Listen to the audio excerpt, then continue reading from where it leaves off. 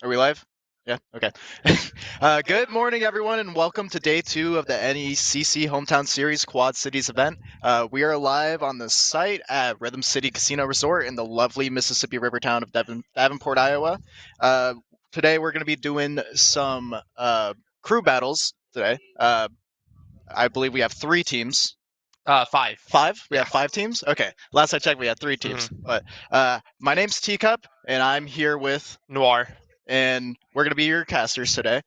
So the only team that I know of that I've seen play is St. Ambrose. Yes, St. Ambrose is definitely. But that's just because I'm around here. Yeah. I go to their weeklies. But do you know any of the other teams? I think I can come up with some of them. I think BVU, so Buena Vista, as well as Southwest Wisconsin as Okay. well. Those are the only 2 I can come on the top of my head. Yeah. But there definitely are 5 total. Oh God, I think it's Northern Iowa might be here as well. Okay. But gotcha. So yeah, we're gonna be seeing some really good plays today. I'm sure of it. If you guys aren't sure how crew battles work, it is like 1-on-1 for whoever is like the team, because Right. there's 5 people, and you get 3 stocks. You play the game out. Whoever wins gets to stay in with how many stocks they have, and then they go on to the next one. So basically, the team themselves is their whole like life. So they have 15 stocks altogether. Yep. No matter what, you have 3 stocks to your name. No matter how many opponents you keep beating, you will never replenish those stocks. It is just those 3 that you have to work with. So Yep. I always think it's a really interesting game format, how you decide who goes in against who, because those stocks are all you got. And once you're in, you can't be switched back out. You're going to be out there until you're out. Yep. And it does look like we're going to be going to game 1 here. And we have Fanfu and we'll have to see who the other one is. I'm sure they're Cornell. Oh, Cornell. Yeah, ITC. Those are 2 of the ones that we forgot. So, Pokemon Trainer and Zero Suit Samus is a pretty fun matchup in my opinion, especially since like Squirtle is very aggressive, and it looks like Fanfu is going to go for that, and that spike there. Yeah, stock. What a way to start the crew battle, just commanding the other team, letting you know that you are here to play. You're not even going to have a chance to get a comeback. Yeah, definitely not messing around today. Definitely going for blood. But like I was going to say, Squirtle Zero Suit is a pretty fun matchup. Both are super aggressive, both are kind of combo heavy.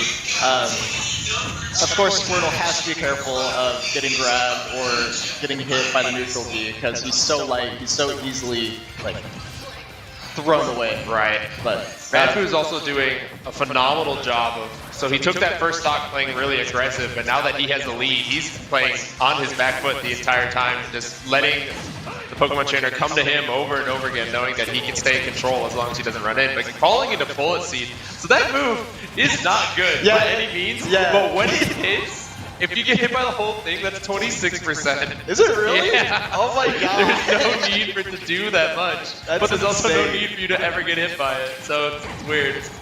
But it does look like Cornell is kind of having a little bit of an issue right now, trying to actually get in. It seems like every time he tries to go for an option, Fanfu's just ready Should for be the it. kill.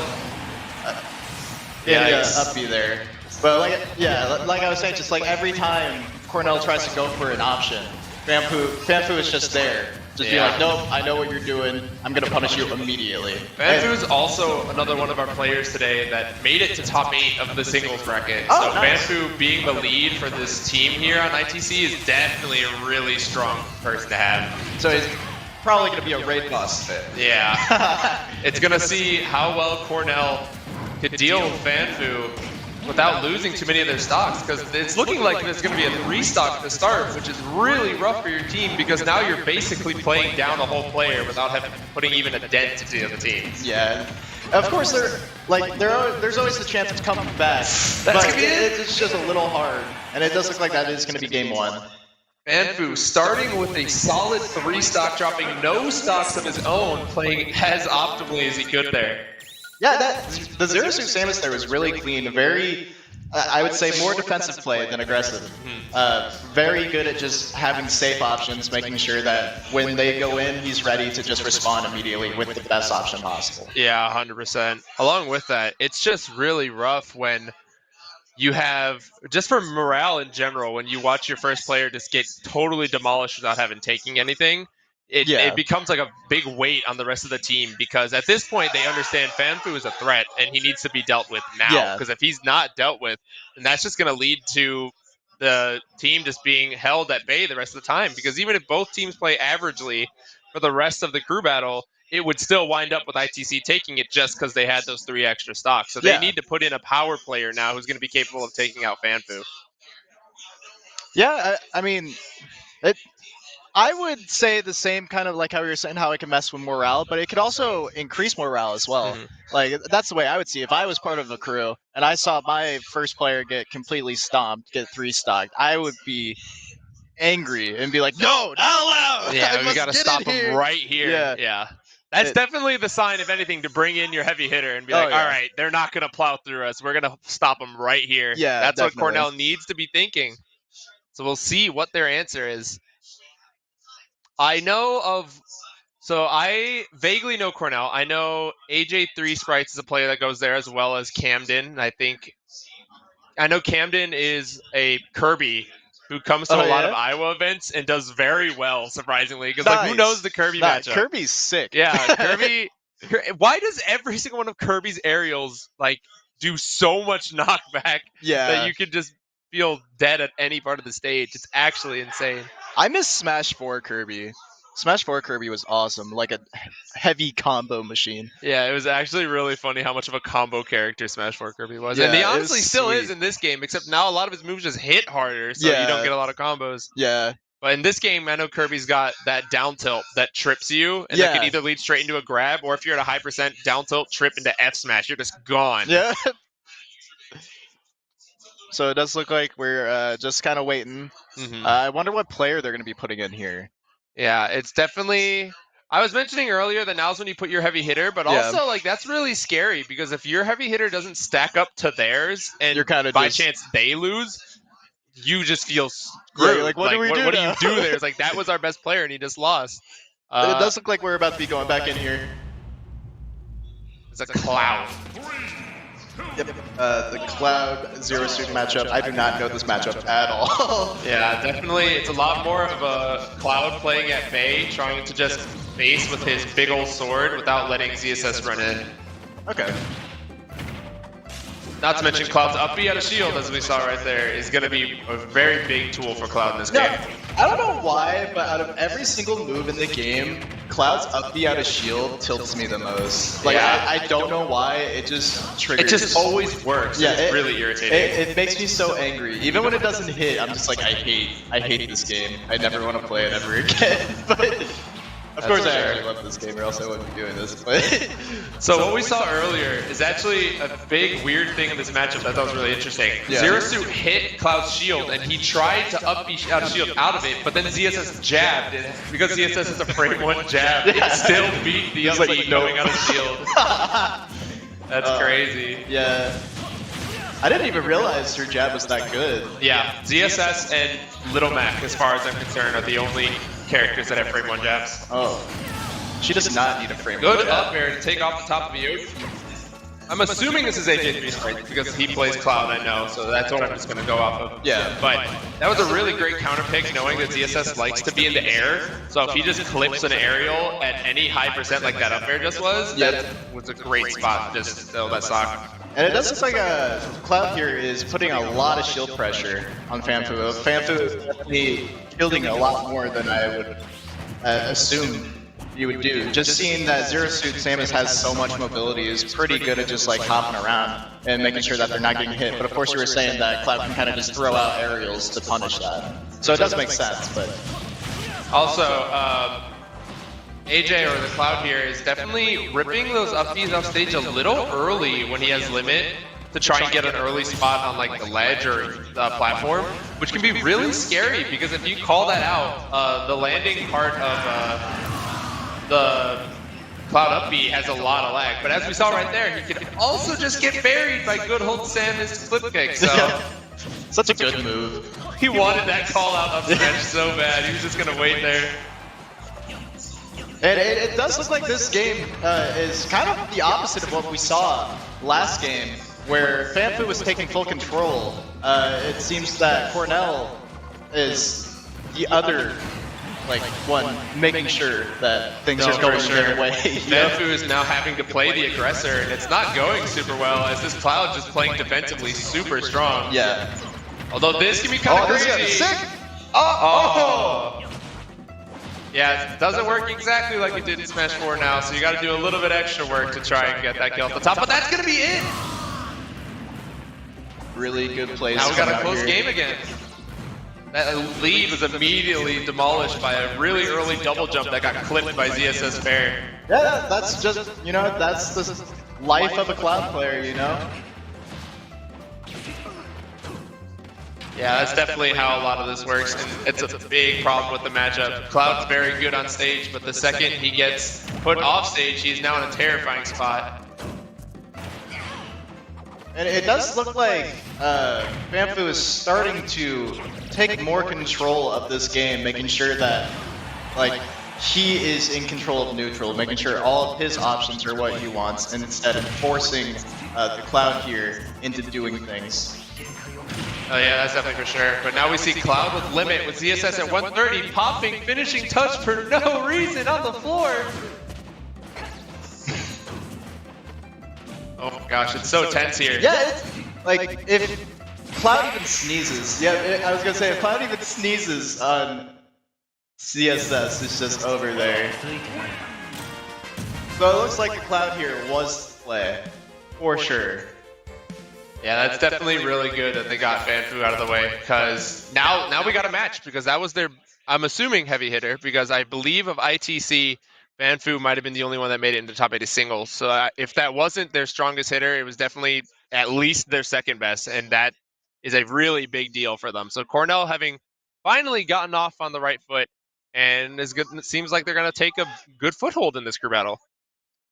Yeah, and if that is the case, it's just one of those things, there's a lot more strategy involved in these kind of games than you'd think, just because it's based off player and they only have 3 stocks for each player. And if that is the case, that Fanfu was their heavy hitter and was the only one that got into top 8, it's gonna be a struggle to keep on par with the team, depending on how, even they are compared to the other teammates.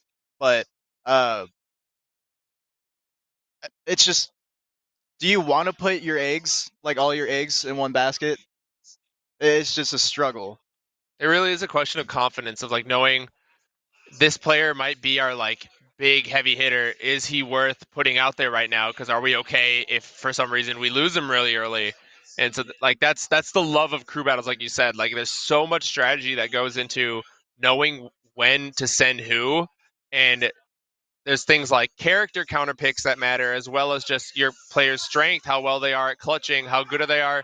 Because the Cloud now has to play on 1 stock for the next game. So, so do you put someone in who can just dominate, or do you put someone maybe lower level who you're just confident can take that stock? Yeah. There's a lot of strategic moves that go into it, because you don't want to waste a heavy player on someone who just has 1 stock and might lose 2 trying to steal that 1. There's so many questions that go into who you should send in next. Yep.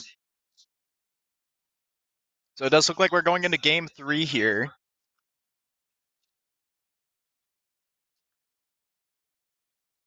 Can't quite see the game yet, but I do see a Bayonetta. Yeah. Oh no. What is that?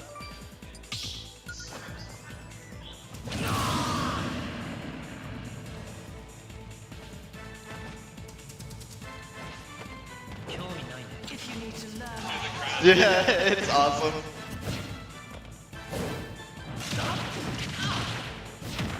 I might have been muted, I think. Yeah. This Bayo actually, if it's who I think it is, I think it's Ito or Lido, one of the two, is also in winners top 8 of the singles bracket. So.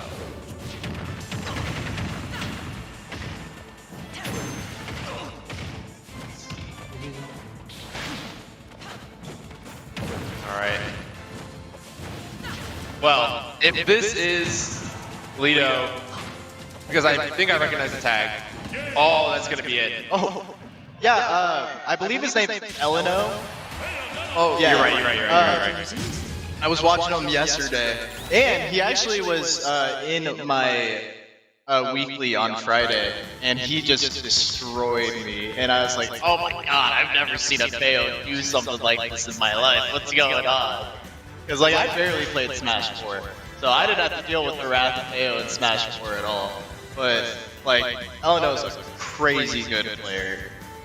Yeah, no, Eleno is currently occupying the 1 seed in the singles bracket right now. So it's they definitely have a really good chance of not only doing well in this crew battle, but winning the whole bracket. So it's going to be really interesting to see how Cornell now has to deal with this heavy hitter that we didn't even know was there, because that means what I was saying was right, where Fanfu is definitely right around like the second best of those two, and LNO is here now occupying the big spot right now, and I don't know who they could put in to stop this Bayo right now. Yeah, and it's just, it comes down to like, do they have a player that knows the Bayo matchup well enough to where they're confident enough in like their ways to beat LNO? Because LNO is not only a Bayo player, which you don't really see very often, but is a very good Bayo player. And there's a difference between a Bayo player and a good Bayo player, like a big difference. Yeah, no, that's definitely for sure. If you have a Bayonetta player who's just capable of doing side B into up B, that's not exactly very hard. But now you got all these weird tricks that are taking you off the side at like 10%, and even if you didn't die, you can't make it back. Those are like the major signs of a good Bayo, understanding when to use the counter, when to just edge guard, and when to go in and when not to. A lot of that is really hard to do in this game. It's not as free as it was in Smash 4, and there aren't just 0 to deaths that work now. So like it's a lot more thinking that goes in. And Bayo was just recently changed to have like a little bit more options, like multi-jab just kills now at earlier percents. F throw works better. A lot of those kind of things. So we'll see if there's going to be really anyone who's capable of taking this down. Cornell with only 3 players left. Don't know if they're going to be having the answer to this right now. Yeah, and I was saying this yesterday. People are really sleeping on Bayo, in my opinion. They see Smash 4 Bayo, and they see that the Bayo now in Ultimate isn't capable of doing that as easily as they could before, and they just kind of gave up on Bayo. But I do believe Bayo is probably like low high tier, in my opinion. But I do have a lot of weird like hot takes on things, so I could be completely wrong. I'm bad at the game.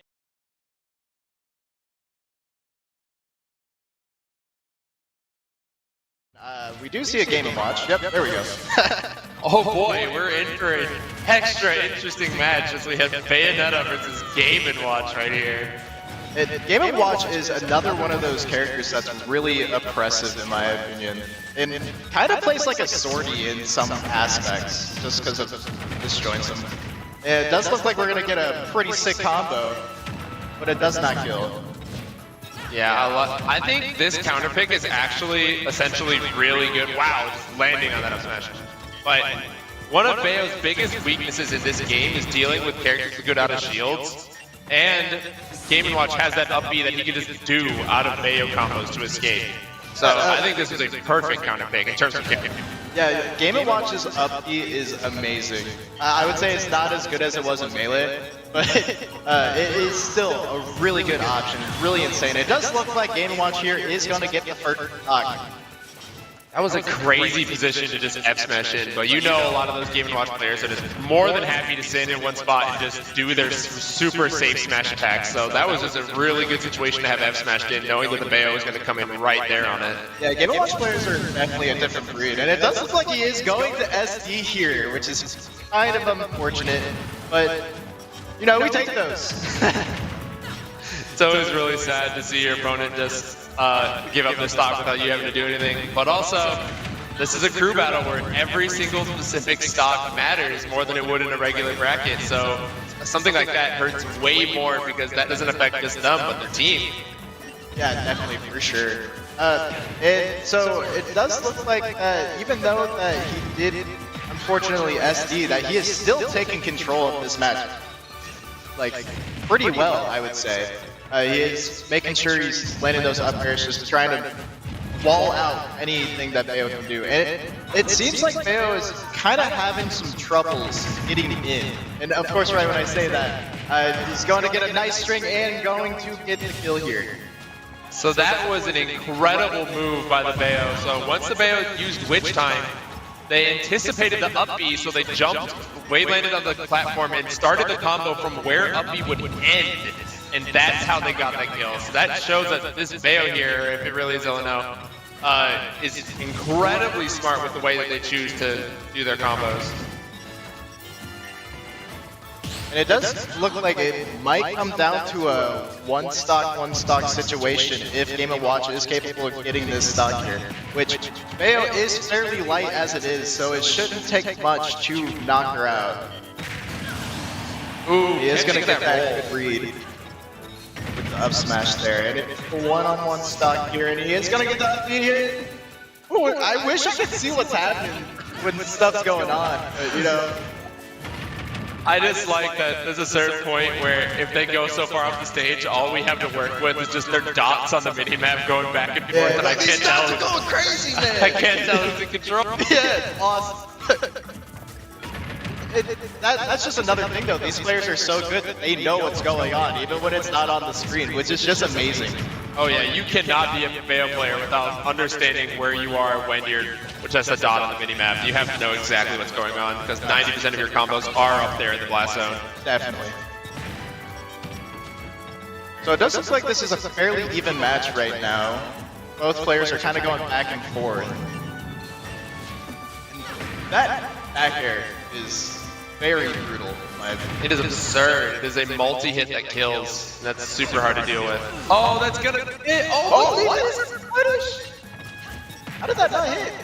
It went like right through it. I don't know. As someone who died yesterday to F smash when I ran into it from behind, I don't know how that didn't hit. I'm just gonna say Game & Watch is carried. Yeah. This is a really big deal for the Game & Watch to take this stock, because I don't know if there's anyone else on Cornell who'll be able to deal with this. And there it is. IITC is going to push forward, leaving Cornell on their last two characters and one stock on this Bayo. If this is Illinois, which I'm pretty sure it is, because this is the tag that they were using yesterday. But if this is the case, like, Illinois is just super good. Like, I know I'm bad at the game, but just like he 3-stocked me in like 2 minutes. I was playing Mewtwo, but still, like. No, it was super good by Illinois there to have dealt with the fact that he was losing that whole game. He was behind probably 90% of the game, whether it's for reasons like the Game & Watch was pressuring him so much, or he just could not find a way in. He was by all means losing all the way up until the very end, and when it got to the really stressful part of the situation, he just did not crumble. He refused to lose there, and it pursued with how he won the game. And it makes you think that it's really sad that the Game & Watch SD'd on that first stock, because maybe if he didn't, that game would have ended differently. But the reality of the situation is Cornell's on their last two players, while IITC is still on their second with their last stock there. So I don't know what your answer is here, but you got to pull out all the stops. Yeah, and I'm really curious about the SD, if it was just BM or misinput, or if he was just trying to down air into up B to stall, or like there's a lot of different things that could have been. I hope it wasn't BM, because you know it's not just your stocks you're messing with, it's your entire team. And do you really want to upset your team?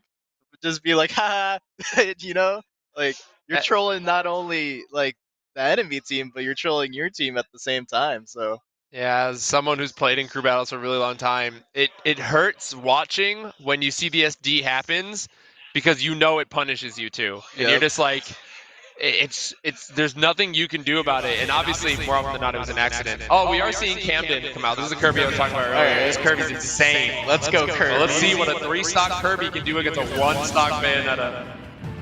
If there's anything we've seen about Smash Ultimate, is that we know that Kirby is the savior of Smash Ultimate. Everyone else clean, but Kirby was the survivor. We will see if Kirby could end the witch here on FD as they start the game. Kirby is just one of those characters that, even though they are like close mid-tier, you still have to respect because of his kill power and the stuff that he can do, which I find really insane. Like it's the same thing with like Little Mac and stuff too. Like you want to not respect him because of the tier list and like where he lands and how he can have issues doing stuff, but you still have to because of his options. It's ridiculous. No, yeah, for sure. One of my biggest gripes about this game has always been the fact that even the bottom 10 characters are capable of beating top tiers if you don't give them the respect that they deserve. And this is one of those situations where, although Bayo might be the higher tiered character, I don't know how much... okay, well, that did just work, but I don't know how much Bayo knows about the Kirby matchup, and he might just get snuck up on with a move that's just capable of killing, like that S match. You never know. And oh my god, just barely on killing. I'm really surprised that didn't kill. That forward smash is very strong. That was at 80. Yeah, exactly. It's super strong. It hit it a weird spot too. But it does look like Camden might be capable of actually getting rid of this raid boss, and it does look like the dash attack is going to finish off the raid boss. Yeah, really good job there by Camden, only losing one stock to take that one. We like going even. The main of the game is always trying to trade, if not be in the positive. So if that was literally the heaviest hitter on IITC, then that's super good that Camden really didn't lose much there. And we'll see how much the rest of the team of IITC knows about Kirby to be able to deal with this beast. Because if they left Camden for the end, he's obviously one of their stronger players. So it's going to be very interesting to see how they deal with it. Yeah, and Kirby has a lot of potential here to just, depending on who they're playing, like, because of his suck, you know, he can take any ability, which can either make or break the matchup. Really. Like, I know, for example, I think Kirby with Monado arts is one of the most terrifying things in the game. Yeah, Kirby with Monado, Kirby with like charge shot of any kind, just for like B reverses and stuff like that, like for movement. Like there's just like a bunch of stuff that just makes Kirby go from middle to probably like high, mid, low, high. Kirby already has a lot of like good scrapping moves, but one of his biggest problems that he really loses at range.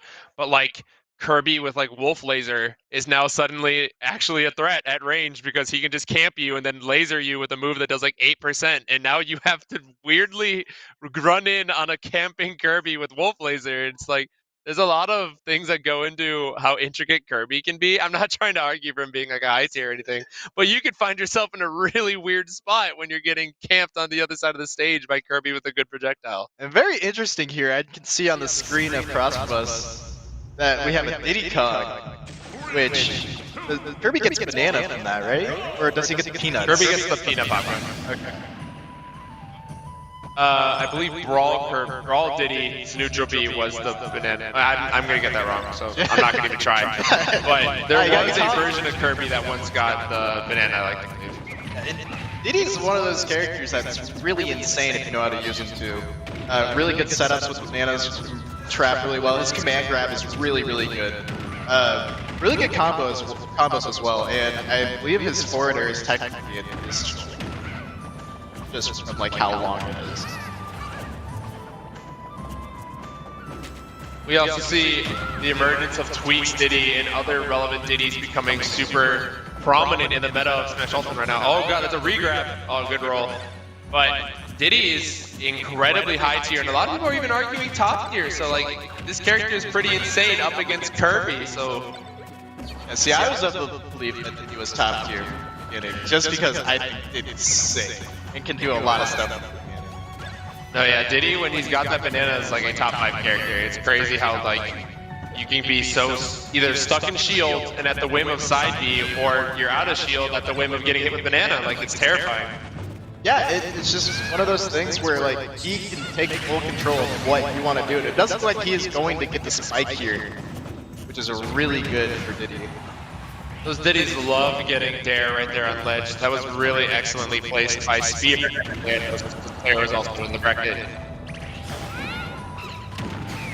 Good back air to close that out. Kirby's back air is one of the meatiest moves in the game. It's actually crazy. Oh yeah. I'm really surprised that Camden hasn't gone for the suck or anything to try to get just so he can like get some sort of like camping aspect, like we were saying earlier. I know it's not the best to camp with, but it's still something, you know. Yeah, in these matchups where really hard one get that stuck in general, you also could use it on ledge and other scenarios that it might just be better than the projectile or whatever the move is. And Cam might just be opting to not go for it. Yeah, I can see that. But this looks like that we're kind of just going back and forth here. Not really much going on. Both are playing fairly safe.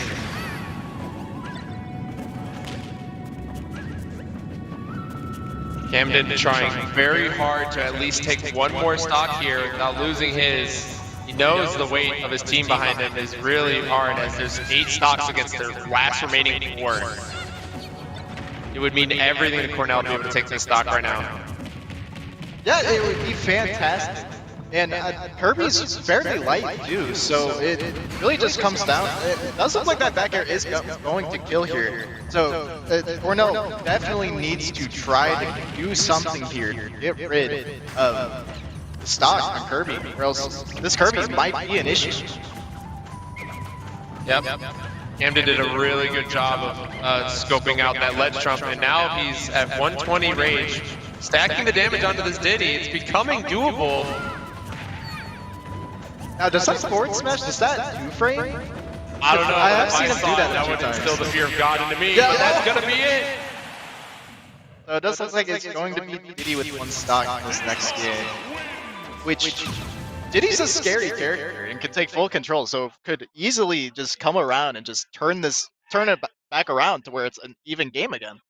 All I know is I was scared. Like, looking at what was going on, when he was charging that F smash at ledge, I don't know if that 2 frames, but I'm in tears. That's terrifying. Yeah, you're like, I had no idea. Like, it might, and then I'm done.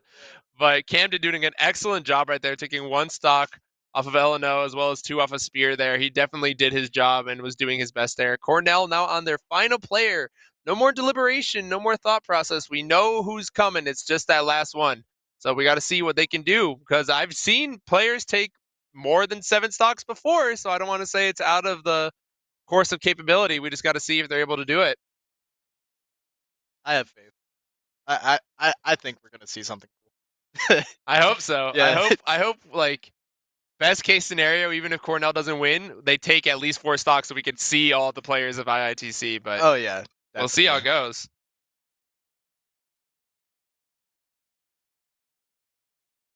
Now I'm curious as of who is going to be playing next for ITC. IITC still has the Diddy and Spear. He's on his last stock. Yeah. Cornell. I don't know of any more Cornell players. Yeah. I do know of a Mario named Taskmaster. I don't know if he's here today. Okay. But that's the only other Cornell player I even vaguely know. So we will see. If we see them click Mario, then know that I was right and I'm a genius. Yesterday, me and Caribou were making bets on what character was going to play next, and he guessed Rob, and he got it right. Rob is definitely a top 10 character, unfortunately, but... Yeah, it does look like there's going to be a Kazuya this game. It's pretty sick. I love Kazuya. Vermilion, that name sounds incredibly familiar. But Kazuya is a terrifying character in this game. I'm surprised he went untouched in terms of nerfs, because this character is capable of zero-deathing like the entire cast. Yeah, he's awesome. He's so hype. Oh gosh, we'll see how this pans out.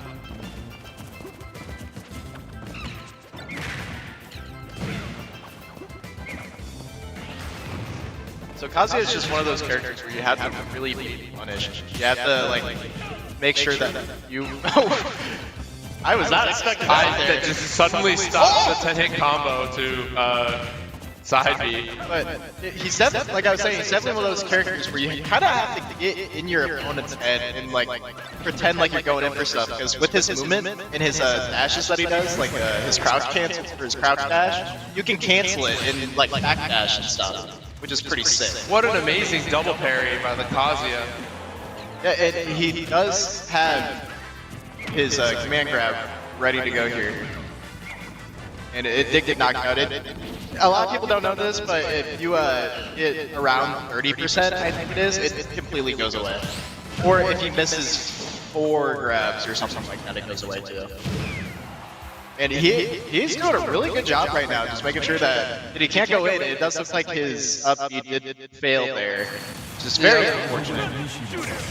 Well, good by Vermilion to this Kazuya, losing no stocks against that player to hold his 3 against IITC's remaining 6. Yeah, and that's definitely something that they need right now. No, yeah, definitely. This is panning to be a really good match. I think Kazuya is an amazing character to anchor on, just because not only is he a tank by being a super heavy, as all super heavies are tanks, but also his damage output is crazy. His kill potential is insane. You never know what a Kazuya player is able to pull out based off of whatever capability they have with doing like the really rough combos that we see Riddles do at like big tournaments. So it's going to be really interesting to see what this Kazuya is capable of pulling out. Not to mention, personal opinion, ending on a DLC is always really good because every DLC in this game is absurdly broken. Yeah, I definitely agree with that. I'm really hoping that we can see a few like cool electric combos coming out. Yeah. Just because they're really sick and they're really cool to watch. I've only been able to pull it off once. Oh, I could not electric win Godfist on purpose for my life. I don't think if you paid me $1 million to do it in, I'd have 10 hours to do it, it would not happen. Yeah, see, it's weird because I can do it in Tekken, but it's a slightly different input in Smash. So it's just weird. This is actually Hereta coming out. And Hereta's Zelda is scary. Super scary Zelda. Which I didn't think I would ever say that about any Zelda, but you know, very, very clean Zelda. Hereta also in our top 8 of singles, showing that IITC has at least 3 of the 8 players in top 8 today. Yeah. So that's pretty interesting. And oh my god, and he lived! Wow, that's insane.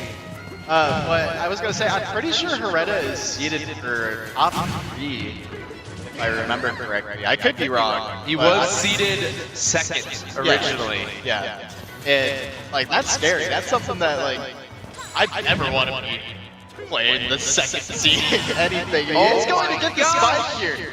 Very sick. That was one of the ups that Zelda got this match, I think, is her spike odds was or like easier to land. Oh!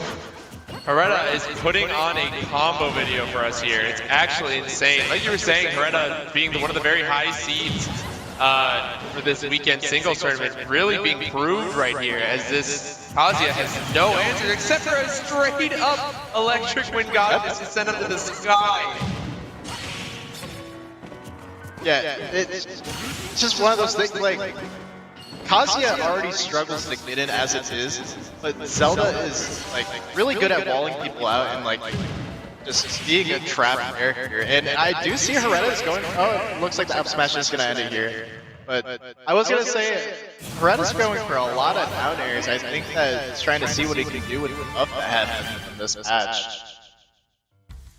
You know, incredible showing by IITC there, showing that their lineup is just so powerful to deal with. It's sad that we didn't get to see that last player, but it was very well put by both teams. Cornell did an amazing job putting up a fight. They're still not out yet. This is a double elimination bracket, so it's going to be very interesting to see.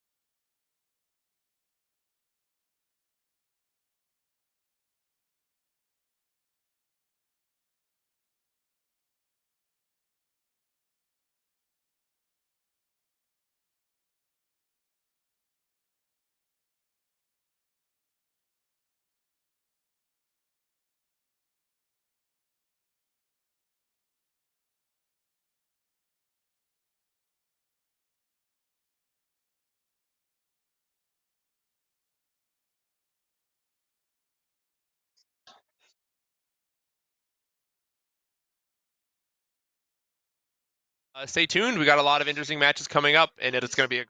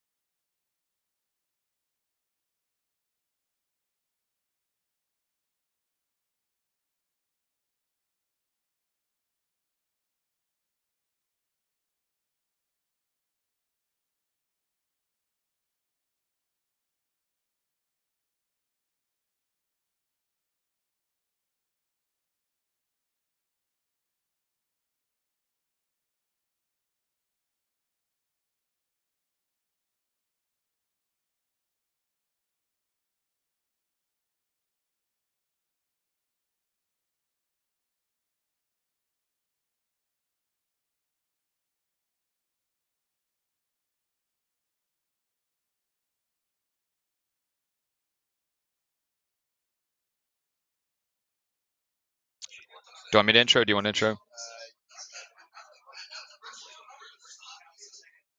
We are live? All right. Welcome back, everybody, to Hometown Series. We're on day 2. This is Championship Day. We're in it with the Scholastic Crew Battle. How's it going, T? It's going great so far. There's a lot of good players that I've seen. For instance, I think it was IITC had 3 players that are in the top 8 bracket. That's today. insane. Yeah, so it's already crazy just off the bat, just seeing really good plays, really clean plays, and I'm just excited to see what's gonna happen next. To be Yeah, honest, absolutely. And a crew battle is just always such an exciting thing. It's great in the crowd out there, all the players cheering for their respective teammates, and obviously just looking for all those great plays. We saw some nice stuff earlier. I'm a Zelda player. I've got to throw some kudos out there to the Zelda play that we were going to see just a few minutes ago, right? Yeah, no. Their Zelda is insane. They were at our Friday weekly, uh, like on Friday, obviously, Yeah. and they won with Zelda. They were playing Rob for a little bit, but they switched over to Zelda halfway through and just destroyed everyone. And it was awesome. I was like, It was what? great. I I didn't love know Zelda could do those new this. Zelda buffs that came out. It's a big cry to the heavens from all the Zelda mains out there, especially that down air we saw him sort of beam in there at the end too. Yeah. Just fishing for some of those in order to get some cheeky kill confirms Yeah, that's there, what which you always love. that's what I was saying earlier on just a minute ago is the down air changes. They made it a lot easier to land down air, if I remember correctly. Yeah, it just made it's got 2 circle hitboxes, one a little above and one a little higher, and they're both bigger, so it makes it a lot easier to hit at all, a lot easier to hit that sweet spot that gives you the big 20% and a spike. Yeah, it's a chunky down air for sure. So I'm not exactly sure which teams we are seeing. Yeah, so just waiting far. on some updates from production there. Ooh, St. Ambrose University and Buena Vista University are what we're Alright. going to have coming up next. Nice. I do know St. Ambrose since that is the weekly that I go to. I know every single player there. They're all really good in my opinion. I just want to know who they're gonna start with. Yeah, I'm excited to see that. This is the home team. So, it's going to be a around here on that regular basis for their weeklies and such. Yeah, and it does look like we're going to be seeing the Milo's Joker matchup here, which is fairly interesting just because both can be really safe. I mean, Joker can have really any playstyle that he wants because he's Joker, but they both have decent disjoints, very easy to play the way that they want. Yeah, I think what's really going to play out here, you see these characters have great access to a lot of neutral options. They're very interactive, especially with each other here. Yeah, it does look like Joker is about to get Arsene as well, just because he landed it down earlier. And Arsene is scary, and it does look like he is going to land the counter here, which that counter is very scary, in my opinion. Hits like a truck. Yeah, quite safe as well. And of course, it's going to power up Arsene there, which is starting to tick down as, looks like dodging out those hits, getting to center stage, as we're back to quite even at this point. Yeah, really good conversion there. I love that up B so much. It looks so sick. All right, that forward smash fishing for an early kill there. Yeah, if that would have landed, it definitely would have killed. That forward smash is like super strong. Like everything about Joker just hits like a truck. You wouldn't think that it would, but it does, especially with Arsene. And even though like they, they're both fairly even right now, I would say. Both are very capable of killing.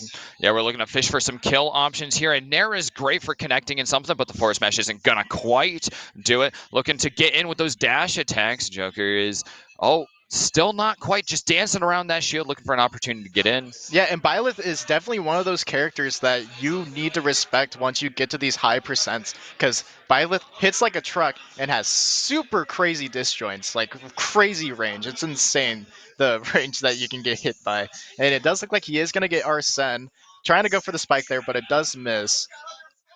Yeah, ooh. still, both players just hanging on to these stocks absolutely. Dank's getting a little bit worried. They're using that counter, try and fish for something, but he's going to get it with the forward smash. Nice big hitbox there. He's running away to deal with that invulnerability frames that Poppy still got here, but he's going to have his down B totally baited out. Yeah, he did a really good read on that counter there. And like I said, at that percent, you really can't be going for stuff like that. You have to go for the more safe options just so you don't get punished, because Violet's punish game is crazy because she or he hits like a truck. Absolutely. The two of them going tit for tat once again, tagging on these little bits of damage. Danks is going to get underneath. It is a great spot to be in for Joker, especially on those Pokemon Stadium 2 platforms where you can keep juggling with those up airs. It's not going to quite come out this time, but I'm sure we'll be able to see that by the end of this one, especially with this being a really slowly paced match here. The two of them just eking at the edge of the other's defenses. Yeah, and it does seem like this time around with these stocks, Joker is having more control this time around. It's not as even as it was before. He seems like he's starting to get the download a little bit on the Byleth, making it like a lot easier for him to have control of neutral, making sure that he's getting the options that he wants. I think Danks actually might have had access to a kill confirm there when he hit with an up air looking for an up B, but I think he misinputted it, which is quite unfortunate to see there. It's a very similar up B to the one that Byleth's going to bring to the table, where they're going to use that tether above them. Both of them are quite capable of that. I love the side B there for getting back to stage. It's going to cover a lot of the edge of stage to make it very easy to get through a lot of ledge guarding. It allows Poppy to deal with having a little bit less recovery accessible as well. He's going to have to play a little bit slowly at this point, especially since Danks has access to all of that kill power on Arsene. Arsene is finally going to leave, though, so Poppy's got a chance to get in. Yeah, and at this percent here, Byleth being at 159, there's a lot of options that Joker has, depending on how he wants to go about getting this kill. And it does look like he is going to get the kill here with the forward air, which a really good option. Like his forward air is super strong, especially off stage. It's not as good as his back air, of course, but it still is there. And at that high percent, it's going to do it. Absolutely. Poppy here is having to get a little bit aggressive, knowing that he's at that stock disadvantage. He's going to have to be the one to make the first move, trying to get in with some aerials, the nairs, and the forward airs coming out, but he's just not quite landing, and Danks is keeping the pressure on, trying to get out of here with that extra stock.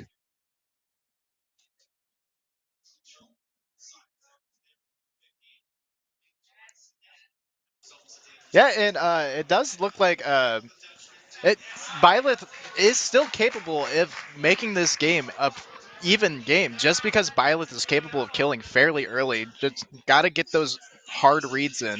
Yeah, unfortunately, a lot of those moves that Byleth does have access to are going to be pretty high committal. We're going to see that with the forward smash taking just quite a while, and Danks getting a nice forward smash himself as a punish there.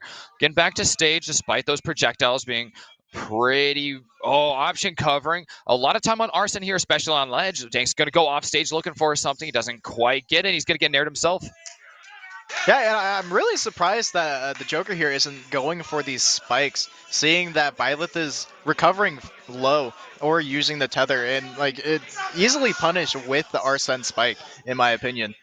Ooh, Poppy in a rough situation here off stage, running low on defensive options as well. That shield has been absolutely taken down. He just wants one more stock here is what he's really gunning for to set his team up for a little bit more success. Not end up too far behind, but that dash attack doesn't quite kill. It turns out he's going to get hit by another side B, and an up air will finally kill. Danks makes it out of there with 2 extra stocks. Yeah. Or 1 extra stock, I guess, really. Actually insane. Well, we'll have a quick little moment here while we get our next player set up and ready to challenge Danks. There he's going to be continuing to sit in for his team, taking on challengers until they've finally eaten away at those 2 more stocks that he is holding on to. Yeah, and I'm just wondering which player is going to be coming in next for St. Ambrose. Yeah. Like we were talking about earlier, there's a lot of strategy that's involved with these crew battles, and it comes down to which player do you want to come in? Do you want to throw someone lower in Yeah, just in in that like seed? relative skill level. Yeah. It's a thing that's there. Like we're not super keen on saying that a player is better Yeah. or worse, but there's a relative skill level that will be coming into effect, and there is that element of some counterplay. Joker Yeah. isn't one of those characters that's going to be super swinging on matchups, so there's not a ton of accessibility to characters that will just shut down a Joker, so they're a little safer on those options. It looks like we're going with the Diddy combo as far as those character choices. Yeah, and we saw Diddy play earlier, and There's the crowd chanting down 3, 2, 1, and they're ready to go. Yagi's going to grab that banana, get his resources ready, and immediately getting that grab that he wants for his low percent combo. yeah, and I will say every time they count down, it makes me really excited just because you can tell that they're all having fun today. They're all it's just a good time here. It's not really something that they're stressed about. It's just more like just friends playing Smash. I don't know, they got all their school's clout on the line here. I like Ganks going for the snipe on that side B. That would have been really nice, but it's just barely out of range. Yeah, and so one of the things I would say about this matchup is like it's gonna be really hard for Diddy to do a lot of things just because Joker's down B can like counter a lot of his options. And oh no, Dinks gets a little too aggressive though and walks right into that forward smash. And I don't know if you've played against this Diddy before, but he can do some sick combos. I play with him on occasion at our weekly, and when he is there, and he has a lot of clean executions. Yeah, and he's got the stage all to himself here. He's got his banana as well. Dinks does have the arson. Oh, but he lets down his shield for just a moment. The banana peel is going to end him there right into that forward smash. Nothing can be done about that. But Danks wants revenge. Yagi's standing at 140%, 150 now. And Danks even had that banana there. Lou looking to fish out a forward smash. Oh, Yagi barely missing out the opportunity to get a little bit of spike. Definitely not going to kill, but could have been pretty devastating. Yeah, if that spike would have landed, that would have been amazing for them. It would have made things even again for both teams. Which, I mean, with what's going on right now, it seems like the Joker here is having issues killing the Diddy, which of course he is going to get the stock now, which I'm not surprised seeing how high of a percent Diddy was.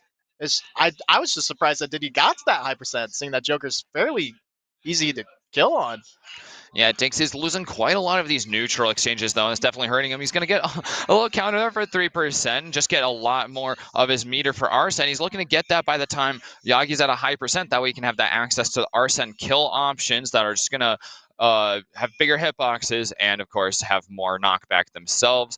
And he's slowing down the pace here. He knows he can't approach super safely with 90% on him. Yeah, I mean, Joker is at 97%, so there's a lot of things that can happen here that can just turn the tides and make things kind of even for San Ambrose. And both players right now are kind of playing more on the safe side. They don't really want to go in for anything too aggressive. Yeah, Dinks does have the arson that I was talking about, but he did not successfully get that damage he was looking for on Yagi. It was actually going to come more off of taking damage himself, especially since he is at 139%. Getting hit by Banana's devastating, though. And there he goes. The up smash takes him out. Banana into those smash attacks. Yeah. A devastating combo I think we'll keep seeing from Yagi here, at least into this next matchup. Yeah, the banana conversions are really nice on Diddy. I've been saying that since the beginning of Ultimate. Like, it just felt really smooth compared to Smash 4.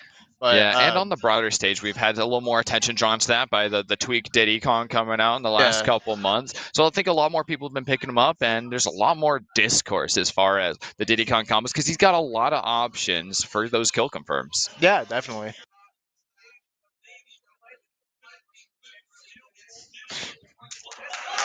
So it does look like we're just kind of waiting to see who's going to be playing next year. Of course, we're going to have the Diddy, and it looks like we're going to have a Pyra Mithra.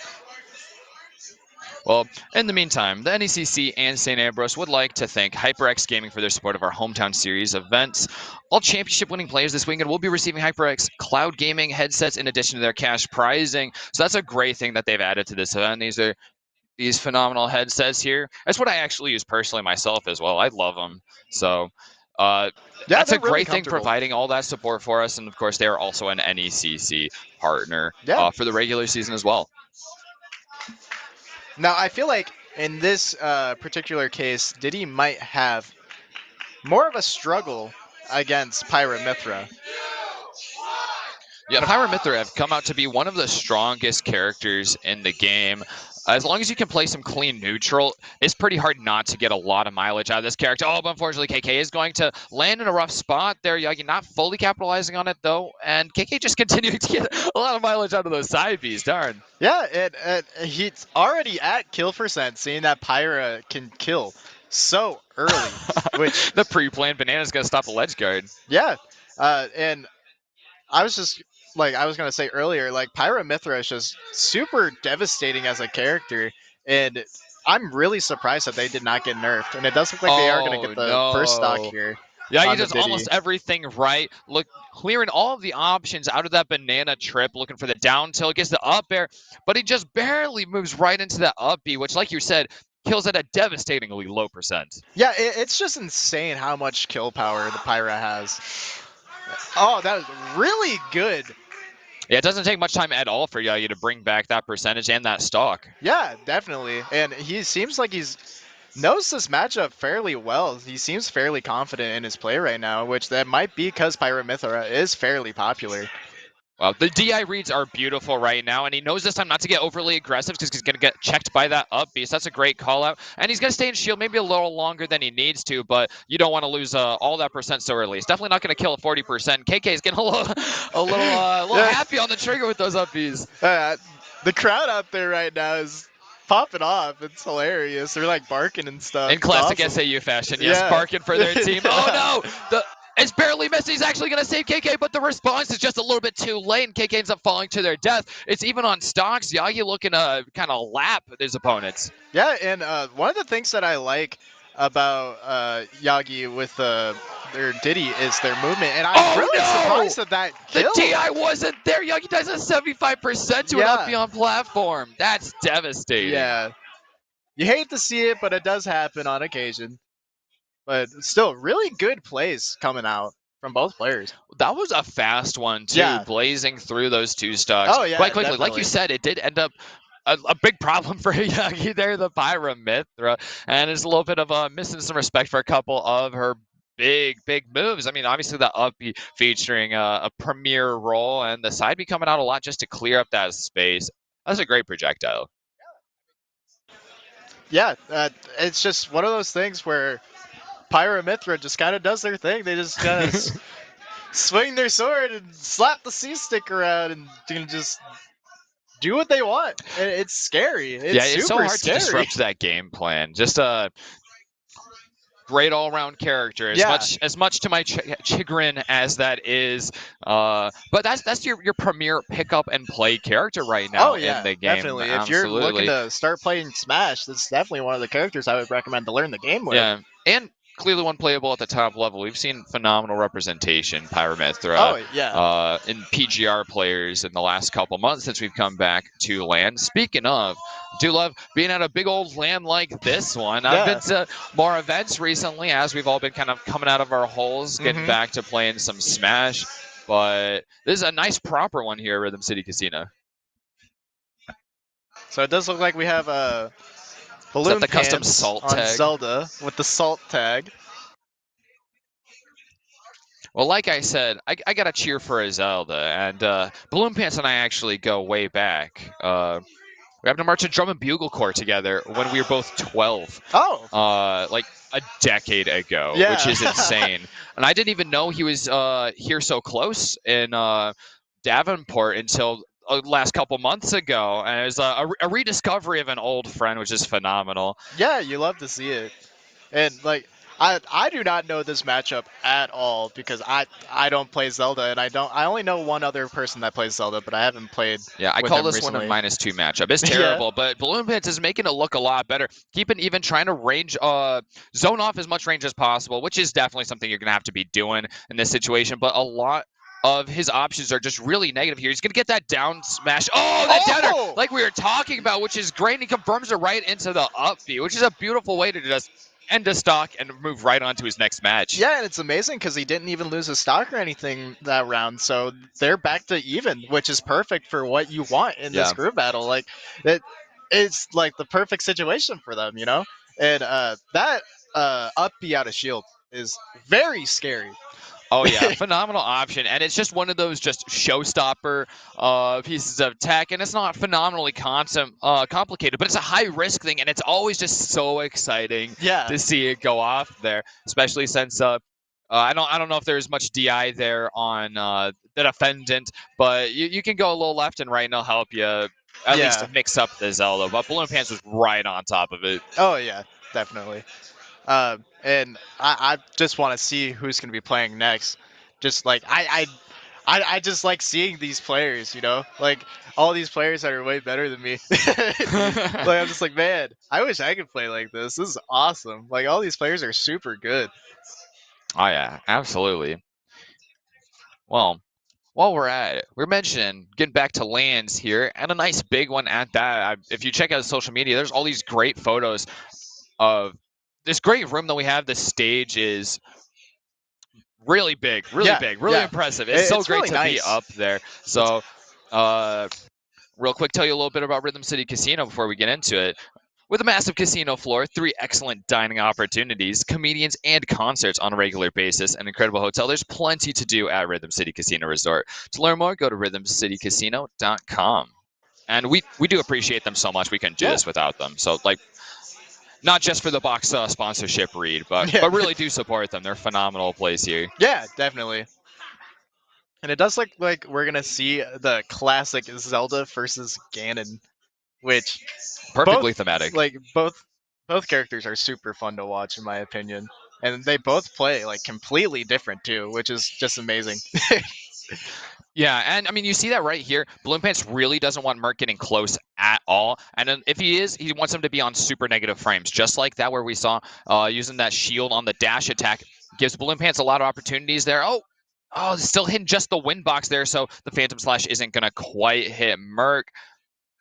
Yeah, and I'm really surprised that Balloon Pants isn't using his neutral beam more. I guess it might just because of the Zeldas that I play with. They like to spam it a lot, but uh, I know it's a really good like get off me tool in general, or just like being like, what do I do here? I'm gonna press B.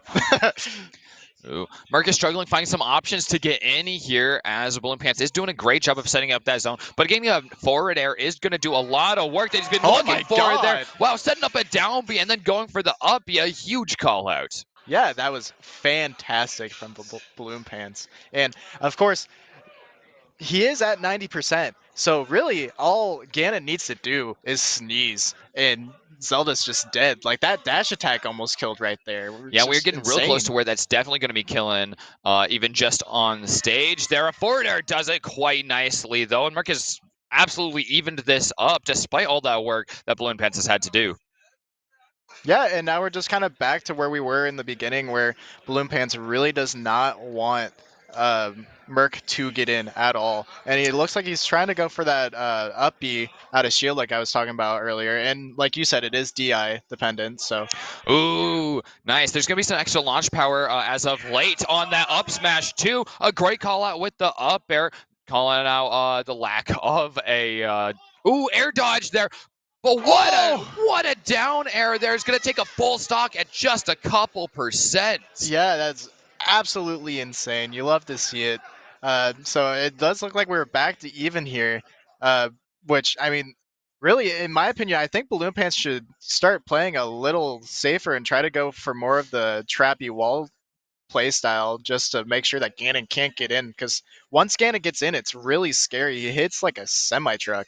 Ooh, there's that nair that's so safe, and it's going to open up Merc to finally be able to get in there and start throwing out his moves that are devastating when they do land. I mean, you've seen how much shield damage it does when he gets a smash attack off, and Balloon Pants really can't afford to take 2 of those. Yeah, and it's both players right now are playing extremely safe. I mean, like Merc's having kind of an issue getting in since like Ganon really doesn't have much options when it comes to stuff, and it does look like he is gonna get the up air here, and that up air hits. Did that Oh kill? no, Oh my continuing God! to land on Balloon Pants. There goes Merc, though. Another big old explosion on the up air finishes him off. So despite that being really close, Yeah, Merc doing a great job even in that up. What a ballsy down air that was on yeah, stage. I love that. yeah. Same. I knew that the up air hits hard like for Zelda, but I didn't know that it would kill that early. Yeah, it does have a little bit of that benefit to Merc being up on the platform at the Yeah. very least, but wow. Yeah, yeah. Like, I was just like, wow, you know? Well, I guess we'll be seeing who we get up against Balloon Pants next as he gets to hang on to that one last stock, and he'll be looking to see how much damage he can do with it. Yeah, I think what I like about crew battles the most is you see a lot of matchups and a lot of different characters super fast. So like yeah. if you don't want to sit around and just watch like actual full sets on stream, I think crew battles are the way to go for like entertainment when it comes to Smash. Yeah, it's really dynamic that Yeah. way. Like you just see a bunch of crazy stuff like Zelda Speaking of. Isabel, like you know, like this is awesome. Right on cue there. Title bringing in the Isabel for Buena Vista University.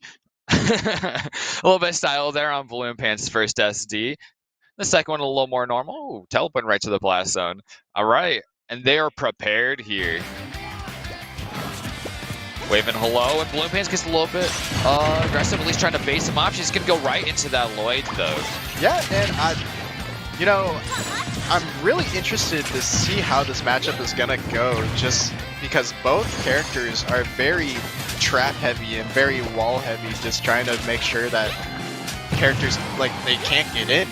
But of course, Zelda is the master of walling out and just controlling the entire stage. And oh no, what a call out to that normal get up. Balloon Pants is already a stock ahead, taking very little in exchange for it. He's been hitting those Lloyds a little bit, but I think one of the greatest moments there was baiting out a pocket, because you can actually pocket the entire Phantom. And it does 50% more even throw. It's absolutely terrifying. Wow, Balloon Pants with crazy call outs. yeah, he's doing really good with his up B call outs today. And I did not realize. Oh my! There's the pocket? Yeah, I didn't realize you could pocket that. That's awesome. Oh no, it looks like it didn't successfully pocket. It might have been canceled there. Yeah. So Tidal trying to throw out the Phantom, and it just doesn't do it. He's got one now though. Oh, but he's gonna miss right off the bat. He has added a couple more damage here, but Balloon Pants keeping this up. Yeah. Oh. I did not realize you could pocket that. I can't get over that. That looks hilarious. The best thing about Villager and Isabel is that absolutely, oh dang. Another uppie coming out there, not going to kill for another about 40%, despite Isabel being quite light. A lot of shield damage from those Din's fires. Yeah, I'm really liking these aggressive upbees coming out from Balloon Pants. They're working really well right now for them. And like they look really cool too, so it's like, why not? And that I'm really surprised that did not break the shield. Oh, there's a bad trade there. Balloon Pants going for a grab against the Jabs, and he's looking to get another. Oh my god, 2 players removed absolutely for Balloon Pants. He gets to hold on to that stock yet again. Yeah, you love to see Zelda's popping off. You don't get to see it as much as I'd like to. No, there's far too few left. So many have moved on to the Palutena. Yeah. It's so sad to see, but Balloon Pants keeping the dream alive. Yeah. And keeping St. Ambrose ahead, making a big gain in that stock count. Yeah, and like I'm really surprised that there aren't more Zelda players, because she's super fun to play in my opinion. I don't know if it's just me and the way I like to play it, but like she's a waifu first off. Second off, she's really fun to play, and all of her moves are kill moves. It's true. They just keep tacking on more kill power. The one thing that Zelda really didn't need is more access to kill confirms, like we were saying. Some more throw on the up smash and the down smash. A little less end lag, I think, on both as well. Definitely on the down smash. Yeah. And an extended downer hitbox, as if the downer wasn't already a phenomenal move. Yeah. I'm really surprised that they buffed Downer. Because Downer's just super good. Yeah, it's such a weird part of the kit to be touching there. But, I mean, you can see a lot of these things are helping. We've seen very tangibly the change from that up smash being a lot safer, so Balloon Pants is able to punish a lot more. We saw that against Merc a couple times, where we got some really big up smashes, and somewhere it even traded with like a down air that Merc was coming, was landing on him with, and that gave him an up air, which is just so much damage to be exchanging for just one tech. Yeah. Yeah, it does look like we're going to be seeing Crow's Terry here, which will be very interesting because Terry already has issue as it is getting in on anyone, and so I really want to see how he goes about doing this. Yeah, but once Crow does get in, he's got a lot of access to some devastating moves. Nice 30% right there with the side B is going to always be a great way to start things off. He's going to get just another one right there. And Balloon Pants, despite being on a lot of momentum, has to do a lot to just get back to stage. Yeah, like Terry can kill super early too, because Terry like packs a punch. Really good grab coming out from Balloon Pants there. Yeah, that Phantom barely kept Balloon Pants in it against that dash tag. We're looking for a call out though, Keegan. Yeah, he is definitely going for those callouts there, but like I was saying, Terry like can pack a punch and hits like a truck, and so it's just really scary for Balloon Pants here since he's at 103% already, and he has to go through 3 stocks. Yeah, at this point though, Crow is stuck on the ledge. He's not got a ton of options to work with, but finally finessing the way back through all those projectiles, the side Bs and the down Bs that are coming out from Balloon Pants. And Balloon Pants is dodging the bull here. Yeah, and it does look like that Terry does have go now, but oh no, overstayed the welcome. Crow getting hit on ledge there after legend vulnerability runs out. Yeah, you hate to see it because that go would help out so much right now, and it does look like Balloon Pants is going to go for another one of those up B callouts, which is really nice. You love to see the neutral B coming out as well, and he knows right now that he can't really go in since he's at such a high percent, so he is just going to keep walling out as much as he can. Oh my god, is that another stock? Yeah, it's so clean. He took full control of that entire interaction, and it did get that cheeky side B to Phantom. Oh my, my counting is so off. This is the final stock available from One Vista. Yep.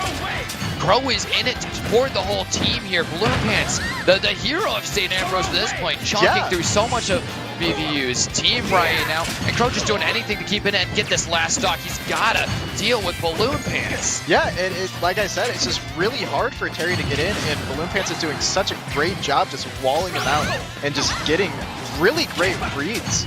Yeah, those didn't fires have been such a problem. Anytime Crow is off stage, Crow finally has access to go power, but the Phantom comes out yet again. Balloon Pants keeps baiting, just sitting there cross-legged, waiting for the Phantom to do work. Yeah, right now, Balloon Pants...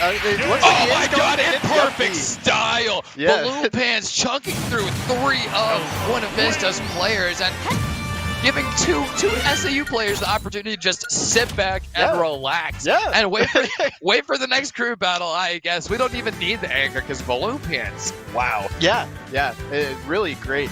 It's just nice to see Zelda carrying and just making sure. You don't know how much I love it. You don't know how much I love it. Yeah, it's super nice. I'm sure my friend Chase, if he's watching right now at home, he would be proud because he also mains Zelda. He has like over 3,000 hours on Zelda. I hope she just becomes a much more used character after these buffs. I know a lot of people have been excited for the low mid tiers rise up patch. Yeah. Most recently the 13.00. Yeah. I'm really curious if this is the last patch or if they're gonna keep patching the game. Oh no, I think that's the newest rainbow patch. Wait. No, maybe it is 13.0. Yeah? I think I lied on a Rainbow cast earlier this week, saying that the most recent Rainbow patch was 13.0.0. But I'm just because I'm sure Juju'd on that beat. I'm sure they'll still be making spirits and stuff because I know when like new games come out, there's usually like events that they do. Oh yeah, so, yeah. I'm really curious to see if we keep getting those patches. I hope we get at least one more. Yeah, and I know most of us right now are looking for that Rob patch. Yeah, maybe a couple of Rob nerfs. As the percentages of players in the top cuts, especially at big tournaments, is just increasingly Rob. It's nowhere close to the Bayonetta problem of Smash 4, definitely. but it's eyebrow raising, you know.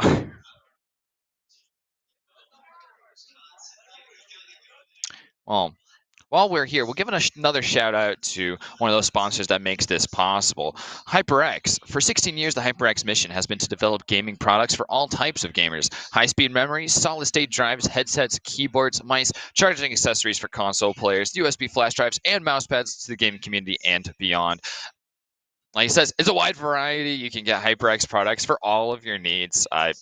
Like I said before, I use a lot of HyperX products, so I personally can give you an actual attest to the reliability of HyperX products. I mean, the headset that I use at home has lasted me for many years and is showing no signs of stopping. Does everything I want, despite how much my cat chews on every part of that wire. So they take a licking and they keep on taking. So it looks like that we are going to see the Byleth versus Bayonetta matchup, which is kind of scary because Byleth is fairly easy to combo, and that's something that Bayonetta wants to see. She doesn't have a lot of combo breaking options. That Nair is one of her most accessible moves, but it's not the fastest move. So it's going to come down to the DI and potentially even some SDI if Albie has the proper experience with that, but it's, okay, no, nobody's fine. Yeah, this ain't Well, no once we go Smash off the Four. screen, I have no idea what's happening. Yeah. So I'm just as blind as you may be. Yeah, and I've been watching LNO play from yesterday and from the previous game earlier. Their Bayonetta is super clean. They definitely know what they're doing. Yeah, Eleanor's been terrifying on the Yeah, bracket run they're- in singles. Yeah, they are scary. I had to play against them in the weekly on Friday too, and this is the Bayonetta that I was talking about earlier that like just destroyed me while I was playing Mewtwo. Yeah, and Eleanor is one heck of a way to head off your team as that #1 slot. In a crew battle, there's a bit of that strategy on who you're going to put in what slots.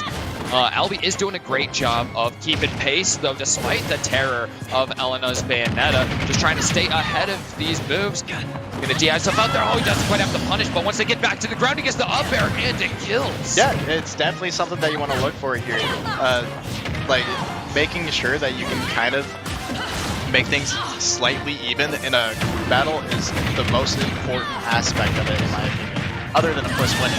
And of course, he is going to get a crazy combo going up into the blast zone, which every time I see Bayonetta, I don't know what's going on. Like, I'm gonna be honest, I have no clue what's going on, but it looks cool. That's all that matters. Oh my god, Eleanor getting so much leverage off of those forward airs out of his up Bs. Just continuing to extend the combo while Albie just thinks that another up B is coming off of that jump reset. But no, it's just more damage after damage. So he's already sitting at 96% on this last stock, trying to get in while Eleanor makes it so difficult to. Yeah, and it's crazy because he is going to finish the game out there. But I was going to say, it's crazy because Albie lost one neutral interaction and Eleanor immediately brought him to almost 65%.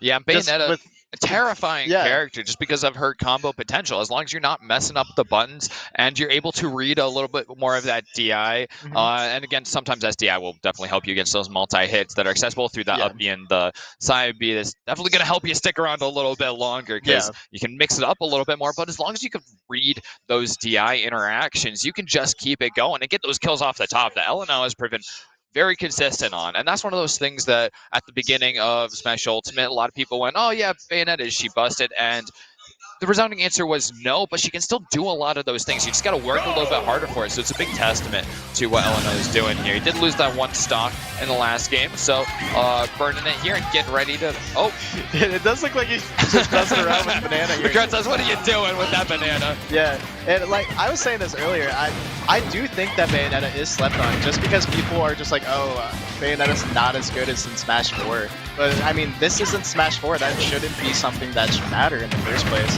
Like, Bayonetta's still really good, like a really good neutral character in general. Yeah, I like those up airs there to just make sure to catch Yagi and keep him up there. It's not going to be the like zero death combo kind of deal there, but it is keeping that consistent damage. Up tilt's a great way to start up another combo, and he's just going to do it again, picking Yagi right back up, and Yagi can't get away from it. Yeah, and you know, it's one of those things where it's like, what does Diddy do here to respond?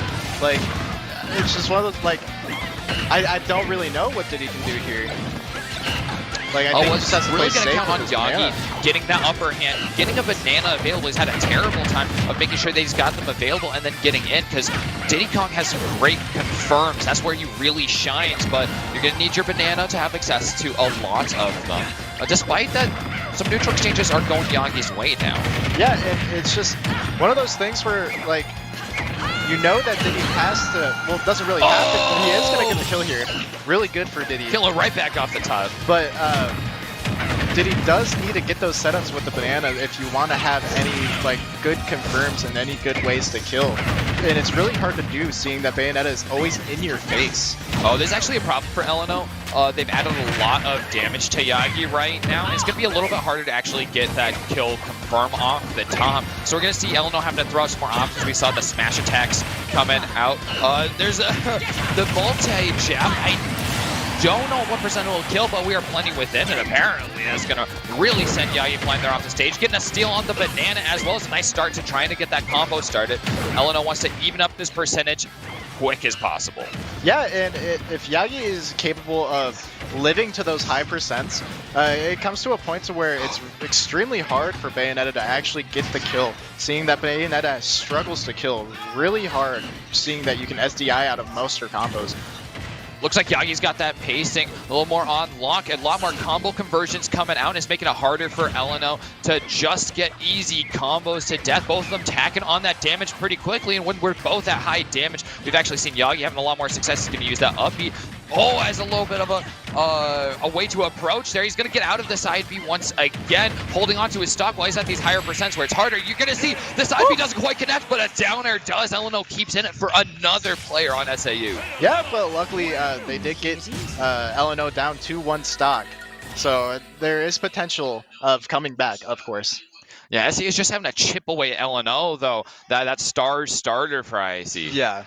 Definitely. And Bayonetta is just one of those characters where, like, if you let her take control and let her do her thing, she's just going to win. It's like, yeah. You know? You got to play safe in that neutral. Again, make sure that you're winning every exchange, because if you're going to let LNO touch you there, LNO is going to use it. Give an inch, LNO is going to take a mile. And we just saw that quite a bit in these last two matchups right off the bat. Yeah, definitely. And it's really great to watch LNO play, because like I was saying earlier, there aren't as many Bayonetta players as I'd like there to be, just because Bayonetta's super hyped to watch. Unpopular opinion. No, I'm just saying, like, Bayonetta's super hyped to watch. It's not as cheese as Smash 4. I think people just have a bad taste on Bayonetta in their mouths, generally off of Smash 4 here. Another character that is generally unpopular is the Ness. but Ness is pretty exciting to watch as well, I'd say. Yeah, and Big Boy is really good at Ness. He's always in my pool and destroys me. The taunts on the other side as the countdown gets going, and right off the bat, LNO's going to be one getting those first hits. It's not going to be the reset on the upbeat, but getting a forward air to just continue, and just getting right back to it with another upbeat. Looking to finish it off with the forward airs there, and it does. LNO taking only 2%. That might just have been from being above the stage. Yeah, and you know, it's one of those things where, like, Ness is fairly decent combo food, I would say, seeing that they're pretty floaty, and I think they're faster in the air, I think. Big Boy's going to get out of that one, surviving and everything. But that's a lot of percentage to take right off the bat. Taking another big hit here. Forward air, or an up air, isn't going to quite kill him. Big Boy uses the down B to try to get some access for an up air to hit, but he doesn't quite land that either. He's really struggling to find an in at all, and already LNO has evened up the stocks on this third match. Yeah, it's extremely hard for Big Boy right now to actually be able to get any sort of, like, pacing in this matchup, seeing that Bayonetta is always in his face. And it's really hard for Ness to do things when you're just constantly on him. He doesn't really want that in the matchup. He usually wants to be the one that goes on you. Oh my god, Big Boy once again just struggling to get back to ground. He finally gets that down B into a forward air to try and clear out some space, but LNO's going to punish a neutral B. That's going to leave a lot of commitment for Big Boy.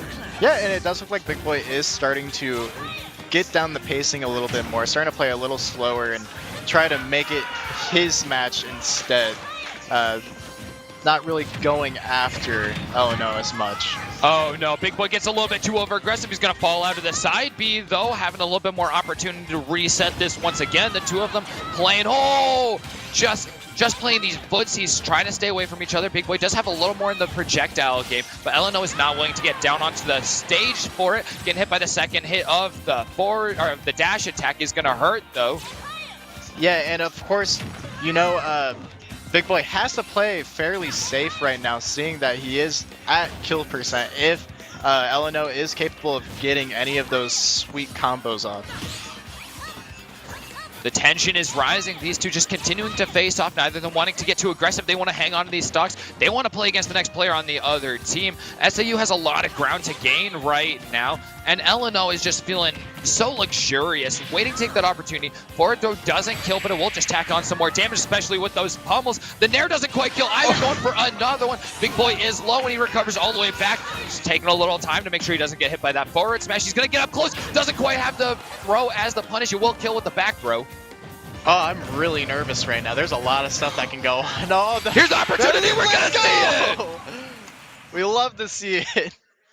Big Boy making it out with 150%. Finally vanquishing LNO. It took 3 of SAU's team to do it, but finally LNO is out and we get to see another player coming out. Yes, which IITC does have Hereta still, which there's a lot of heavy hitters here. Yeah, which is really scary because he could either go Rob or Zelda, and both are characters that I would not want to face at all. You know, like we're seeing some terrifying mid tiers today. Yeah. Absolutely. I mean, we were getting to see that Zelda from Balloon Pants earlier, just taking out 3 different players from BVU, and I mean, I think we'll be very likely to see some more Zelda again in this matchup. And Balloon Pants obviously still waiting in that queue on SAU's team. So if they take another loss of a player or 2 potentially, if he's going to be anchoring up after that last match, he'll be right back up on the queue. Yeah, and you know, I'm really looking forward to see who they decided to pick, and it does look like that Hereta is going to be playing, like I was saying, and the Zelda is just scary. Like I don't know what to say other than just scary. Yeah, and Big Boy is hurting for stocks here, of course. He's gonna push himself down to the blast zone. There he's on his final stock here to play up against Hereta. They've chosen Smashville now, so that's a little bit of a change from the Pokemon Stadium we've been getting used to so far. Yeah, and luckily, when it comes to Big Boy, seeing that Balloon Pants is part of his team, he might know more about the Zelda matchup than most people do because he gets the experience every time they practice together. Ooh, he's going to get hit on that get up. Using his down B for movement options has been great for him so far. It allows him to get through a lot of these zoning options that Zelda does have accessible. Going to force a tech situation there. Hereta making it out though. Going to get grabbed finally. Big Boy is making some progress. Oh, and he finesses that, getting right through the Phantom and even landing a dash attack of his own. He's doing a great job of moving. I think it might be that matchup experience just like you were talking about. Yeah, and it's just really scary right now for Big Boy, seeing like almost every single one of Zelda's options can be a kill option, and it's just one of those things where you really have to be careful about what you do. You can't really touch Zelda's shield because of the up B out of shield. Ooh, Big Boy doing a great job of making sure the pressure just does not let up on Hereta, but Hereta is going to take any top opportunity where there's that big end line for that up B on the ground to just teleport right into Big Boy and keep adding on that percentage, even if it isn't going to be a sweet spot that kills or anything, but is going to keep up that pressure. Yeah, and Hereta is forcing Big Boy into his shield a lot, which, I didn't even know that killed. Yeah, well, with those additional pummels from 2 up throws back to back, that's going to mount it up to about 140%, where you're going to start getting into that kill throw percentage. And Zelda, like you were saying, has a lot of access to kill potentials. The forward throw, really never doing it, but down throw connects it to a lot. There's a wide range for most characters, about 50%.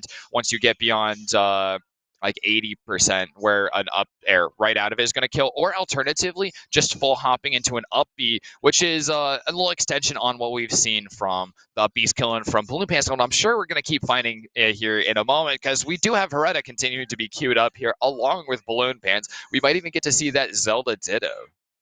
Yeah. It's just one of those things. There it is. Yeah, it's just, I was gonna say, it's one of those things that you want to see, and hopefully we do, and we are. Which,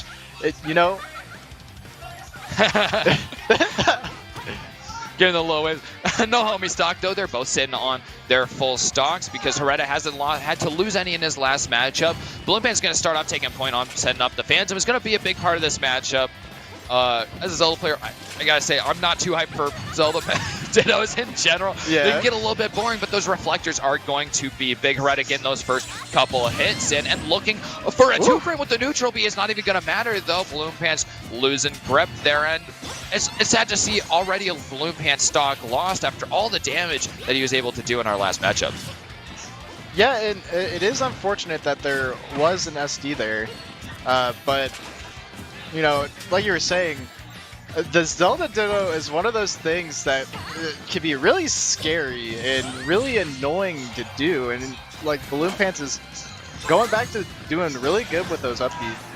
Oh, that's a great option. Getting up there with the Nair to make sure that the reflected Phantom isn't going to hit. Ooh, little fake out there with the upbeat. And a double reflect, not quite hitting Hereta again, but it would have been a triple if it had quite the range. Calling out a Dinspire with the teleport is a phenomenal option. And they're trading back and forth with the neutral bees. It does have invulnerability frames for its startup there, so that's why you're going to see Hereta actually get through there unscathed. He gets another stock as well. He's going to add on some damage with the up air and using a disjointed up E to get a little bit above stage, blowing up Balloon Pants Phantom. Yeah, it. One thing that's really interesting about this is Hereta on Friday was saying that he's the best Zelda in the Midwest. And so it's just one of those things where he has to prove himself since he's facing another Zelda right now. That's a bold claim, honestly. Ooh, nice disjointed Phantom. There's going to cover a lot of ground. Balloon Pants making sure to stay under it, though he's at quite a lot of percent. Another Phantom could be devastating. Hereta wants a spike here. Oh, but even better, he's going to get the teleport on the 2-frame, just removing Balloon Pants here. Definitely proved himself to be the superior Zelda between these two, at least in the Ditto. Yeah, that's absolutely insane. That up B is so scary.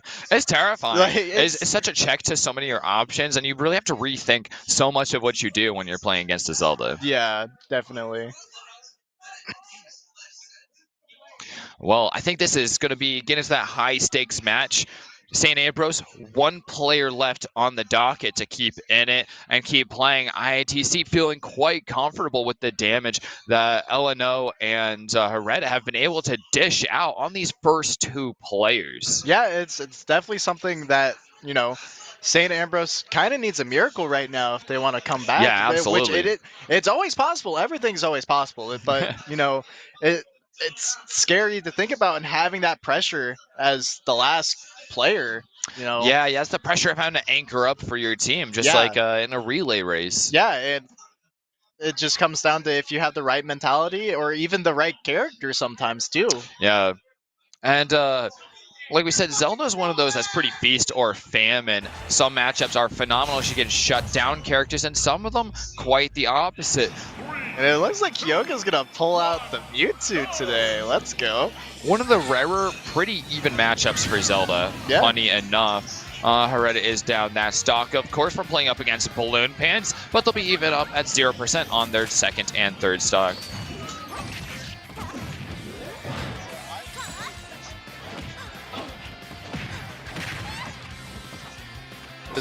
Oh, I was muted, sorry.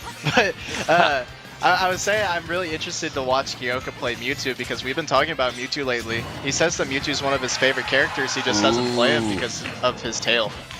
Yeah, it is a big hurt box. It definitely is hurting. Oh my really god, but he does a great job of removing a stock from Hereta. That dominance that we saw from just a moment ago starting to fade, and already the best reflective of Phantom that we've seen so far, especially that one that actually flipped Hereta there. He's not going to quite kill with an up B, but a great call out and some great damage. Recovering above the stage is going to save him from the Phantom, but Kyoka is going to die to the Zelda herself. Yeah, and Kyoka is doing a lot of great stuff right now with his up air. A lot of people don't know, but Mewtwo's up air is actually really good as a combo starter and a combo finisher, actually. Yeah, it covers so much range there. Nice option. Another time recovering above the platform. This time it's going to pay off for Kyoka, though. Adding on some more damage. He's got to really conserve this stock. These are the last two stocks that SAU has here. Oh, the flip, but it's not going to even pay off because Hereta's ready with a down air. It does look like Kyoka is trying to go for that two frame, but he's not capable of getting it today. Oh no. The Spire, the roll baited out there is going to allow the Phantom to just totally finish off Kyoka. It's going to be the tail, like you were saying, that's going to add a little bit more to his hurt box. He gets a back throw here. It doesn't kill quite yet, and he's not going to have an opportunity for the two frame. Trying to get a back air, call out to Hereta jumping, but it's just not there. Yeah, and I'm really surprised to see Kyoka pull out the Mewtwo here, seeing that he has to anchor for his team, and I know his Mewtwo's good, but he is going to get the disable here. So really good read coming out there. Kyoka keeping the SAU dream alive in the crew battle here, but IATC is still 3 players left. That's 9 stocks Kyoka would have to take with his one last one here. The stakes are pretty high here, and it's looking like a dark hour for the St. Ambrose University crew. But like I was saying, I'm really surprised to see Kyoka pull out the Mewtwo, seeing that he has to anchor for his team right now, and he does play Wario, which I would say Wario is one of those characters that you might want to play when you're anchoring, seeing that he has a lot of comeback potential, and he can take out stocks really easily with his Waft. Ooh, I think maybe a point of interest there is going to be that these matches are going to tend to be shorter, which are less guaranteeing that he's going to be able to get waft by the end and actually take stocks with it. So I think that must be a big concern there. While he won't have the advantage of the same comfortability that Kyoka does have with the Wario, obviously the Mewtwo is pretty scary, but does leave him on this last stock, going right up against Spear, another formidable player at IATC.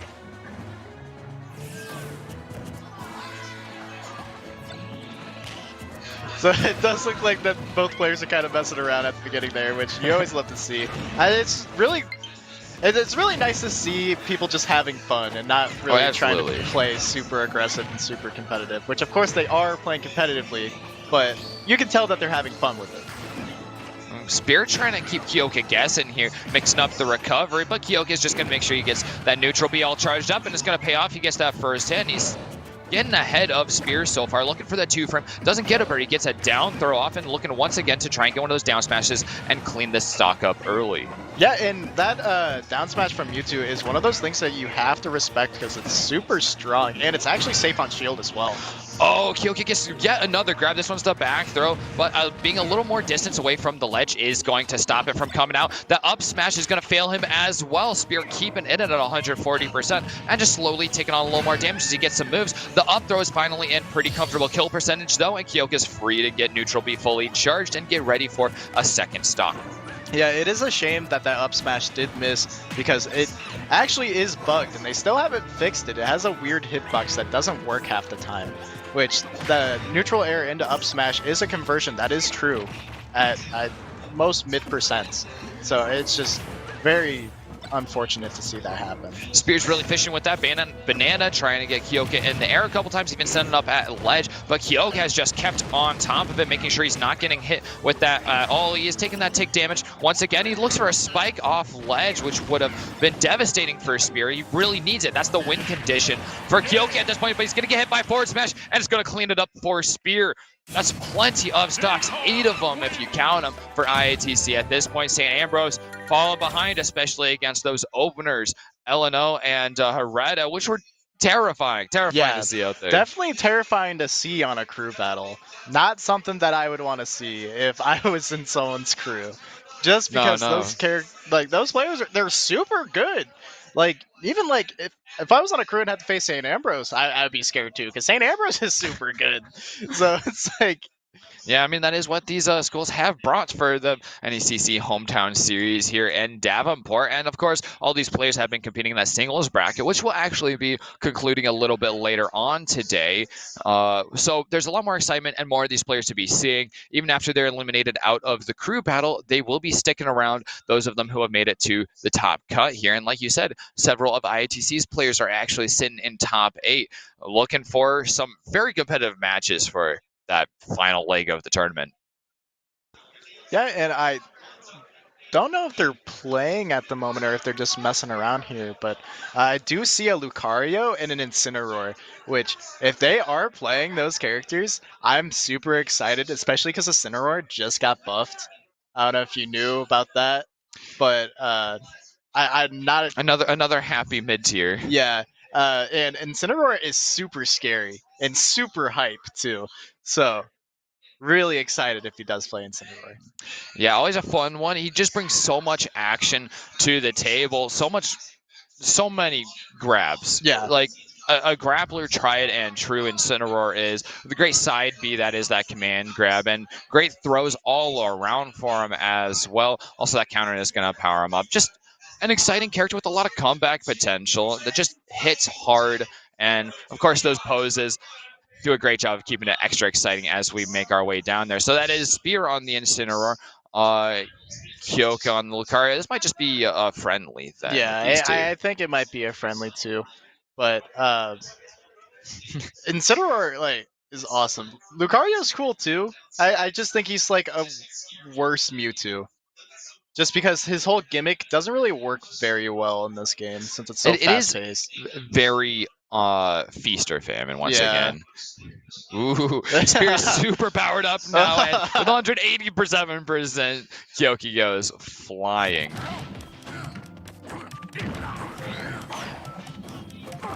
So I wonder when the next match is gonna be. Yeah, I think there might be a little bit of logistics involved here in getting all of those teams all set up and ready to go. Yeah. And so in the meantime, we'll tell you about one of our primary partners for this event. We couldn't do it without them. Visit Quad Cities is pleased to welcome you to the Quad Cities region. From riverfront dining, gaming, breweries, boat cruises, family activities, and more, the Quad Cities is the perfect getaway for you any time of the year. Discover more, visit quadcities.com, and be sure to visit our online event calendar to see our exciting upcoming events. To get info directly on your phone by text message on QC events and activities from Visit Quad Cities, go to textvisitqc.com. Never miss out on what's happening in the Quad Cities again. And as someone who's spent quite a bit of time in the Quad Cities and actually partaken in a lot of these phenomenal attractions, I give it 2 thumbs up. Yeah, Quad Cities is definitely a great place to play Smash. It's a super friendly community. Everyone's always here to help. Uh, good at answering any questions they have, and they've been welcoming from the start. Like I never played Smash really until Ultimate, and I had no clue what was going on at all. And everyone here just helped out a lot, and I was felt very welcome right from day one. And that was like 3 years ago. Yeah, a big shout out to the Quad Cities in general, and the of course the Yeah. fighting game community here who have been great. There's a nice friendly there, finally finishing off with Spear winning it out in that last hit. Nice little bit of eye candy there. We're gonna head to a break here while we get the next cruise all set up. Don't go anywhere. Keep this tab up. We'll be right back in a few minutes.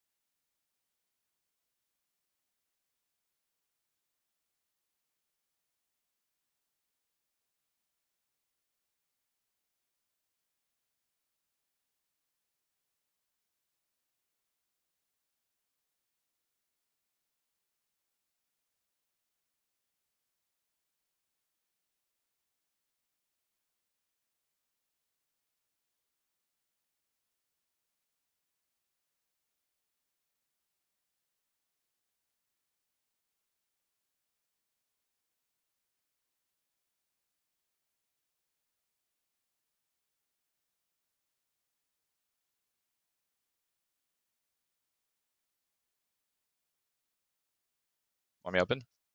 Yeah.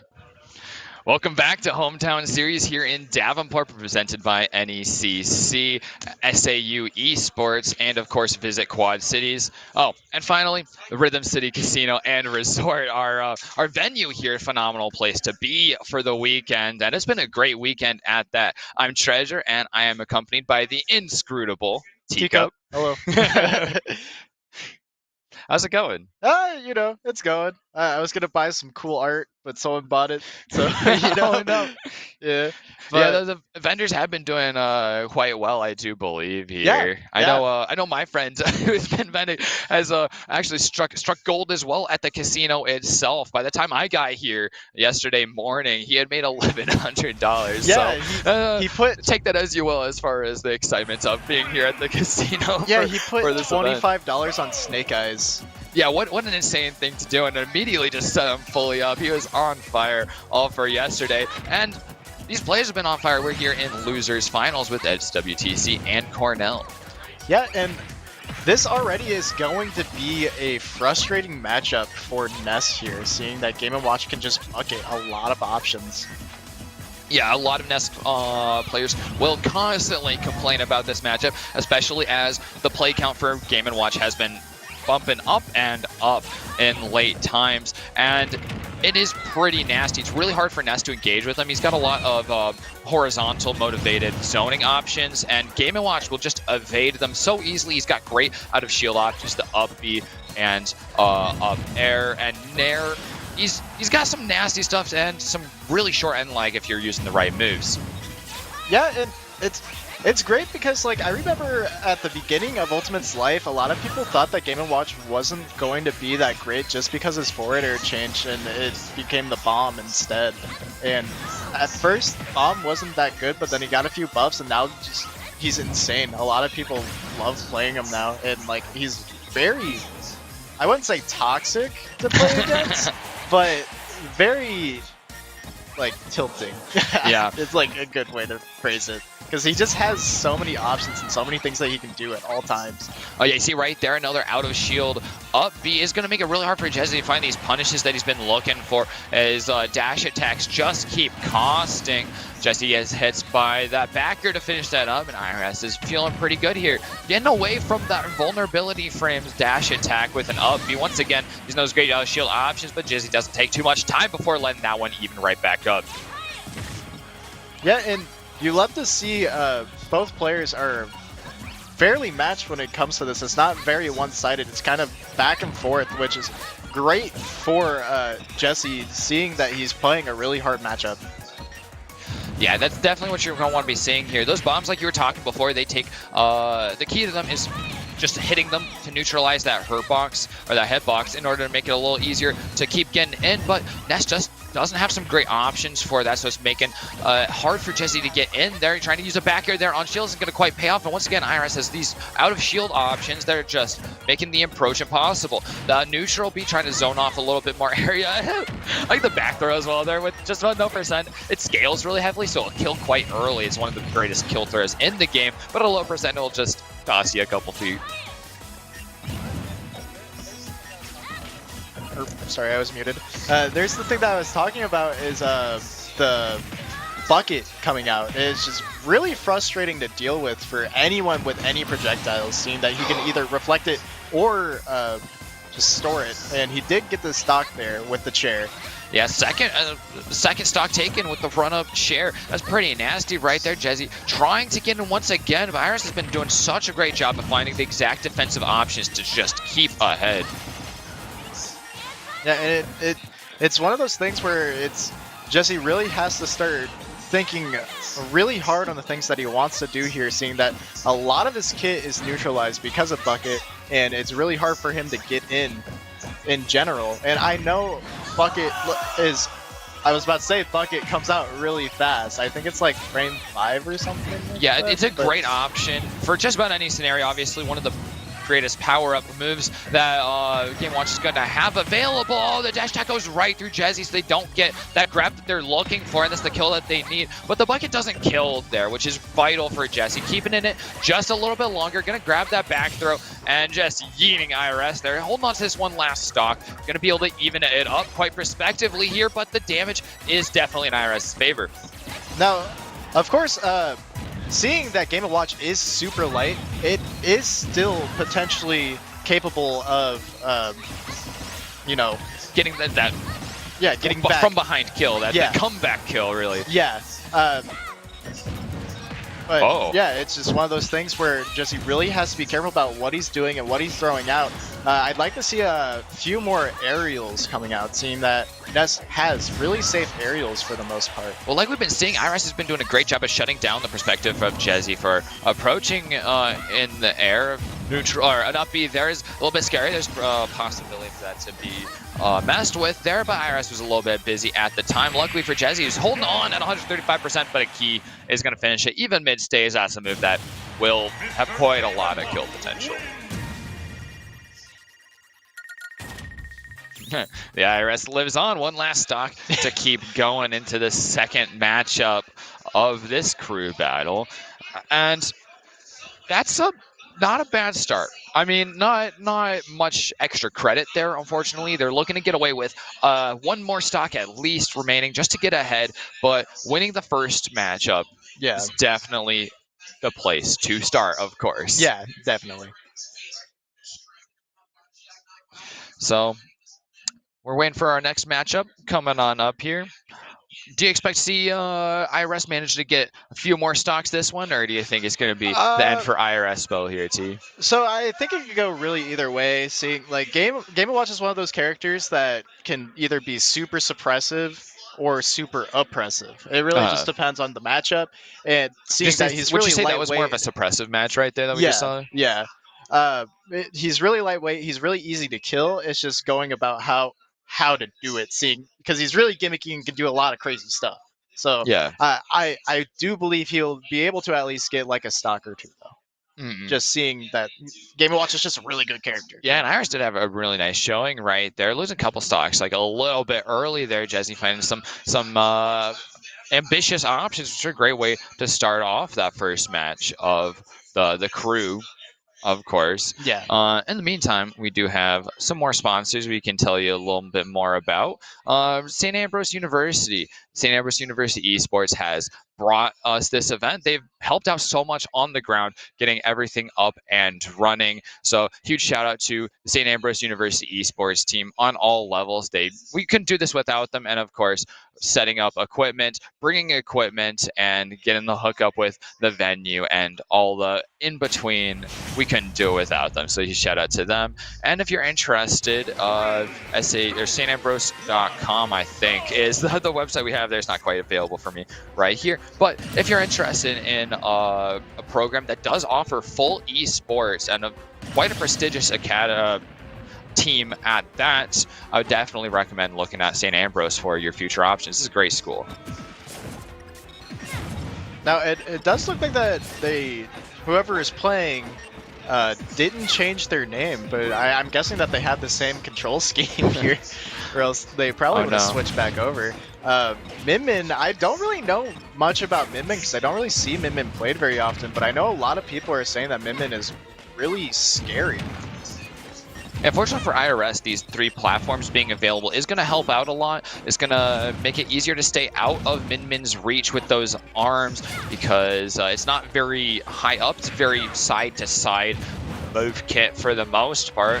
Using that down air there to prove me wrong right off the bat there, though, on using some of those vertical moves. And our Jesse 2 is keeping ahead here of most of these Game & Watch moves, making sure not to get suppressed themselves. And it's just, from what I'm seeing here, it's Min Min has crazy reach in, like, it's just capable of kind of planning somewhere and just taking control. And IRS, I thought that was going to kill, but really good DI coming out from Jesse. Or not Jesse, but whoever is using the Jesse. Our substitute for now. They're going to end up just too far out, heading out to the blast zone just about twice in a row is going to make it hard for a character like Min Min to recover. at all. So IRS gets to take that stock and a little bit more extra credit, just like they were looking for before, and keeping up that pressure underneath on those platforms. Like we said, those platforms are going to serve IRS quite well, especially since they've got access to a lot of pressure. Yeah, and like you were saying earlier with the platforms, you know, it's gonna be really hard for really either of them to do much, since Min Min likes to be planted on the ground a lot of the times, and Game & Watch likes to be able to throw out bombs and throw out random moves, and having these platforms makes it hard for both characters. IRS got another big up smash there and looked for a second one just a couple moments later, trying to use the neutral B now to stop Jesse from getting back to stage, or our substitute Jesse once again.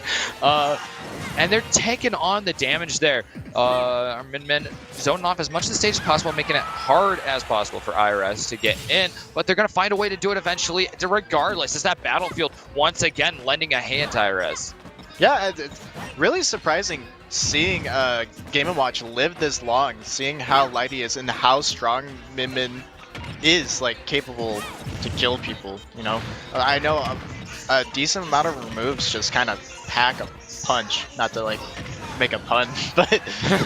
Well, Min Min doesn't have a lot of options for these get-off-me opportunities, and IRS keeps presenting big combos up in the air. Finally, though, our Min Min finds that forward smash, ending the run for IRS, despite IRS taking a full 5 stocks. Min Min's one of those characters that I'm surprised there aren't more of, too. Seeing that, it's like the same thing with Pikachu, where people say that the character is really, really good, and then you see no one play it.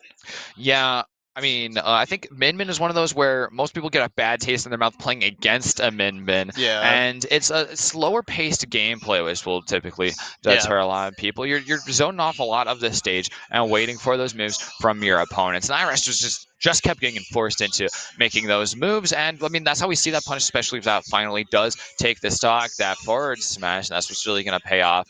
I would love to see the second player get an opportunity to play on a little flatter stage where they are a little gonna have better time accessing Min Min's strengths, really, especially since Game & Watch is one of the worst characters to have to deal with on Battlefield. Yeah. So that really catapulted them into just continuing to get more and more plays. Mm-hmm. So it does look like we are going into the next game here. We have Pokemon Trainer. I feel like Pokemon Trainer is one of those characters that should be able to deal with Min Min a decent amount, seeing that you can switch to Ivysaur. Almost forgetting to see those 2 stocks that were taken by Game Watch just a moment ago. We got Joe waiting up here on that Squirtle, playing the Pokemon Trainer. Got a lot of options at disposal, of course. It's going to be one of these things, especially start off with the Squirtle, where Squirtle really needs to get in, and Min Min will do a really nice job of keeping him off. So, right off the bat, though, Joe doing exactly what he wants, getting in there, getting on some 39% there without taking anything really in exchange. And he's still got some great options, still being right up on top. Yeah, like you were saying last game, how Min Min doesn't really have much good get-off-me tools. That's what I was going to say about the Pokemon Trainer matchup, is you can either zone out her reach with Ivysaur with the Razor Leaf, or you could switch to Squirtle and you could just get in there and do combos. And then of course you have Charizard, which will get combo, but if he gets in, he will kill because he is super strong. Yeah, and there's a switch right past Ivysaur, which is not too common to see, but Joe's having a nice time finding options with Charizard. Got an up smash on the platform. Oh, barely canceling a back air that would have killed even on stage there. He's keeping underneath, is going to keep that pressure on. He's looking for the up B, and he doesn't quite find it. Yeah, and this is definitely one of those situations that you don't want to be in right now. Ooh, that there's a pretty quick one, fishing for the kill right off the bat with Charizard. Yeah, Charizard's super scary, and I think is slept on a little more than he should be. Yeah, and Joe definitely looking to clean that one up as fast as possible, make sure none of those stocks are going to waste, and then his team can just keep on that tempo that they're keeping on. Yeah, his back air is crazy. Oh, such a great extended hitbox. Yeah, it's so crazy how it just doesn't look like it's gonna hit, and then it does, and you're like, all right, cool, I guess. Yeah, and it absolutely hits so hard. That like you look at that one that just canceled on landing, and Joe could have gotten a kill so early in that game. It was a fast one, anyways, just having to deal with that one stock. But it would have been blazing speed if that backer had managed to land. Yeah. I'm kind of wondering who's going to be playing next. Yeah, definitely curious to see, and obviously they're entering in right now. Yeah. So we'll get to continue that one here in just a moment. I would love and pull up bracket. I don't actually have it available here, so you can see what the stakes that they're playing at are.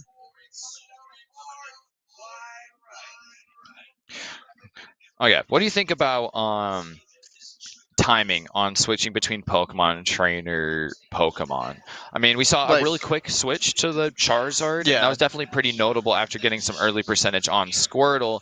And obviously worked out pretty well for Joe there. Yeah. But in a more general sense, where do you see that role for the three of them? Mm-hmm. I like when it comes to timing. I feel like you could either go like the cookie cutter route of early percent. I want to be Squirtle, mid Ivy, high Charizard, but also I think that switching is more so of a comfort thing more than anything.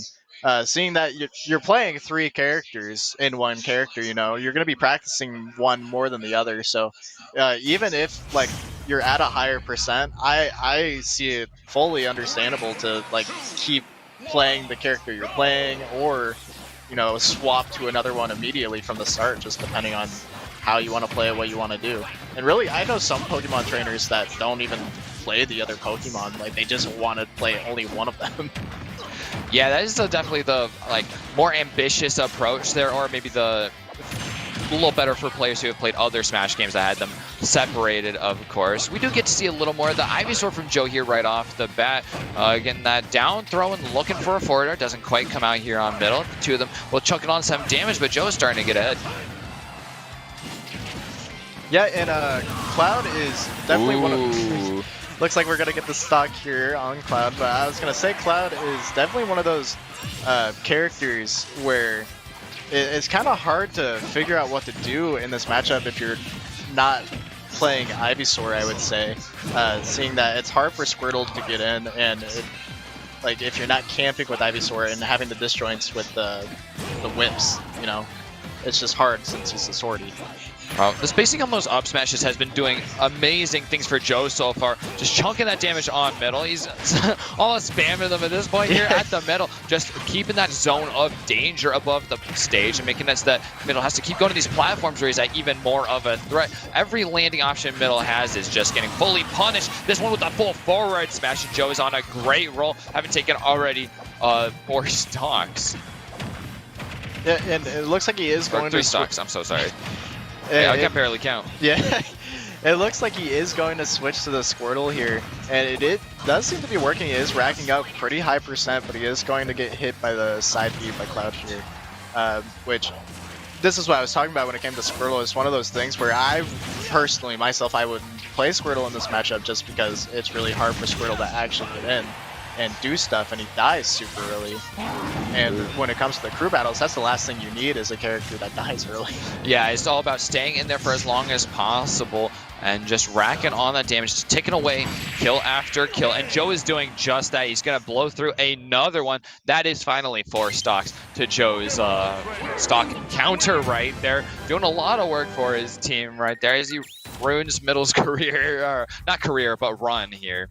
Can we talk about how gross the Pokemon trainer model looks?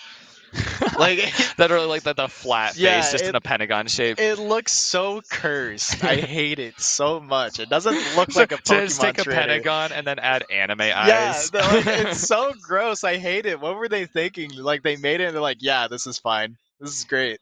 It's like, okay. Like, it doesn't scream That's Pokemon, a Pokemon at trainer. all. Yeah. They could have used Ash. I feel like that would be the immediate thought process, right? Other than Red, which is sort of that default, or at least like a loosely inspired by the Red character for that one. Or I mean, even if you're going with red, you go with like the rest of the characters from the manga. Would make quite a bit of sense Yeah. there, since they're But already characters that exist to do it's just exactly like, that. But so we get the little flat pentagons. yeah, if they would have put more like actual definition in the nose to where it just doesn't look like they don't have a nose. Yeah, that's additional because they just don't have any noses. So Because like how do they smell? it's there, you can see it, but you have to like actually look for it, and it's just like, ugh. Taking an expedition looking for the Pokemon trainer nose. Well, we're gonna have some more opportunities for that, as Joe's just gonna keep on going with.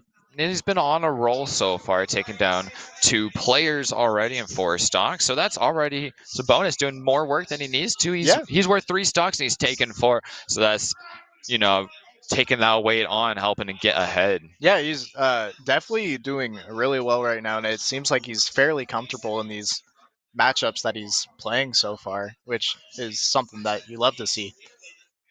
Is being comfortable, especially like when it comes to like Pokemon trainer and stuff. Sometimes you get to see really cool like plays and like weird like switch out stuff and mechanics when it comes to that. And he is going with a more mainstream approach. Now, that first stock, he did switch directly for the Charizard, looking for that early kill. But a lot more time spent on the Ivysaur, the kind of traditional mid-game option there. He's going to be going into another Cloud, though, right off the bat. Hey, I wonder if he's going to change up the way he goes about doing this or not. Yeah, this one he's going to have to take the full 3 stocks, so it's not going to be that quick one and done. Get the Charizard for the early kill. Ooh, our Cloud player getting a little bit greedy there, looking to get more charge really early on, and Joe's going to take him for all it's worth. Oh, the roll right really into the down smash, or the forward smash is going to hurt a lot, and even more, an up B with the drop down. That's that second input that's going to cause him to drop all the way down to the blast zone. And Joe is going to get to just stay on the Squirtle and get this for as much as it's worth. Yeah, and Joe's doing a really great job right now because, like you said, he's worth 3 stocks and he's already taken 5 now. Like, that's something that you love to see when it comes to like your teammates. Oh no, Cloud dropping off yet again. That's a second SD, quite unfortunately. And Joe is just going to revel in it right back to the Squirtle to take as much of this early percent as possible. And he's doing a great job of playing while his opponents are up on the platforms above him. Yep, and so it looks like we're just kind of waiting around. Kind of nice catch right there. Yeah, playing safer. Oof. Oh no, another death to the up B. The second input is being maybe a panic misinput there. Not allowed for the DI, just right back to stage. I mean, I'm sure Joe was pretty prepped looking for a 2-frame or a call-out option, maybe even a downer, which is quite accessible on the Ivysaur, and a terrifying, terrifying move there. The big Cano just launches you down into the blast zone. I think we might be on our final player, though. Yeah, it did look like that we are down to our last 3 stocks, if I saw correctly on the screen. That's going to be scary here. And then the loser side of the bracket, that means that the tournament run will be over if they lose here. Yep. And I do believe with that last interaction that his jump got 8. It looked like, at least, from the look of things. Cause, jump taken away. Yeah. No recovery options left there to get back to stage. Yeah, it's very sad. Sad place to be in. Cloud doesn't really have too many options for that other than, your jump and your up B. Your air dodge, of course, to get a little bit closer to stage before you up B up to the ledge. Mm-hmm. But even at that point, that's just very little, no additional movement options, really. At least he's got a lot of air speed. Yeah. Now, do they have... It's 3 stocks to 9, was it? Yes, we've got a few players left on the other side. Definitely a big hill to climb. Yeah. And Joe has been pretty darn scary here, sitting middle of the pack. Yeah, definitely. So it looks like that we're kind of getting the same kind of interaction that we got last time with Kyoka's game, where it's down to the one player and they just have to deal with all these other players. So looking forward to see what happens here. Absolutely. So we'll see what Joe is up against here as he continues the gauntlet, and it's going to be a Kirby. I'm really surprised by seeing Kirby. This is the second Kirby. Or it might be the same Kirby, I don't know. It's a different color this time, so. You know, I saw Camden, I believe, putting a green Kirby earlier. But I'm not sure where they're from. Or any of the details there, quite unfortunately. Kirby is a great character in Advantage State and a really rough character the rest of the time. That's the ailment. Lauded as one of the lowest tier characters, and I mean Kirby's not bad. Being light here is going to be pretty scary, getting hit by multiple up airs from Joe, and even worse, the up smash. That's going to kill so early, and our intrepid Kirby player having a rough time here. Going to get that multi-jab to start things off, looking for a dash attack, and that hits pretty darn hard. Again, the forward tilt gives a little bit more to the start, and he's just tacking on that damage as Joe is having a hard time getting right back in with the Squirtle. Yeah, and like I was saying earlier this morning, Kirby's one of those characters that might be lower on the tier, but you still have to respect just because of the amount of kill power and advantage state that he has, like you were saying. And it's just one of those characters that you don't expect things to happen, and then you just die because of it.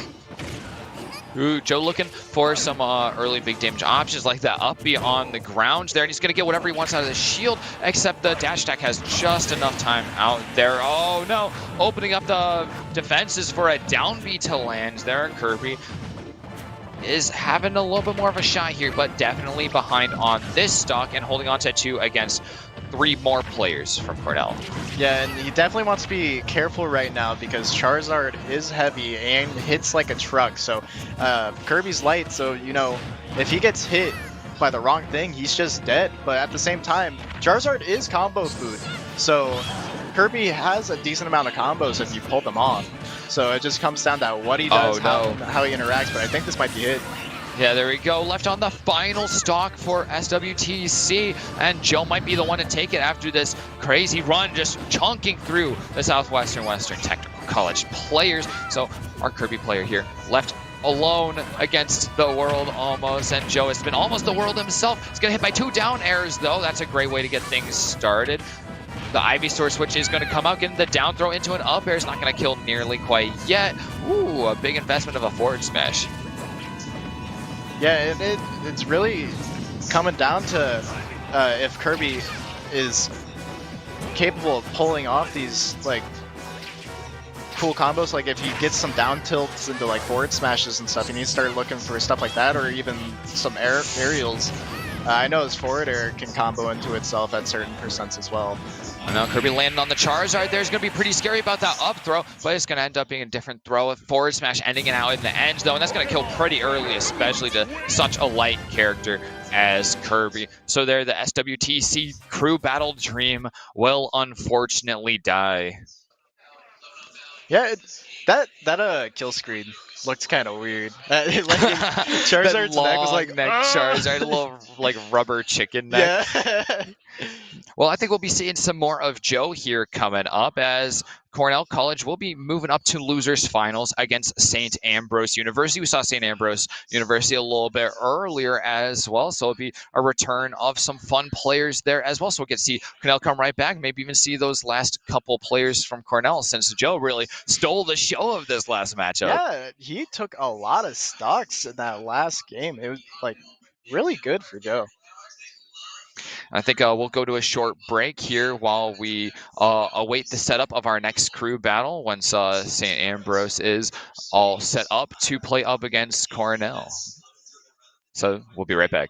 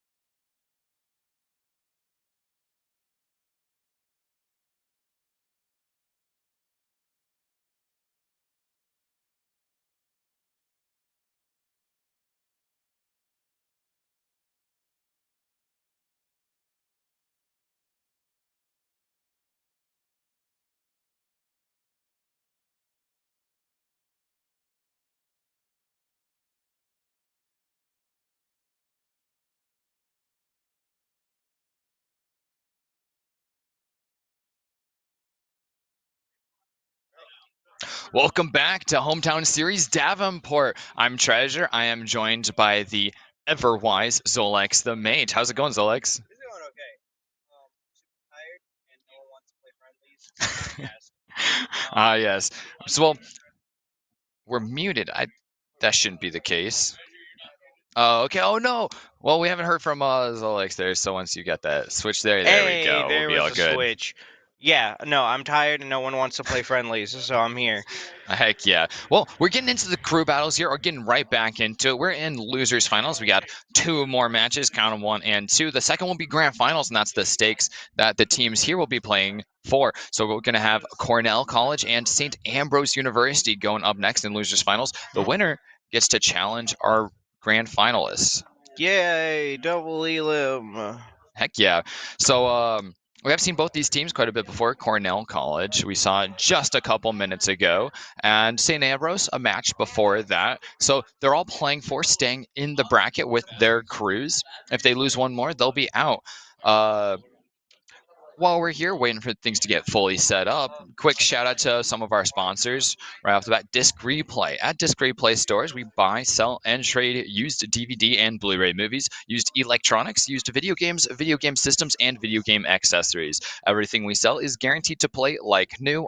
The stores are stocked with tens of thousands of used media items, and we pride ourselves on having a huge selection and great prices. So if you're looking for any of those forms of equipment, and they do have a huge variety, Disc Replay, look them up on your phone, on your computer. They bring this to us, make this possible, and I'm sure they will do right by you as well for your own personal needs. We do have our first match here coming up. I'll be on the Byleth and IRS on the Game & Watch to start things off. All right, I love watching Game & Watch play. A lot of people think he's lame. I think yeah, he is lame, but no, he's cool. He's got some it's like he's got like loops like Palutena. That's what makes him lame, but that's also what makes him viable. The loops. Did you see Albie look for the up B to try and call out some of those vertical options that IRS was starting to fish for there? I think that's a nice adaptation there. It's a great way to chunk on that damage because the up B can confirm a lot of damage for Byleth. Yeah. Byleth's up B it's not like the best kill tool unless I get really high percent or right at the top of the stage, but it does do a lot of damage, and sometimes you just need damage. Byleth's got a lot of meaty hits, so any damage gets you closer to winning. Yeah, Albie is having a little bit of a hard time getting in and finding that damage. Even with that parry there, he's going to end up missing the downer, but he's got the low ground to his advantage and a lot of big hitboxes to keep throwing out. So throwing out those up airs is going to be a great start here as he keeps IRS out by the edge of the stage, but IRS finds that hit that's going to keep him nice and safe coming back to stage. He's just looking for a kill option at this point. All right, we're seeing Albie trying to get in. It's just so hard to get in on Game & Watch because the up B is so safe. Oh no! God. Albie apparently misses that forward smash, which could have been absolutely huge, possibly even killing at such a low percent. Game & Watch is quite light, and 80% is enough to do it with a big charge forward smash, but IRS is the one who ends up finding it in the end. Poppy once again trying to use those anti-air options to bring IRS back down. Alright, let's just fight. It's nair and nair and nair. It's so hard to get in on him because it's just a huge hitbox around his body. It's also, it's when you're playing a character with disjoints like Byleth, it's kind of hard to know exactly when your hurt box starts because you're so used to hitting people and not taking any damage back. But with real jank hitboxes like the Game & Watch nair, you get punished. Oh no! Albie lands right on that charged up smash. Going to lose the stock really early there. And he's just getting into a better train there, using those nairs to get through the bombs, give himself some more leverage. He's going to secure a stock, though, not going home without anything. And he's got another chance to he's evened up on stocks to try and bring this back here. He's going to hit with that up B, looking for a side B for some additional big damage. He doesn't quite land the forward smash, tilted downward on the ledge. But it is starting to be the comeback for Albie. Oh, Albie hits an up air, up B. Yes, and then he immediately starts to get juggled by Game & Watch's up air. going for the torch. He will get a lot more damage off of his own, but he's going to get hit once again by the up smash. He needs to punish this one, but he doesn't quite get it. He's going to go back to looking for those nair loops and using the up airs just cover some ground. I wonder if Albie, because Game & Watch has some invincibility on that move. I wonder if Albie's just like not sure when to hit him. Yeah, and doing something like a forward smash is going to be a pretty high committal option. He doesn't want IRS to get that opportunity to punish him, especially since he's sitting at such high percent. Yeah, because Game & Watch's up smash it doesn't have that many recovery frames. Like you can get it back out of it pretty quickly. Albie once again doing a great job keeping ahead of those bombs. And he's got to stay well ahead of those up smashes. Those could be absolutely terrifying. He's going to use a first up B to stall a little bit, but getting back to stage isn't going to do him much good. IRS finishing it out and taking the first 3 stocks for Cornell. That was a really good showing from both players. Game & Watch just does things. He cheats like a little bit, like he's just gonna loop you and he's just gonna juggle you and he's going to like rack up the percent and then just kill you with the up smash or something else, some other move that you're like, that's not gonna kill, right? And then it does and you're like, ah. Yeah, he'll absolutely just play his own game there, and he's got quite a bit of kill potential. I mean, even those forward airs, which he just uses for zoning off a lot of the map, will kill you scary early, especially when he's dropping them off of the stage to try and mess with recovery from other characters that have more traditional recovery, such as Byleth there. He's using that tether on the up B for the most part. Unfortunately, Albie out of this one here, going to be sending on to one of his teammates. I don't think they've been using the same order for every match, so it might be a little bit of a surprise who we get to see next. It's mostly Yagi after Albie, so I expect to see the Diddy Kong out next. Yeah. I don't know how Diddy Kong. I don't know if Diddy Kong has a favorable matchup in the Game & Watch. Oh, probably. Diddy Kong's good. He's just flat good. Yeah, both of them high-tier characters. I'm sure someone a little more intimate with either of those characters would have much more established opinions on this matchup. This seems like one of them that's definitely going to be one-sided, but I don't know the individual interactions as well. I think it's going to be hard for Yagi to get in for a lot of his confirm setups. I mean, I guess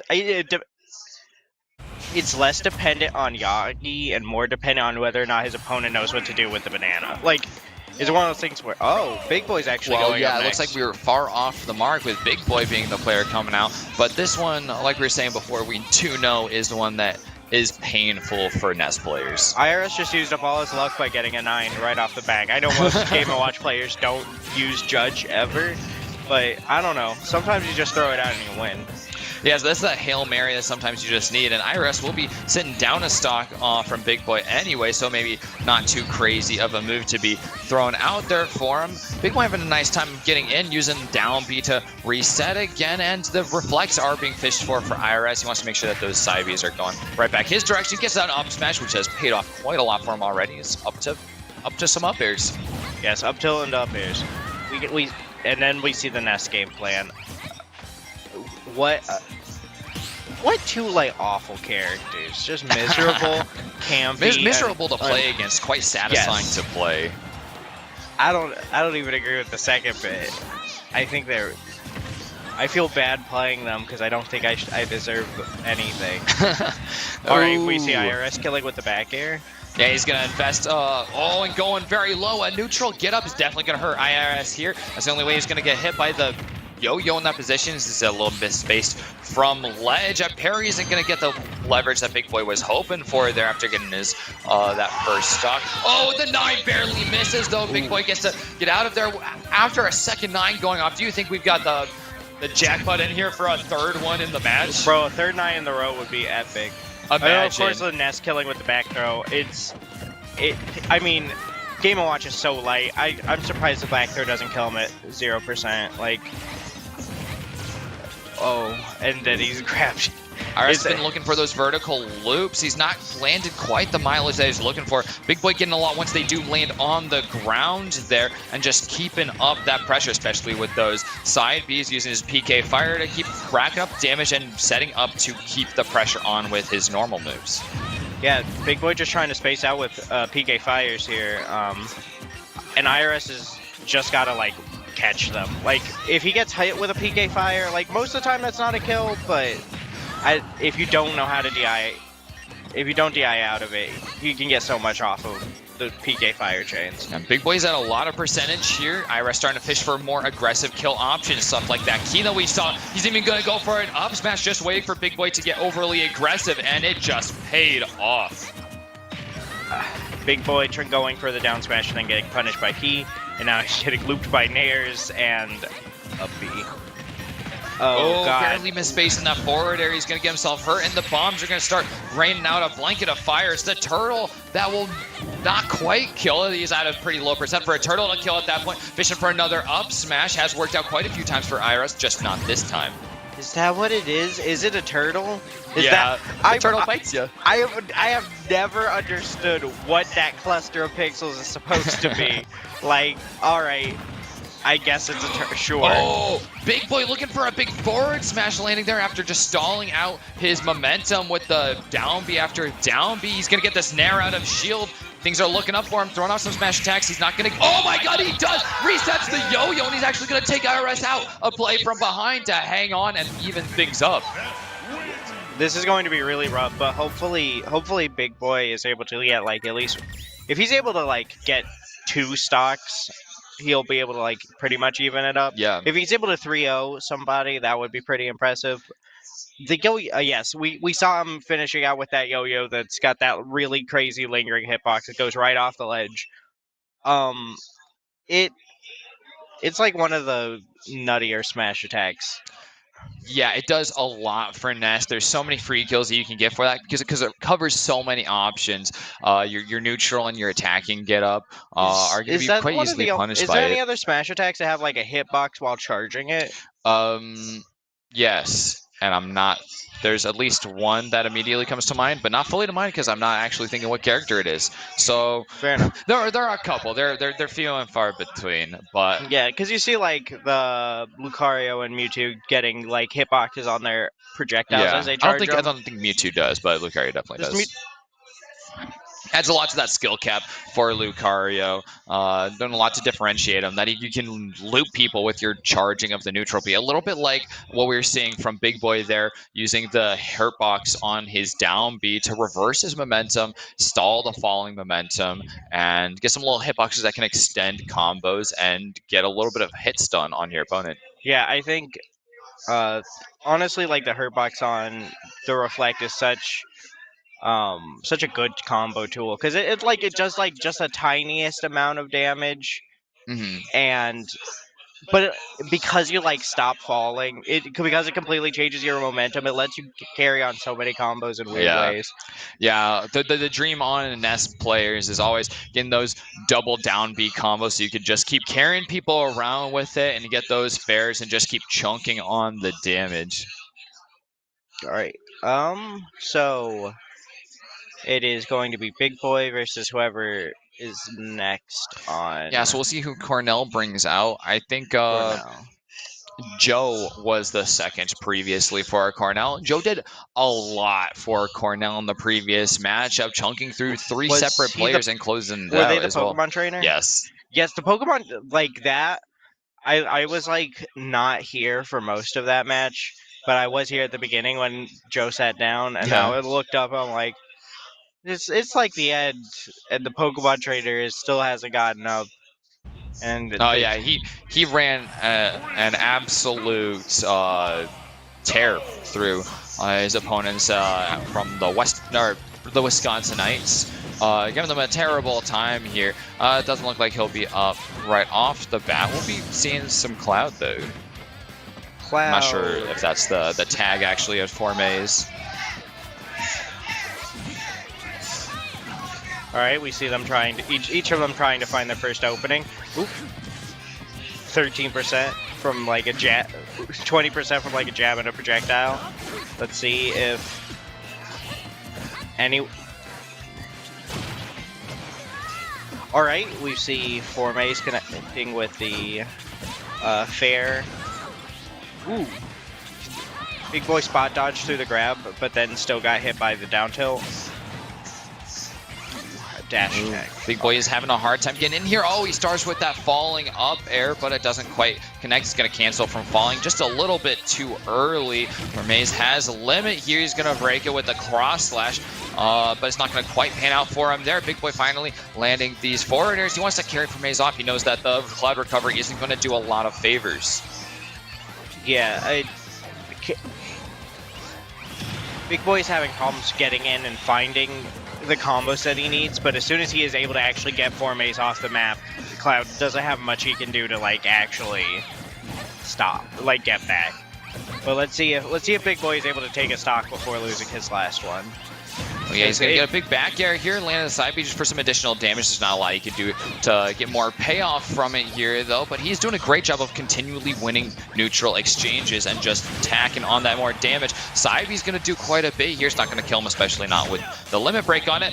Maze looking for another one immediately, but that's going to get him punished right off that up B.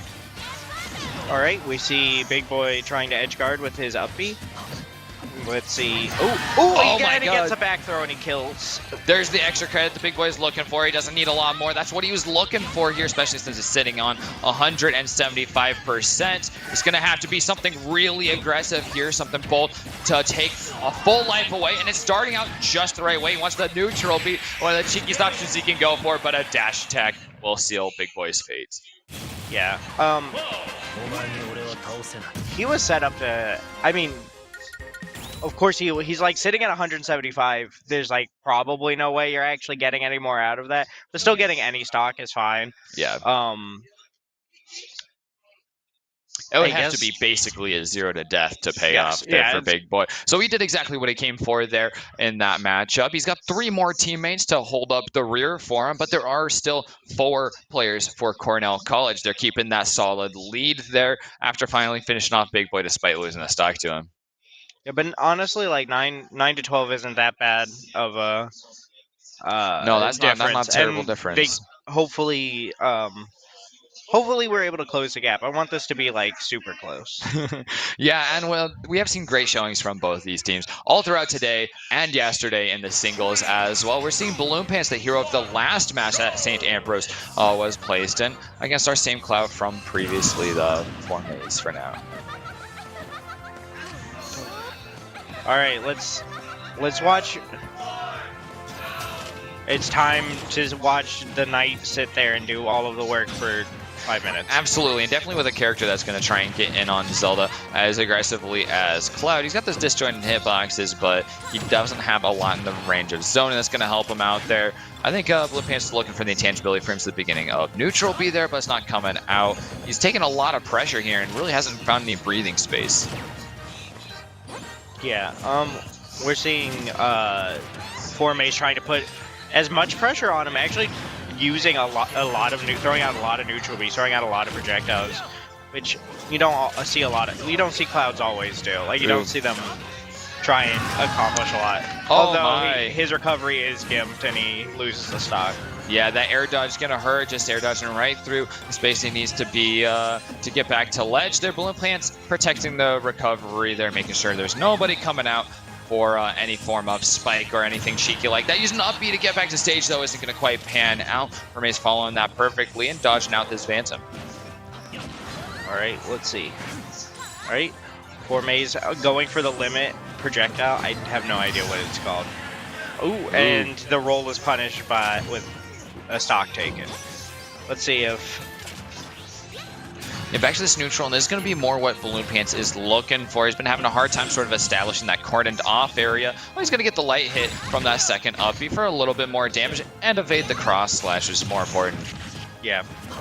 Maze is really putting on a lot of pressure, making it so that Balloon Pants can't just like set up and camp. Because I don't know if Cloud actually has anything he could do to like get around Knight most of the time. Yeah, he's just going to be relying on that air speed that he does have. He's very mobile. He's charging up, trying to get as much out of the limit as possible. Looking for a down smash there, but doesn't pan out with the up B teleporting away.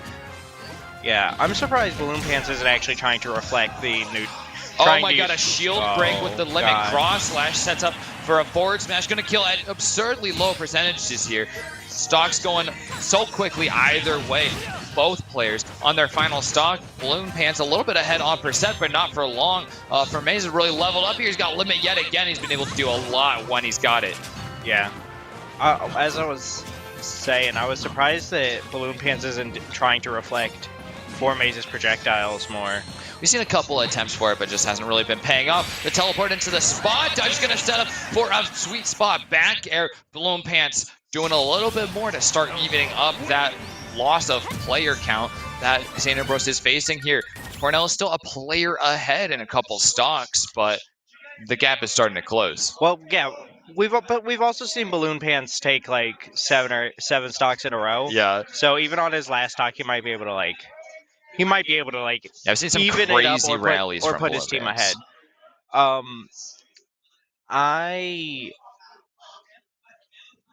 I think Zelda's dumb. This is just such we'll a continue campy, to adore the Zelda gameplay. Stick it to those fast sword characters. The anime sword fighters deserve to be camped out by Phantom. Fair enough. Yeah, Listen, like swords. Here's a big sword right here. fair enough. I like camping too because I play Link. Any of them, Any of them. Any If of it's a them. Link, you'll play it. Bro. They're all the same. Like there's minor differences, and maybe that's a major cap of an opinion, but they're pretty much all the same. Like It's a moderate cap of an or at opinion least there. Link and Young Link are the same. It's just like forward, fair and nair, and actually all of their go for all of their aerials constantly because they're all good. Yeah, the forward air being the move constantly on every Link, that one will definitely carry Yeah, forward. it's just like throw the boomerang and then fish for aerials and hope you win. Yeah, the down throws, setting up those bread and butter combos, you'll definitely see a lot with any Link gameplay, of course. While we're waiting for our next match to get fully set up, I'd like to give a big shout out to some of our sponsors once again. So we would like to thank all of our presenting sponsors and vendors for their support this weekend. Akai Riot, Artistry Ascendant, CSMG, Disc Replay, ESTV, GamePlan.com, Hometown Ticketing, HyperX Gaming, Planet FunkCon, Playmakers Wanted the Gamers, Banta Leagues, Visit Quad Cities, Rhythm City Casino, and St. Ambrose University. Thank you for your support for the Hometown Series Scholastic Land. You can do it without any of those names on that list. They make all this happen behind the scenes here. We're going to get right back into this action. Balloon Pants continuing to play. He's only got this one stock left to deal with Camden, Kirby that we mentioned earlier. Yes. The Kirby immediately, like off the rip, just starts pressing buttons at him, and he's not. It's surprising to see, but Kirby's putting up enough pressure on Balloon Pants, making it so he can't just set up. Yeah, and this is exactly what Kirby will excel at, just keeping on phenomenal pressure, especially in the air. Those 5 jumps help so much. It's super easy to mix up your opponents and keep them guessing because your approach doesn't really have that same timer on it that a lot of other characters with more limited jumps will. There's that punishment on a dash attack on shield, getting enough forward tilt and establishing that same cordoned off area for Balloon Pants. He's really liking this Final Destination pick. Oh, that's a little bit dirty. Camden's low profiling the grab. Yeah. Can Kirby absorb Knight like Isabelle can pocket it? I have no idea. Like I'm sitting here, I'm like, can Kirby eat it? I'm not totally sure, you must say. Earlier today we saw Isabelle against Balloon Pants, and they just pocketed the Knight. Yeah, but I think it might be an items thing specifically for Kirby as opposed to projectiles. But I can't confirm for sure. Balloon Pants gets the up B, and he's going to stick the sweet spot there, landing that first stock, which is great. He's getting that mileage that he's really wanting and making this a much closer series as St. Ambrose is closing in on Cornell. Oh, no! He's going to fade away from the ledge just a little bit too much after hitting that shield, and that's going to spell the end of Balloon Pants' run. Cornell is going to keep going with Camden in the lead. Yeah, that was rough. It's just a minor spacing issue. Ended up making him lose. I mean, a as stock. part of hitting the shield will create more spacing. It'll push you off. And Zelda does have very low airspeed, so it makes it hard to get back there. You have to, quite a bit. I'm not sure if it was even possible at that point to do so. Yeah. Although he got a stock, like he had one stock, he took a stock. He didn't put his team behind that Oh, yeah. much. Yeah, Like well, at I think, least getting a stock yeah. is what matters. Because we still have two I mean, members that's left. 4 stocks taken by Balloon Pants, correct? That was a 3v3 stock count at the beginning of his run. And now we will be up to Yagi, the Diddy Kong player, and he's got 2 stocks to take to even it up with Camden.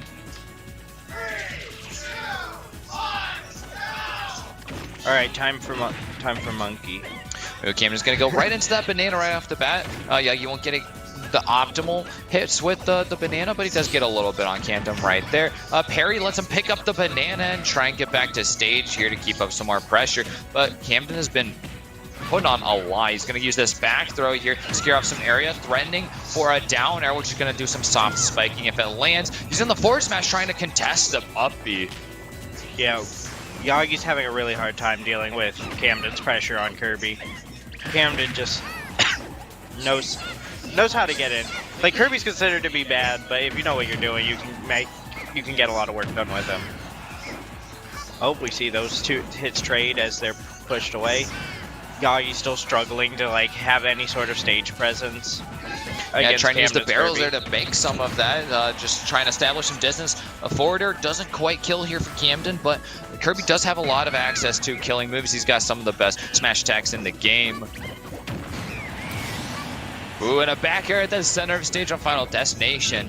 Will click it out at such high percent. Camden still has plenty of percent though, so yeah, he's definitely not down for the count on getting a stock here anytime soon, and potentially even it up for St. Ambrose, although they are behind 3 at this point. Yeah. Honestly, like all it takes is a good banana confirm, and I think Yagi could probably take. Yeah, this is kill percent if proper confirm can be there. and he gets A on the raw backside. forward smash will do it too if Camden gets a little too antsy with those jumps. All right, we see the Z drop banana on shield. He connects with it, is able to get a dash attack off of it, but not able to confirm that much off of it. Oh, Kirby is forced to take quite a bit of time to recover a lot of times. Just to be safe, using that up B is almost always the option, or otherwise those 5 jumps. So this is really giving Yagi a lot of time to pick up bananas, which are helping him out a lot. He is not going to many of these fights at all without resources available.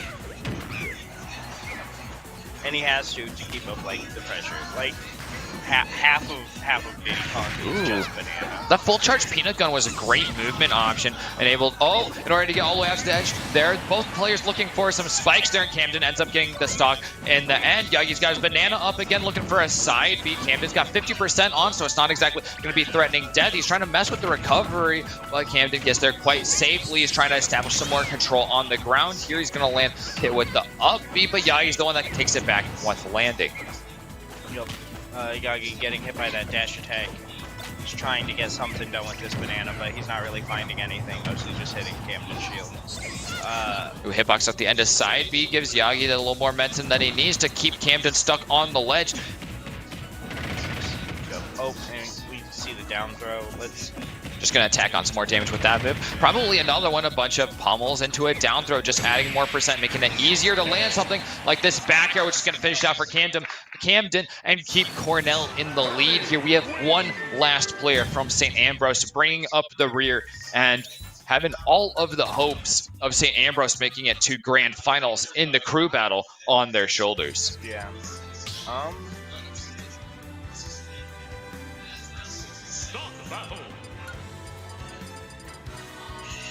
Well, that player should be Kyoka at this rate. Is brought up the rear for the team before. Not quite winning it out in his last match here. I'm going to be trading off the mic. I've been Treasure, and I think we'll have another commentator here for you guys momentarily for this final match of the series. Yes, we will. I guess we will both be trading off.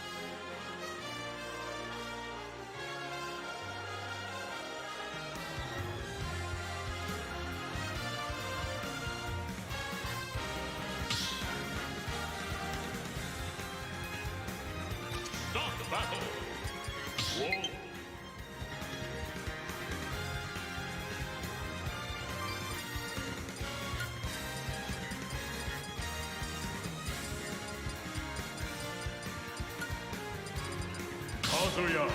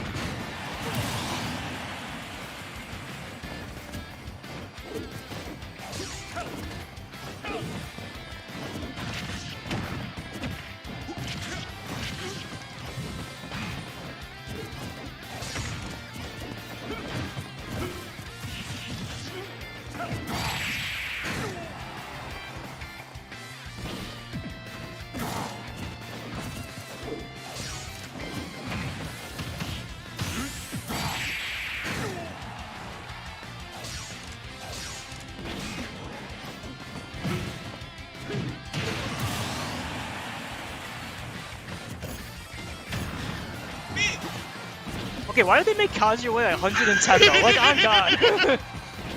He can just live for free. This man upbeat off ledge. This setup be at I am 0.9. scared of I him. swear to God, it's at 0.9. I was playing Kyoga ooh, yesterday, and yeah. he lives an upper from Rob at 135. What? I know. Like, I was like, what the? And I had rage. What?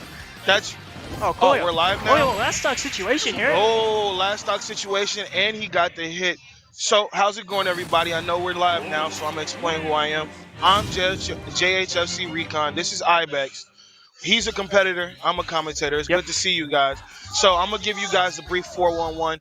This currently is a crew battle between Cornell and St. Ambrose University.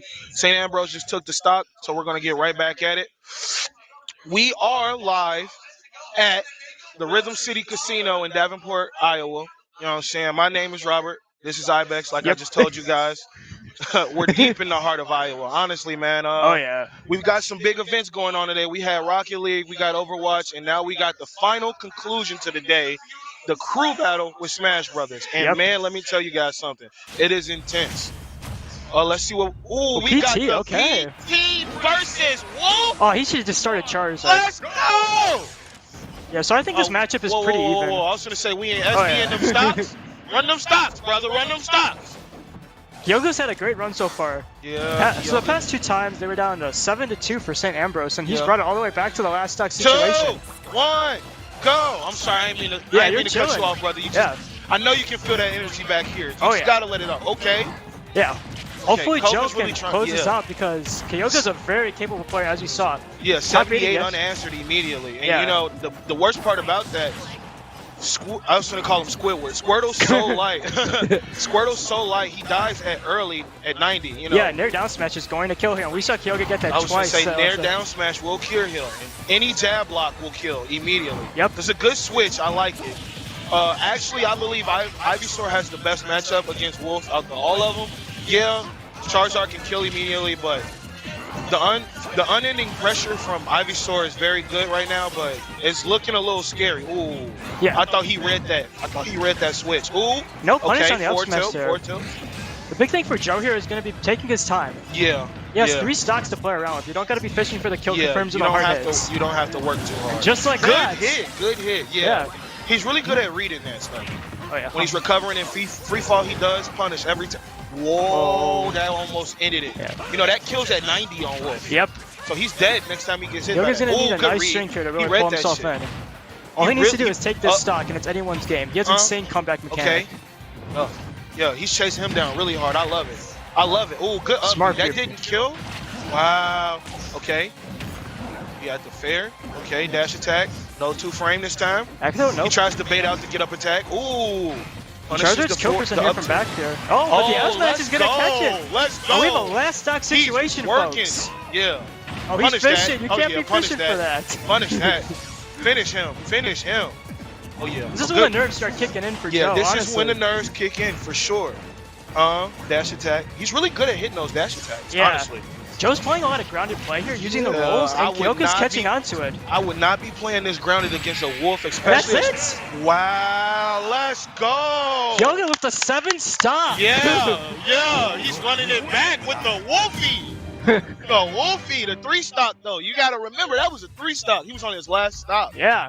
Very This is clean play incredible. from St. Ambrose's team. Then they'll advance to grand finals. Yeah. Grand finals will be hype. Definitely. Man. This is incredible. Clean play. Yeah.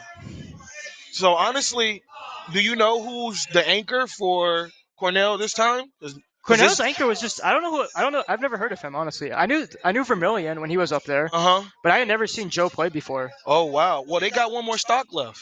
Now they're out. That's over. St. Ambrose. That's over? Yeah, St. Ambrose is in grands. Oh, let's go! St. Ambrose is in grands? It said they had one stock left. I thought Yeah, they I had just one said edit more. the score. Oh, okay. The Yeah. score one updated. That's Yeah. amazing. So St. Ambrose will go to play IIT. IIT has been on a tear through this run. Have they really? What color are they? Which jersey are they? They don't have jerseys. Oh, Yeah. they're the casuals. Yeah, They're they not the showed casuals. they showed up casual, but they showed up ready. Yeah. 4 of them qualified for top 8 Ready. in singles. Yes. And so that will happen later today, and they've done really good. So their first crew battle was against Cornell today. Yep. And they took that 5-0. It was a bit sloppy on their half. Mhm. But then their second crew battle of the day, LNO, who's been their bail in the lead this entire time, took 14 stocks. Yeah, I've seen him play in bracket. That Bayo is not to be Yeah. messed with. I gotta play him today. So You do? Yep. Okay, yeah. I'm gonna be honest. I've been trying to run the sets with everybody because I told you I'm laning. I said laning. I'm maining Sora now. Yeah. I waited 8 long years for this, so I'm gonna make those 8 years count. You know what I'm saying? For sure. For sure. Oh, cool. Take a quick restroom break. All right, brother. Do your thing. Cool. Oh, the players are. I thought you. Oh, okay. Okay, so we'll take a quick short break. We'll be right back, you guys. Yeah, all right? take care. Stay tuned, guys. Stay tuned.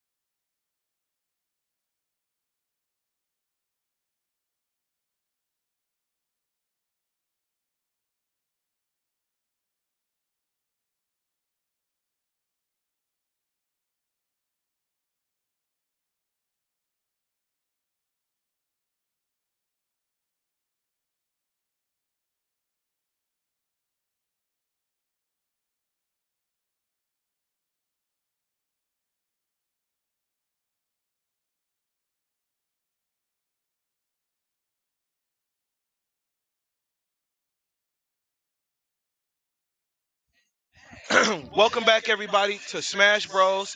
At Hometown Series in the Rhythm City Casino in Davenport, Iowa. My name is JHSC Recon. This is Ibex. We bring you the crew battle, man. You just missed it if you weren't here. You're square, man. We just had SAU perform a devious lick with Oh the yeah. comeback on Cornell, if I'm not mistaken. Yeah, And you Kyoga said, went in and took 7 stocks with yeah, Wolf, and the play was extremely oppressive. yeah, very oppressive with the whoop. I said the whoop with the wolf. Yeah. Kept it basic, didn't overextend himself, and he made all the right reads, all the right moves. It's amazing. You love to see it. Yep, but St. Ambrose has a huge test ahead of them in front of Illinois Institution of Technology, Yeah. and they've been on a tear today. Yeah. Definitely. I've seen them play solo in bracket, like every character, not character, but person here and there. Yeah, And the one I'm looking out forward to the most is the Bayonetta main. yeah. I want to see them start him because Bayonetta is very good at starting off, getting damage, getting stocks really fast, running through people if you're not expecting that matchup. So if they start him, they may be able to take the lead very early and secure their win from the jump. Yeah, and that's been proven time and time again, honestly, Yeah. this crew battle. I mean, his Yeah. ratio has been, I believe, 8, 9, and 14 stocks for a Wow. 15 stock crew battle. That's Wow. insane. That is insane. I'm bro. honestly That's interested legendary more numbers. to see how That's- St. Ambrose starts. Yeah, I'm actually interested too. Last time against Cornell, they started Albie with Byleth, Yeah, and I which don't is think that's not a a good bad, mix. which is not a bad start. Byleth has good range, good space control, Yep. really good moves as well. Personally, what I like the most is its aerial pressure. I call it a it because it's a he she. Well, it's both, both genders, so we don't discriminate. Yep. We aren't toxic here. And So then we they have do the same start start again. Byleth and they do start Bayo. I called it. Yep. I called it. Okay, let's see what's going on. Yeah, starting PS2, I'm going to be honest, I'm not a big fan of this choice of stage for LB. The big Yeah. concern I have is how slow Byleth is on the ground, which Yeah. means Bale really doesn't have a point to approach. Yeah. But once Bayo approaches, you get hit with 60 unanswered. You know what I'm yeah. saying? So it's actually pretty brutal. Okay. Yep. Okay. Catching the reaction. It's something Nice. I talked to Obi about earlier before, waiting 1 or 2 seconds before and just kind of reacting to what your opponent does instead of Yeah. trying to preemptively guess. Yeah. I was going to talk to him about that too. Oh, what a call out. Yeah. So Strong one start thing I by like Eleanor. about Albie, he doesn't hesitate with using short hop nair Yep. in neutral, which is amazing on Byleth because that is a really good button. And he can fast fall it into a possible tech chase. You know what I'm saying? Because you can down tilt Yeah. and follow. Or if they roll past you, you can back tilt. So it's amazing. Oh yeah, for sure. And although LB was off to a rough start, he seems to be kind of getting a grip a bit, but just Yeah. as I say that, Eleanor strikes back. Just with as, a decent just as you short say kick that, we call that commentator's curse. Oh yeah. Oh, Down tilt? Oh. Yeah, nothing there. oh unfortunate. Unfortunate Steve, but Unfortunate. St. Ambrose is for 100% going to be taking that one to the house. We take those. For Especially free. in a crew battle, for That's sure. free. Oh, good up air. Oh, Now reacting almost there, yeah. misses the dash attack. Good. Short hop there. And he's slowly getting himself back into this game. It's honestly Yeah. impressive play, especially since last time they played. Yeah, so me and Albie actually are really close friends. We talk in Discord every day, play the Nice. game all the time. He is super serious about his craft and what he does. Look at this combo. Oh, my word. Ooh, doesn't die off the top. That hurts. That hurts. But yeah, me and Albie are really close friends, and he's really serious about this. I love to see the drive and the determination. Yep. It's another thing that gets me really fired up about Smash. Did he just taunt? Oh yeah, he taunted. Ooh, toxicity. Yeah. We love it. We don't play with y'all. I'm hoping Slide, this determination up. LB has really puts him into the fight though. Yeah, up One B, more up stock B. is honestly huge for them. That's I what I like always this. tell people. Like, if you're leading a crew battle, you really only need to take a stock. Like, not a stock, 2 Don't stocks. hesitate. Oh, And that's gonna take it. the 2 frame. Amazing play from LB there coming out. Amazing And we have play. a last stock situation. Eleanor looking a bit off. LB, and then right back to neutral. He doesn't hesitate. The short hop there. And the there, down okay. Okay. Option select a bit interesting here, honestly, but I like Okay, it. good dodge, good dodge. He's spacing himself very white. Very right, very properly. Yep. Up B, side B, up B. Ooh, missed Yeah. the up B. That would have been death. Ooh. This dominant start was He usually seen shot from after Eleanor the is not smash showing. attack to make himself safe. Amazing. I don't know how he fits his brain in his skull. He's too big brain for me. Up B, side B. Ooh. Surviving that, yeah, he has a... Oh, you can't jump there. I thought he DI'd. If he DI'd, he would have lived. Yep. Honestly, really solid play from LB there. Yeah. From the past yeah. couple crew battles you saw, Super Eleanor was solid really play. on a tear. And now LB's Super kind of solid. limited him to 1 life already. Yeah, yeah. So he gave his next teammate a very good position. Yep, exactly If his what you have to teammate do as the comes lead. in with that right tenacity, the right drive, he could take that stock. You know what I'm saying? If he wants to, he could 0 to death, depending on who he plays. Or he could just play him up and just trap him out all day. You know what I'm saying? So, it all depends what we got next. Yeah. I'm actually very interested to see what we do have next, due to the fact that Bayo is 1 stock. Yeah. So, most likely, just like me, I predicted the Bayo lead. They have to have expected the Bayo lead. Yeah. So they put Dilby out first, which is really good. Yeah. So I like Dilby Because as a he did his start. role. Yeah, Dilby starts really hard, really fast, really strong. He doesn't hesitate to space out neutral properly, and he doesn't hesitate with the short hop nair, 2 frames, in the even tech chase. So he's very strong. He comes out with the drive, that determination. So it could get his teammates rolling. You know what I'm saying? They want to match that energy he has. Yeah. I feel that because I want to match it. You know what I'm saying? Oh, I wish yeah. I was in the crew battle. It'd be lit. You know what I'm saying? We get it busting. So yeah, last time they tried to counterpick LNO with a Diddy Kong. I don't exactly know who the player's name is. Yeah. But that was a 3 stock by LNO. Yeah. Ooh, we They're got gonna throw in the Zelda. This next. Zelda put in work earlier. I was gonna say this Zelda did put in work earlier. I saw him saucing McGawson. Yep. Hi. Shows the wave, and I love this Yeah, FT pick yeah. coming out. You This get is that known as like teabag. Bayo's worst stage to Yeah. some Bayos, and Zelda's pretty good on this stage, honestly. Yeah. Getting into Well, it. obviously Zelda. I don't want to call her a Zona. She's a Spaces character. Yep. Start straight off. Yeah. Bring this slow gameplay here. Breaky. Oh, we sliding on him. Oh, yeah. That was ridiculous. Up, he covered every option right there. Even if he jumped, he slid or got up attack because the invincibility frames inside you. Well, up, Yep. I'm sorry. Fully charged. I love that play. Avoiding the Ooh, bad the spin kind of dodge. play. It's gonna net 18% Okay. and 36, and we're still going up. 24% unanswered very quickly. Yep.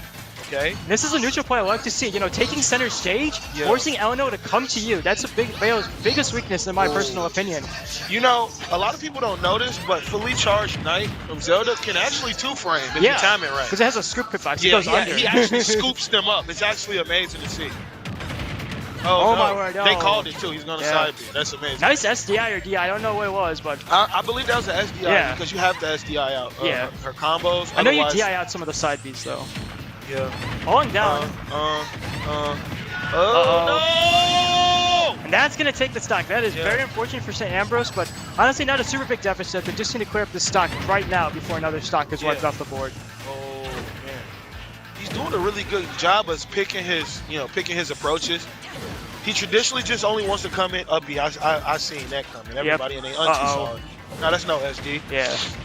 Zelda has that Superman recovery. She just teleports straight to the ledge. It don't Yep. matter. And don't get hit either. She'll kill you. Nice Okay. sensor check there. LNO's been piling on the damage though as we speak. You know, 74% on Zelda is a hefty amount. Oh, Oh, that would have been. Whoa! a nice neutral B there, catching the landing.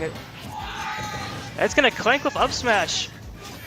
They need to take this stock now. They're before they lose talking another. crap about Bayo. It sounds like they're saying this character's stupid Yep. in the team battle. See, my favorite thing about crew battles, nobody hesitates to talk mess. Oh yeah, you gotta talk that smack. You gotta talk that talk, man. Back throw? Oh, no back throw there. Do you think back? Oh! The giant wow. fist.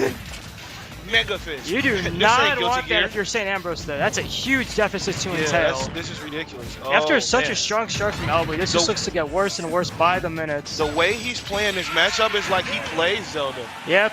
Like the way this Bayo played that matchup was so technically sound, so on point. It's like he knew what he was gonna do. It's like they're best friends. It's amazing. Yep. But we did get the W. Yeah, out limiting of LNO to Zelda. 5 stocks one way, honestly. Yeah, 5 stocks.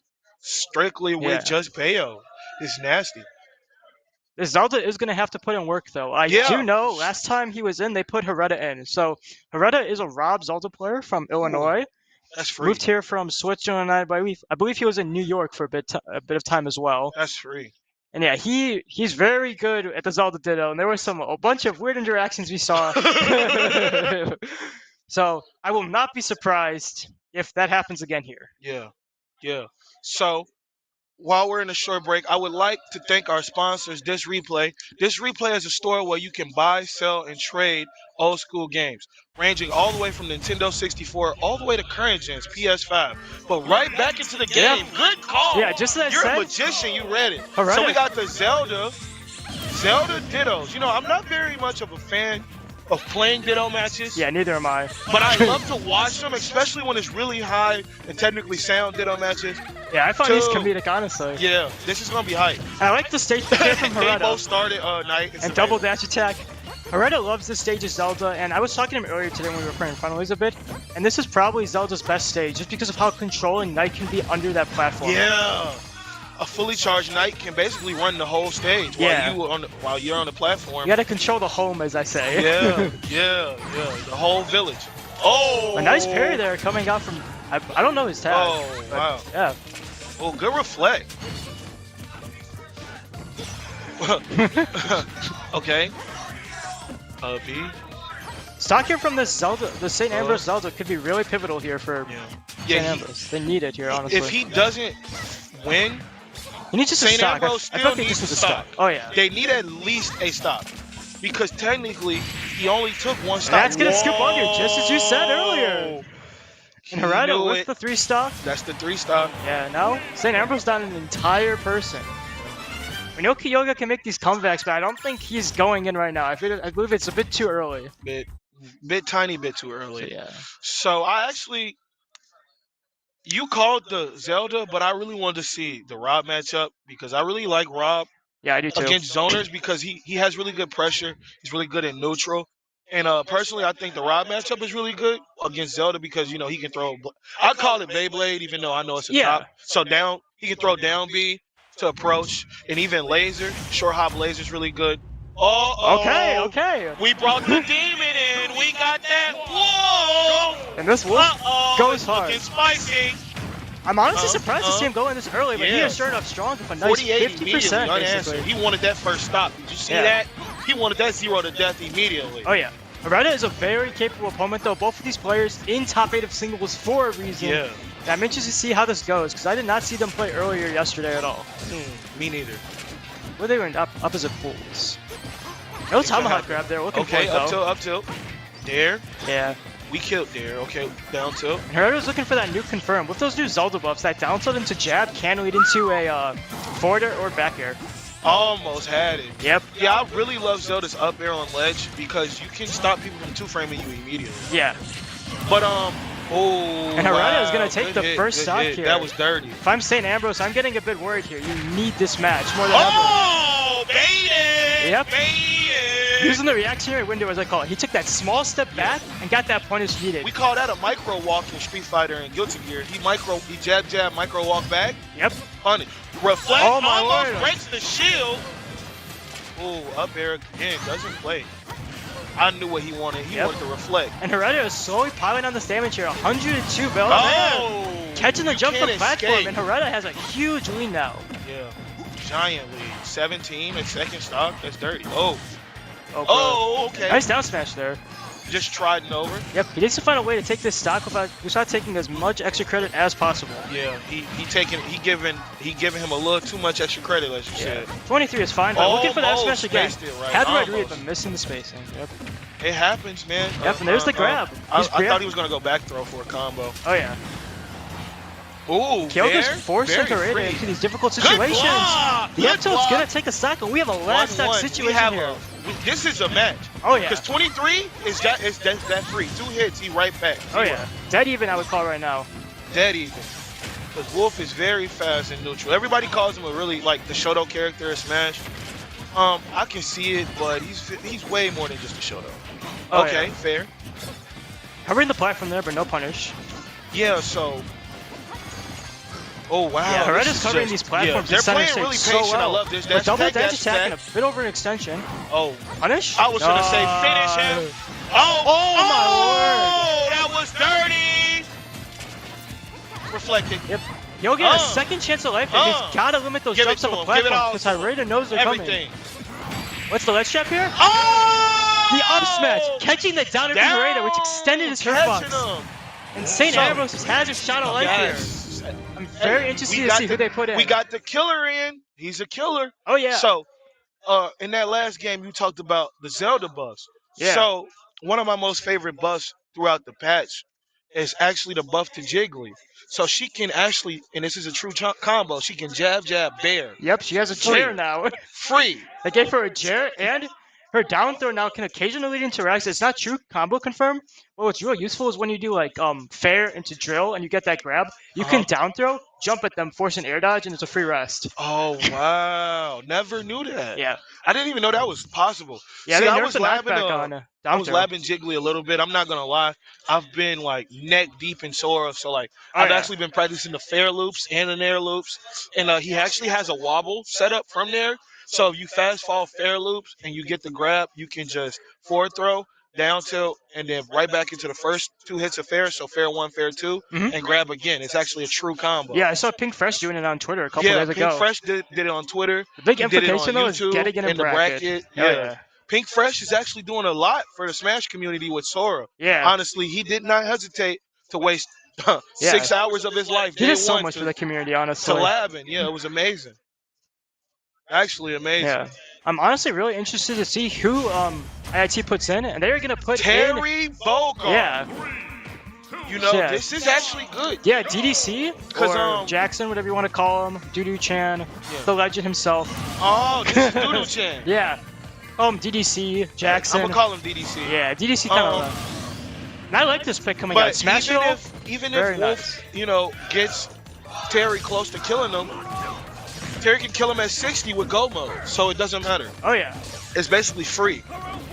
Yep, Kyoga needs to find a way here to take a couple Yeah, stocks. Kyoga has to play differently. Like as you can see, Kyoga is playing differently from the start. Yeah, he's gotta playing play a very passive slow. gameplay here. He's not hesitating.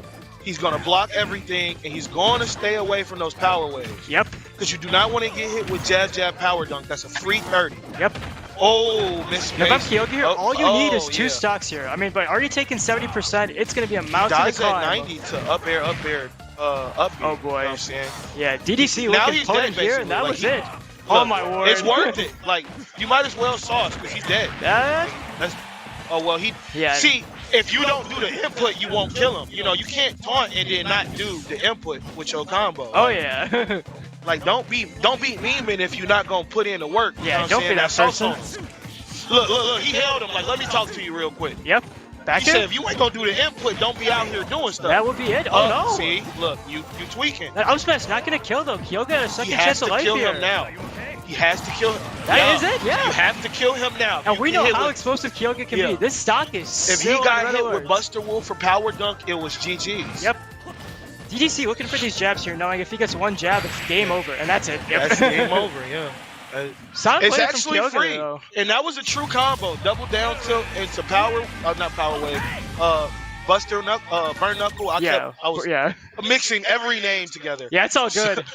Double down tilt into Burn Knuckle is actually a true combo at all percentages, and it kills at 90. Yep. So when Terry first dropped, I basically was treating Terry like how I treat Sora now. Mhm. So I labbed every day.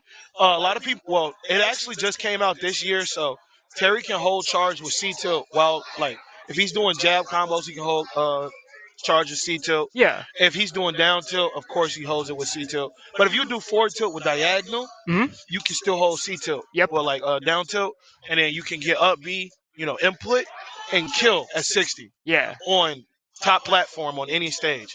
So if you're on battleground, a battlefield, town and city, you just kill at 60, and it's actually ridiculous. It's free. That's the reason I stopped playing Terry. I actually felt like he was broken in the beginning, but now that Kazuya's released, Yeah. and they released other characters after Terry, it's easy to see that Terry is like an upper mid tier. Yeah. Because his kill percentage, his kill power is very great. And I love this pick. Oh, Diddy Kong here. This matchup is Diddy. known to be hard for Yagi, shadows. yeah, I like Yagi. I actually would sit down and watch this Diddy play in bracket because I like his play style. It's really Yeah. good. One, go. I Okay, really that's like big his brain. play style. That's actually big brain there. Forcing his character backwards instantly so he gets a banana pull center Immediately. stage. It's a small crew battle thing that you can't do in singles, but command I like grab. it. Nice. And Yagi is starting off pretty strong here, 55%. Yeah, And monkey flip. yeah. That was mixed right there. Yeah. He didn't know whether he would monkey flip or command. Oh yeah, nice punish Monkey on the flip air caught dodge the there. the And jump. Yagi's in a Ooh, shot good to power take the dunk. stock here with only 50% on No, him. he didn't just taunt the power down. He taunted his power wave. Yeah, DDC is memer, I would say. He's a memer. Yeah. Oh, He's on my that scene. He didn't makes some kill. pretty funny videos. Check out his Twitter. It's not even linked there, but I don't even know the exact link of it. Oh, platform saved him. A smash? Oh, Not let's gonna go. kill though, yeah. PS2 having some of the biggest side blastings in the game, so unfortunate for Diddy Kong, but you honestly need it against a character like against Terry. Take the stock Kill here? him. Oh, I don't like that there. You gotta wait for the banana to confirm before you check a button out. Dang. That power dunk not gonna kill either. Oh, let's go. Up smash is gonna catch it, and this Good is a hit. one stock Yeah. deficit now. Yeah. But he is at kill percent. Oh yeah. Anything killed. Oh, Bounce. what's this? What What's this this? combo get here? Hold 22%. on, wombo Punish? combo. Yep. That ain't Falco. That ain't Falco. If I'm DDC here, I'm playing a bit slower here. Because Yagi is going off, and this is 50%, but that dash attack is gonna catch the landing. In the middle of the stage, though. Yagi Okay. needs to take this stock here without losing Okay. another one. I thought he was finna break his Down gun. air? Oh, no down air there. I'm used to seeing Diddy's do down air He onto tried the to up me reset. out of shield. That what we doing? F tilt Oh, stopping wake the up. dash attack, and again, okay. They clash? What is this? Yeah, the F tilt's very good. I see Tweak using it a lot for like good two combo. framing. Yeah, Tweak does use it really good. And that back air is gonna set DDC off stage, but a bit overextension at ledge. Oh, neutral air? Ledge extension again, no, okay. Catching the... Oh! Back throw, yep. Yagi needs this stock here. He does actually use this. Oh, boy. Oh, that's death. That's it, yeah. That's death. That is super He say, "Bust unfortunate out, for whoa." St. Ambrose here. He say, bust out, whoa! And Oh, he tripped on his own nana peel. His own fruit glizzy. up smash? Oh no, okay. Nah, I would've. And nah, this is son. very scary here if you're Yagi. Nah, you only son. need Was that, he DDC just only be needs like 2 reversed. That hits. was amazing. Good news. Nano throw? No, oh boy. This is actually scary. Yeah. He dies. And that Oh, up smash- Good kill. Good Not kill. gonna take it, no. Oh, that didn't kill. Yep, oh boy. Oh, Oh, that's boy. dead. No, it's not dead. Yeah, next Buster Wolf or should kill, I believe. Do you have your Buster Wolf? I think he. Yeah, I think he meant to get Buster Wolf instead of Power Dunk. Uh-oh. Wow. The up smash is gonna take it though, and this puts St. Wow. Ambrose This is honestly in a intense. decent This is situation. intense. So I believe their last player is Big Boy, who's a Ness. So yeah, That's not bad. that's not not a bad pick anchor. because and You then- can zone everybody out. Yeah. It's not a bad anchor. so IIT has 2 options here. They can chuck in Span or Spear. It will show up when his name pulls up, and he is a Diddy Kong main as well, so they can force the Ditto, which honestly is the option I would go with because I don't think Diddy Ness is. Yeah, the Diddy best Ness option. isn't. You're just gonna Diddy, get yo-yoed Diddy and Ness die. is not good Yeah. for Diddy. You're just gonna No. get yo died, or PK they- fire, PK fire, PK fire, Yep. PK thunder, PK clutch, and you're dead. Oh yeah. All 3 stocks was gone. So that's in that what I one would go combo. with. You lost all of them. They It's a also have wrap. Fanfu. Fanfu is an Inkling ZSS player, so that's an interesting matchup. But I don't think that's the best matchup against Diddy Kong, if I'm being Bro, honest. What are you, like 5 for 5? Like, that's ridiculous, bro. I just don't matchup swap. 5 for 5. Yeah, SD that stuff. Gotta check that banana off. Don't trip on that. Yeah, you like, get that banana out of here, dude. You're not slick. Yeah, so He said, I'm trying to put this land, man. yeah. Spear's a very good confident Diddy. I got to play him yesterday in Top Cut, and he knows those Z-drop combos very well. So Does he really? yep. Interesting to see how this plays out though, because Dittos, as we saw earlier, can be a bit whack. Oh, I thought Yeah. he was gonna. No parry, no punish on the parry on the one. Good forward tilt. Up air. Oh, that was near. That was near. my Yagi bad. needs to play the slow game here. You can't be the one to press the button first in this situation. Yeah. You're down 2 stocks. All you need to do for your teammate here is take a stock, maybe 2 honestly, and you're in a good spot. Oh. Nice nair nair. there. Up air. Oh, he missed it. Looking for the up smash. Bit ill-advised honestly Up at this tilt. early. Force. And landing into Sphere, you They just didn't can't do that. kill. And that is Oh! I'm sorry. it. Yep. Yeah. That was dirty. That was dirty. That Yeah, was when I dirty. said those Z drops, he knows when to do them. But wait though. He 2-framed with the Z drop. Yep. It's a very good thing. So next up will be Big Boy. He's gonna have to find a way to close out this crew battle. How? Stream. Please tell me how. I don't know how. He wasted his double. Oh, how to Z drop? Nah, I know how to Z drop. How do you 2-frame with the Z drop with the banana? No, it was a bit off stage. Okay, Yeah. Okay. Yeah, Okay. you can drop I it off thought stage. he And it, literally short hop Z drop 2-frame. I was Yeah. going, yeah. yeah. He's cheating. He has an extra button. Nah. He has an extra Z button. He got 2 Z buttons. That's Gyro what it 2 is. frames. Yeah, no. Spear caught Yagi wasting his double jump up Yeah. stage, and as Diddy Kong, you just can't Oh. do that. You just His can't. recovery is very, Just it's very good, but It's it's very iffy. easy It's to very punish. iffy. And Big It's Boy is very coming in here. As we said earlier, this matchup is pretty hard for Diddy, I would say so, But especially on the it's off even stage. though. It's 3-3. Yeah. Big Boy has to take this game here, or will Spirit clutch it out He for has to take IIT the and whole find a way to 6. clutch and win the crew battle. Oh. Big thing here I want to see from Big Boy is just using Nair. I get the pleasure of playing with Fatata, TM4, and Sinest all the up time, air. and they mash Nair like crazy. It's Ness's best move. Oh. Nair. Just Oh, gotta he Nair did more. fire. There That's it the goes. answer to everything. When in doubt, once Nair. that one fire hit. Oh, yeah. I was finna say it. Once one hit. Yeah, it's but Spear over with. knows how to get out of it, DIing up and away to walk out of it. You can walk out, you can jump away, or you can shield it, I believe. Yeah, I might be you wrong can- on the shield portion, but I know for sure walking. I personally like the shield.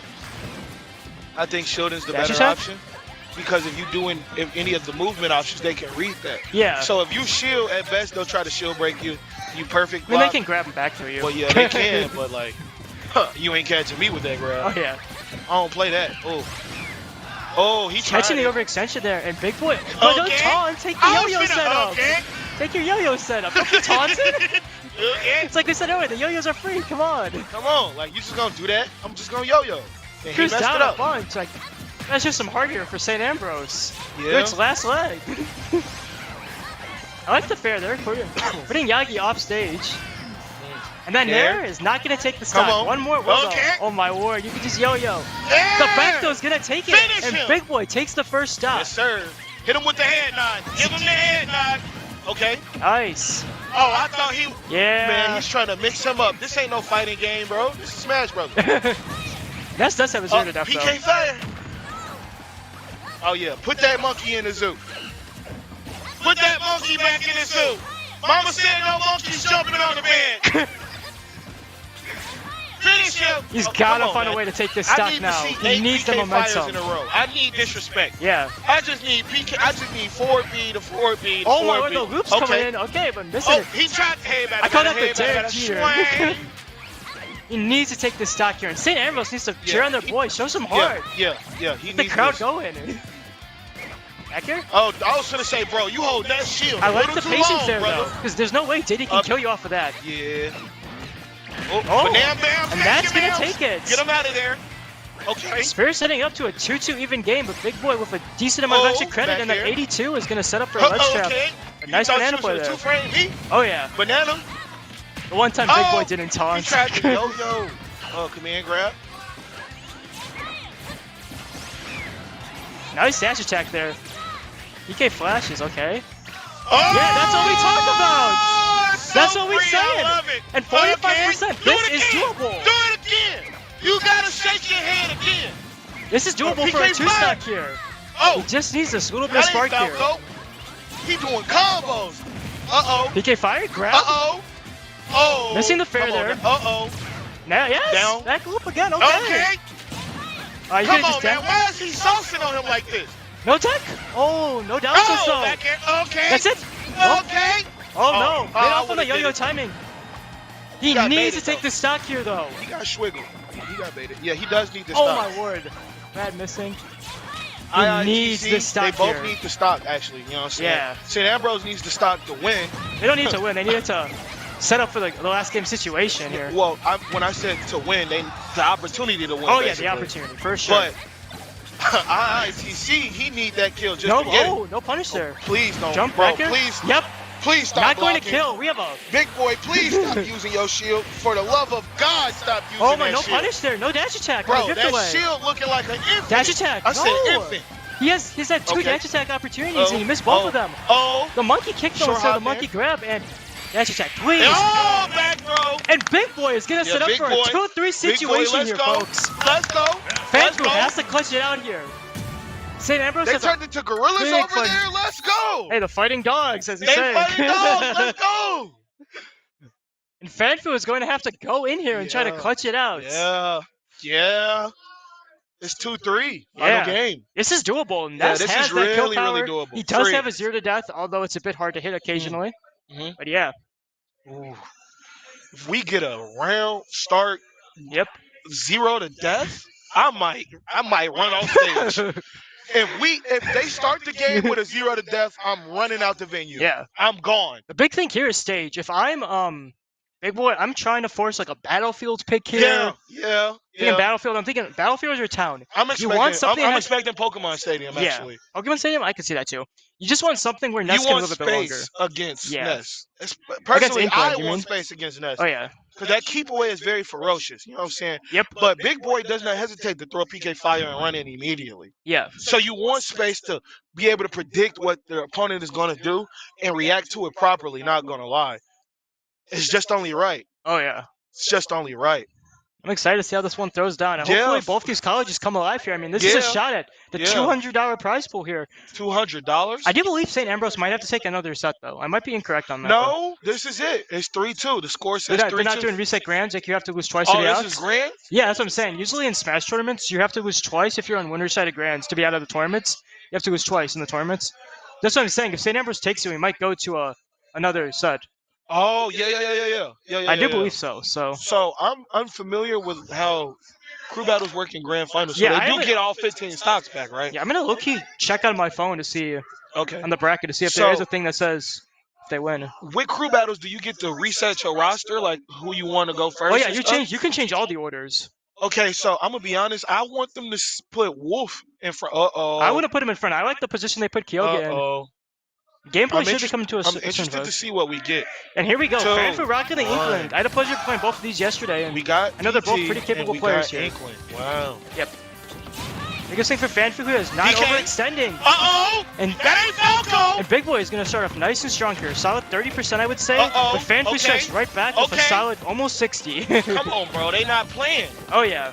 He gave him 53. He gave him 48. Yep. They just going straight at it. And Big Boy is going to have Big to take boy this a do bit need slower that here. first stop though.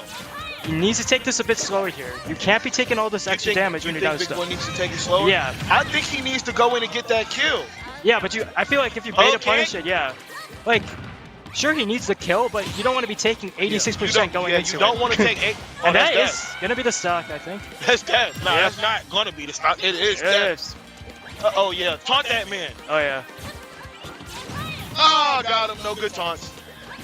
Here we go. Big Boy in St. Ambrose's last heart Oh, here. he teabagging. He's toxic. Yeah, Fanfu knows he just has to camp and he probably can win this. Yep, just waiting for Big Boy to overextend there, and that's going to be a decent chunk of damage. That's the issue here. When you're down the stock deficit here, you're forced to Oh. approach. Uh, Any ledge trap here? No, catching that he PK hit away Thunder, the but the up, thunder. That was beautiful. I like that nair back here, forcing Big Boy off stage. Oh, that was dirty. And the upper is going to strike. Big Boy had a shot of life here, you know? He just needs to take this second It's stock. not even, but he does have to take the stop. Yep. I mean, we saw this with Kyoga in the past crew battle. All you need to do is get him to the last stock, and there's hope on the line. Big Boy is trying to do just that, only taking 15% during this stock at least. Yeah, you can actually tell he's playing it a lot slower now. Yeah, you have to at this He's point of the actually game. doing what you wanted him to do. Yep. You were right. You were right. Dash attack whiff. That was Oh, crazy. no, you don't want to be landing into Inkling there. Yeah, you do not want to be landing in a forward smash from Inkling. That will hurt. No tipper hitbox. There's a but dash attack, something I didn't see from the past game. Uh-oh. Nice. He almost got hit with that Jody High roller. That's what I like to call that. Yep. That paint roller from Inkling. Up throw? No, forward Nah, throw. Forcing forward throw. Big Boy off stage. And up throw? Back throw. Okay, no, mashing Oh. out, okay. Maybe looking for the Booyah percent. I don't know the exact percent on it. Up throw? Up air? Yep, that's the Booyah. And that's going to take it. IIT is your Smash Brothers Crew Battle Champion. Okay, Smash Brothers Crew Battle Champion, IITC. That's amazing. Yep. They finished it off with the Inkling. I personally would have preferred the orange outfit from Inkling. But Yeah, I'm it's an orange fine. person as well, yeah. Yeah. You got to. Yeah. You got to. But strong effort from St. Ambrose, putting on a good show there, and Yeah. really yeah. showing that they're very capable in those situations Yeah, against they those did. high-caliber players. They did show they are very capable. They did not hesitate. They fought as hard as they could. I liked that. Yep. You know, no quitters. They all were hyped from the start to the finish. So that's great to see. You know what I'm saying? Oh, yeah. We love the drive, the determination of the players. You know what I'm saying? That's what we're here for. Yeah. We all love the FGC and even FPS games. It's all for the love of the game, man. It's all for the love of the game. Yep, that's all we play at the Yeah. first part. Yeah, let's clap them up, guys. Very proud. Illinois Illinois. Institute of Technology, they did it. Yep. They clutched it out. Our boys That's from good to Illinois see. defending, well, not defending, but I guess successful invasion. A Complete. successful invasion of the Quad Cities. Yep. Well, technically, the Quad Cities does include Iowa and Illinois. You know what I'm Yeah. saying? Because technically are connected by Yeah. a bridge. But it's all in good fun. Oh, We're all yeah. rivals. You know what I'm saying? Yep. But I do want to give a huge shout out to our sponsors one last time, Disc Replay and HyperX. So to start, Disc Replay is a store where you can buy, sell, and trade old school games, starting all the way from the Sega Genesis to the Xbox One, PS5. They got it all. CDs, DVDs, vinyls, movies, statues. What you want, they got it. Because I got it, and I get it from there.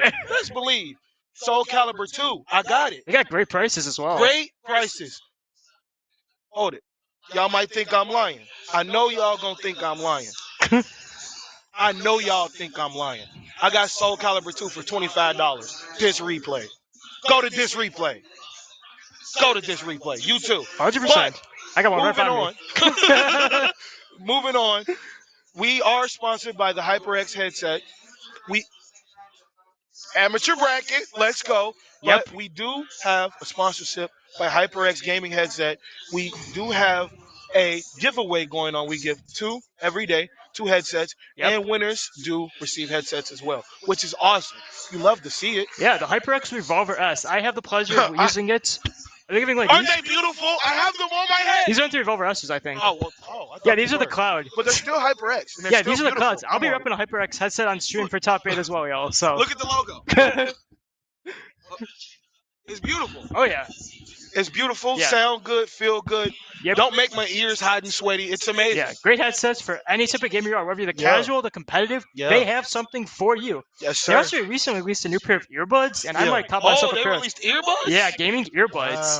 Wow. I do believe they're like earbuds $40, for working out. but honestly, it's worth it because. For 40? That's free. Oh yeah. They're cheating themselves. They should charge more. That's an audio and headphone. I'm taking it. Yeah, definitely. I didn't even know that. I got to get back into the loop. Yeah, I saw that posted by that summit. So yeah. Okay. Don't HyperX make chairs as well, right? Or I can't be 100% on that, but if they do, good on them. Yeah. Good on them, man. HyperX is a really big company, bro. They sponsor everybody. It's amazing. Oh yeah. It's actually amazing that we got a sponsor such as HyperX to even show up.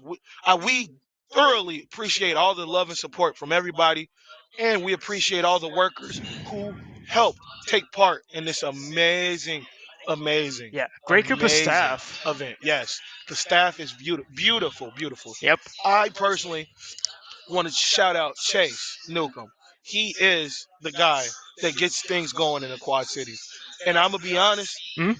because of him and Mr. Awalk, he also goes by Shoshin Arts. Yeah. They got me into the fighting game scene again, FGC. Yep.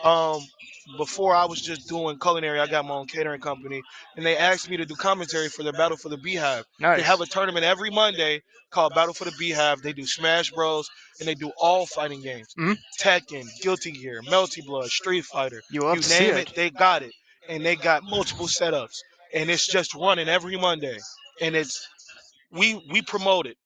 And we want everybody to show up because they show that they care and they love it.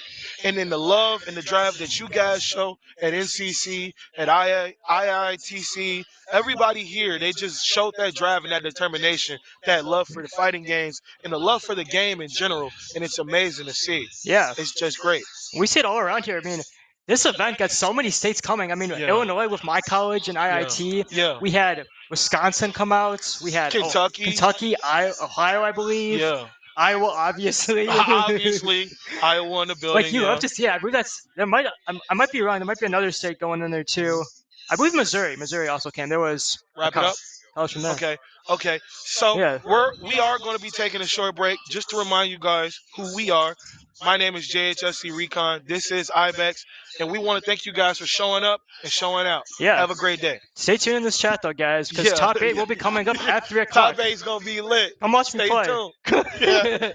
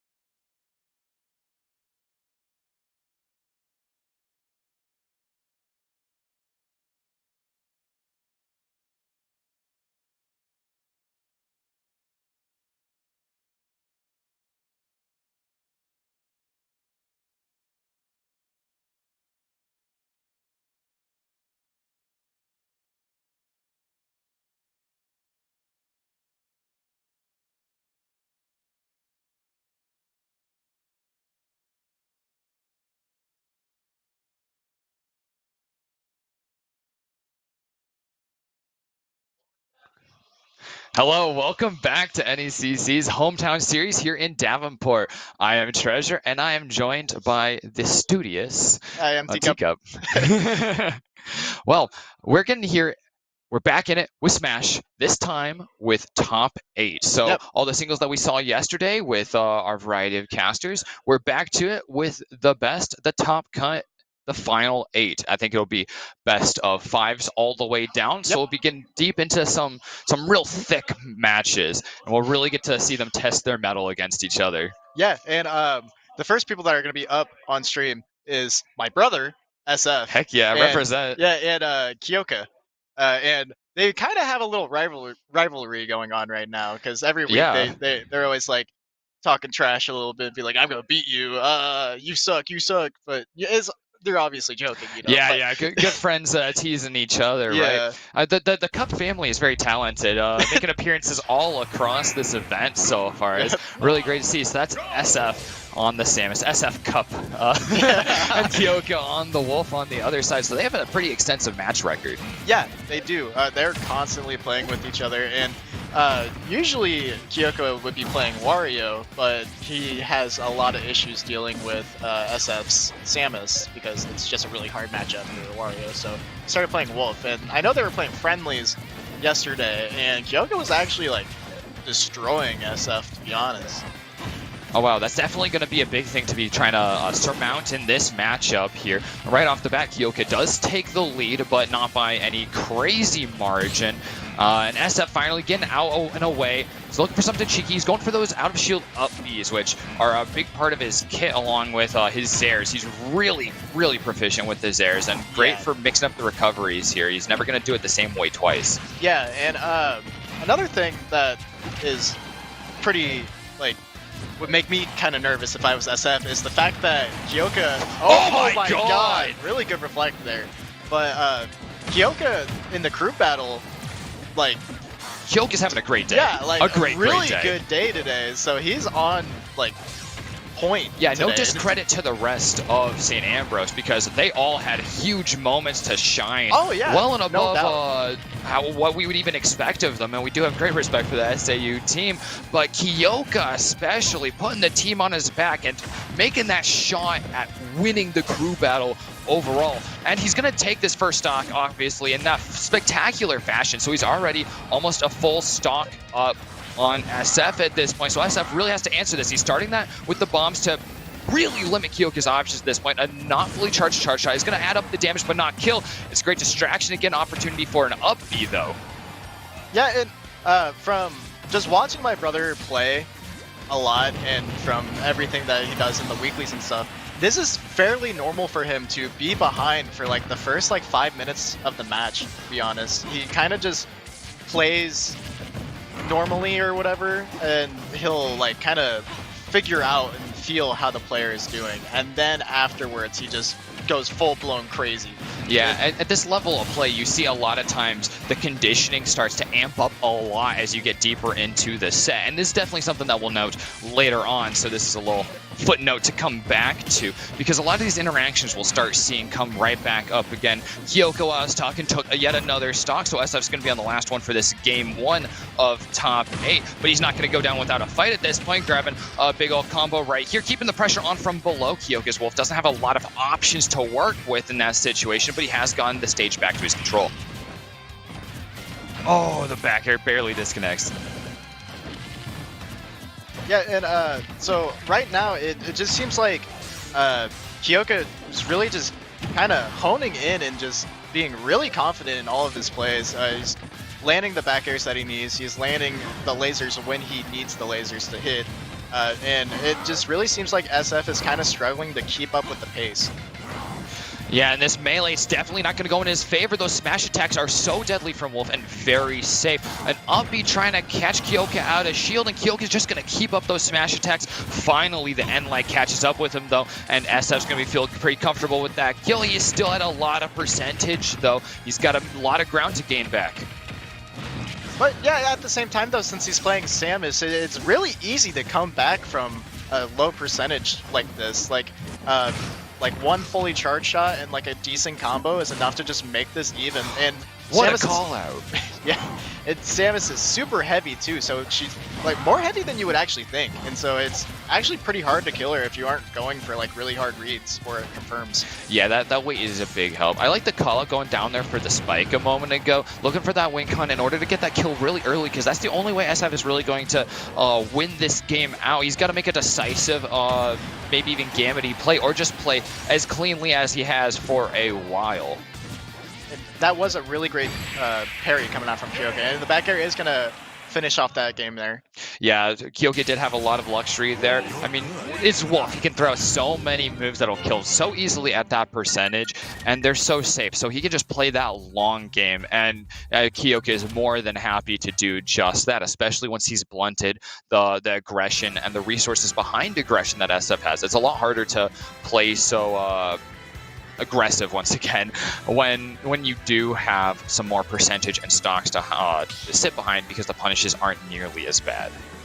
Yeah, and they're actually taking it to Northern Cave, which is kind of interesting. I feel like neither of these characters really like. That's fascinating that excel, Kyoka like, doesn't ban that map to me. Yeah, like I'm pretty sure he's one of the people that I complain to about Northern Cave, and he agrees with me all the time. Yeah, so that's extra fascinating against a Samus, where this is one of the best maps for a Samus. Obviously, the last thing he wants to take SF2 is going to be a Final Destination, but he's got 3 bans to work with here, so I'm wondering what the other 2 might have been on. Yeah. Maybe even a Town and City, because the amount of time that does spend being flat, and Samus' ability to kill off the top. Yeah, I could see that.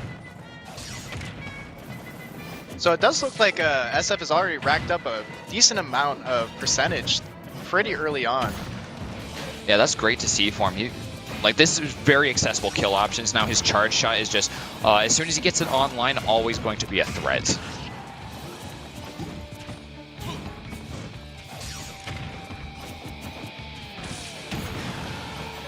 Projectile game here, kind of trading back and forth, and in the end, this has gone pretty well for Kyoka. I was saying getting that neutral B online would be a huge boon to SF, but he just isn't able to get it in time, and Kyoka didn't give him space to charge it up at all, so that's just not going to be a threat in all of those encounters. Kyoka making out of neutral really well and finding that spare move that he needed to land. Another medium charge shot gets Kyoka off of SF, but still no kill at 150%, under 60 at this point. This is going to be really rough for SF to be struggling to kill.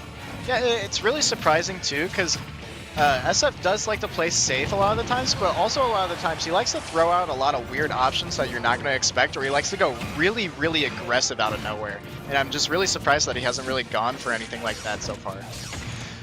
Yeah, and he's just getting boxed out so terribly. The percent is just racking up. Kyoka really making great use of his down B and neutral B to rack up damage, both with his own projectile and SF's own charge shot. SF is really not trying to put out a full charge shot, but I gotta say, that might just be the solution here, is to start looking for those possible kill moves, because he's almost a full stock behind at this point. It's not quite the same damage. Oh no, he's not gonna quite recover.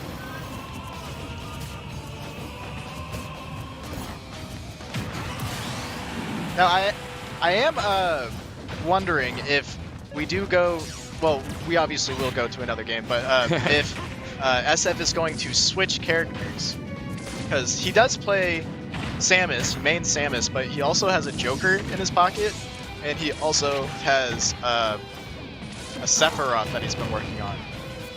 Yeah, and those are both really good characters and might have a better run against the Wolf that we're seeing from Kyoka, because right now, Kyoka is really running the table. And as I say that, of course, SF has been making this comeback, obviously not willing to lay down and die here, but it is really rough to be down this full stock and just be pushing up this hill. Kyoka again below SF is going to hurt a lot. He's going to get the up smash. It doesn't kill at this point, but the up air is coming out. He's just looking for more and more aerials. If that dash attack connected, it would continue that devastating line of play.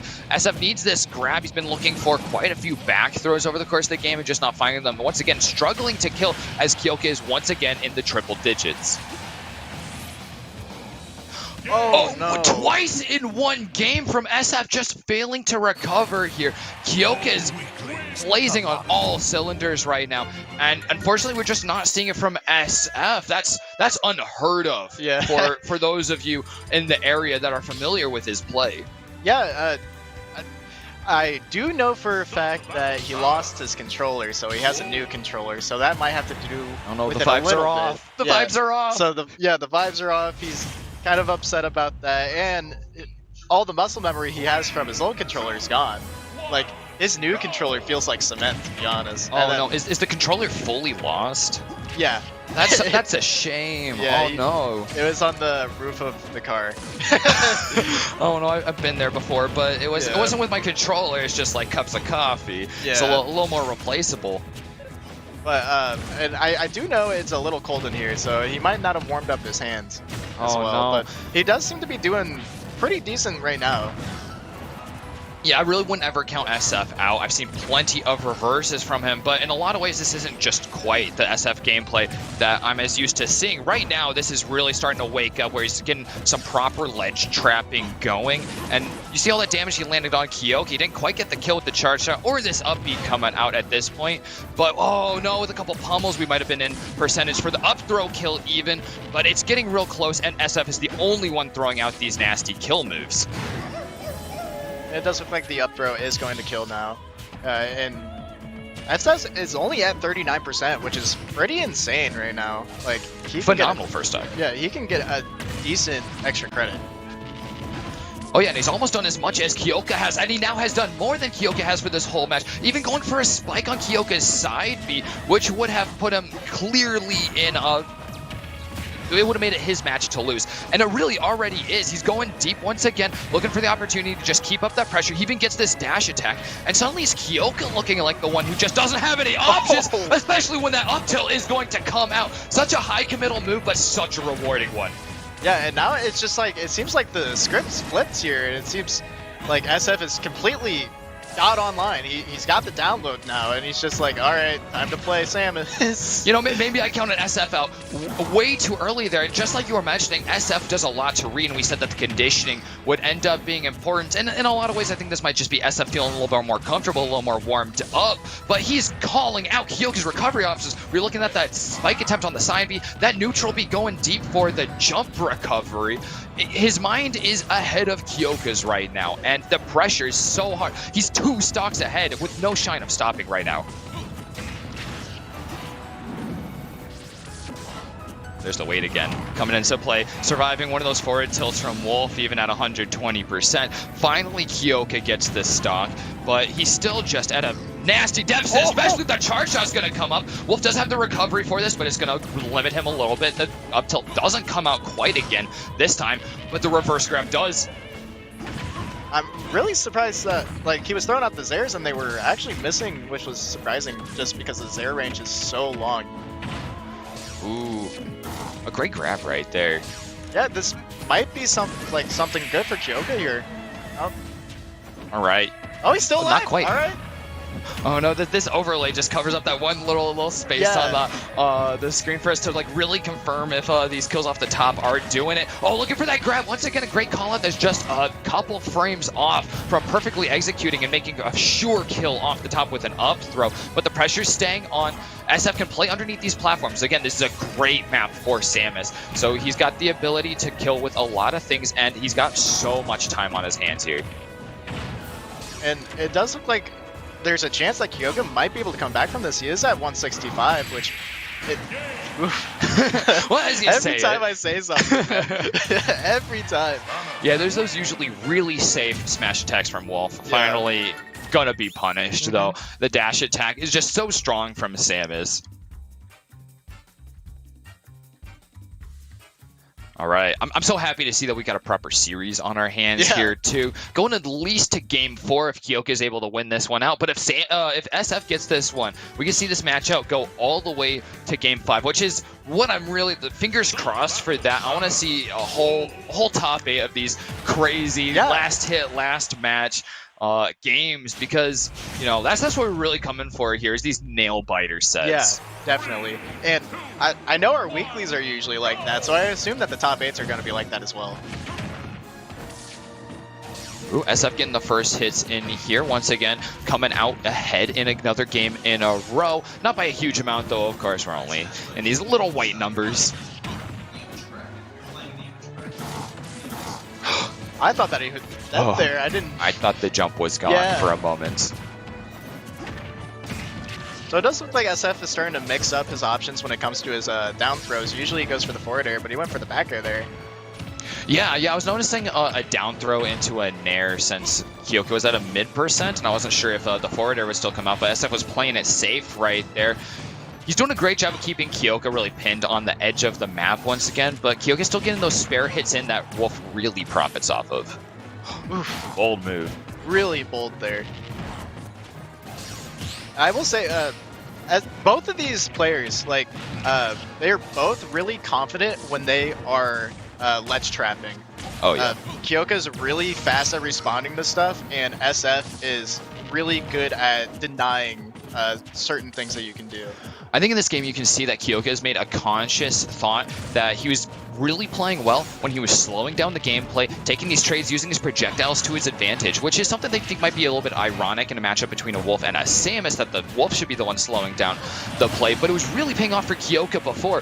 SF, though, absolutely on it now. His movement is on point right now, as displayed by that little display. He's following Kyoka perfectly. That forward air isn't going to quite come out for him. Oh, tense moment. But, well, I lost it now because they're doing more exciting things while I was even trying to analyze that. Yeah, it's funny, too, because SF was a Wi-Fi warrior for, like, a whole year. Like, all of this experience, all this movement and everything is all from just playing online, which is just crazy to think about because of how horrible online can be. Shout out to Nintendo. Yeah, right? Well, this was feeling a lot closer right off the bat. There's no clear winner. Obviously, SF a little bit ahead at this point and keeping up the pressure, but Kyoka not very far behind. Definitely not compared to last game. Yeah, and it looks like Kyoka is going to be on the platform right there. That's like probably the worst place to be against Samus in my opinion. She got so much vertical pressure. Yeah, and her up air, the way that the hitbox works, it's basically like she's intangible for half her body, and it like has priority on a lot of stuff. Yeah, it was really great. The up B and up air just put on so much, and mixing them up because they do have different amounts of commitment there. Obviously, the up B is going to leave you in special fall after that. But coming back to that projectile game, we saw Kyoka really capitalizing on it more, and we keep seeing the parries. SF is on it, his brain is functioning fully, and so he's parrying most of the projectiles that actually come his way, or punishing them even from a distance, which is a great change, which has really changed the pace of the gameplay. Yeah, it's really nice to be able to see multiple different play styles in this set alone. Yeah. Just seeing them slow down, play more defensive, play more aggressive, and it's just, I want to like see what's in their head right now. Just like the fact that they can all think the numbers this fast. spinning. Yeah, like it's insane. Ooh. Kyoka's looking to go pretty high vertical there and look for maybe not a kill off the top, but at least a lot more damage there to make some more of a smash attacks even more viable, or even like that forward tilt. He does have a lot of access to kill moves even at this percent, but it's going to be SF who's really taking point here until he gets re-grabbed. To him taking the defensive options here, not too sure what to expect.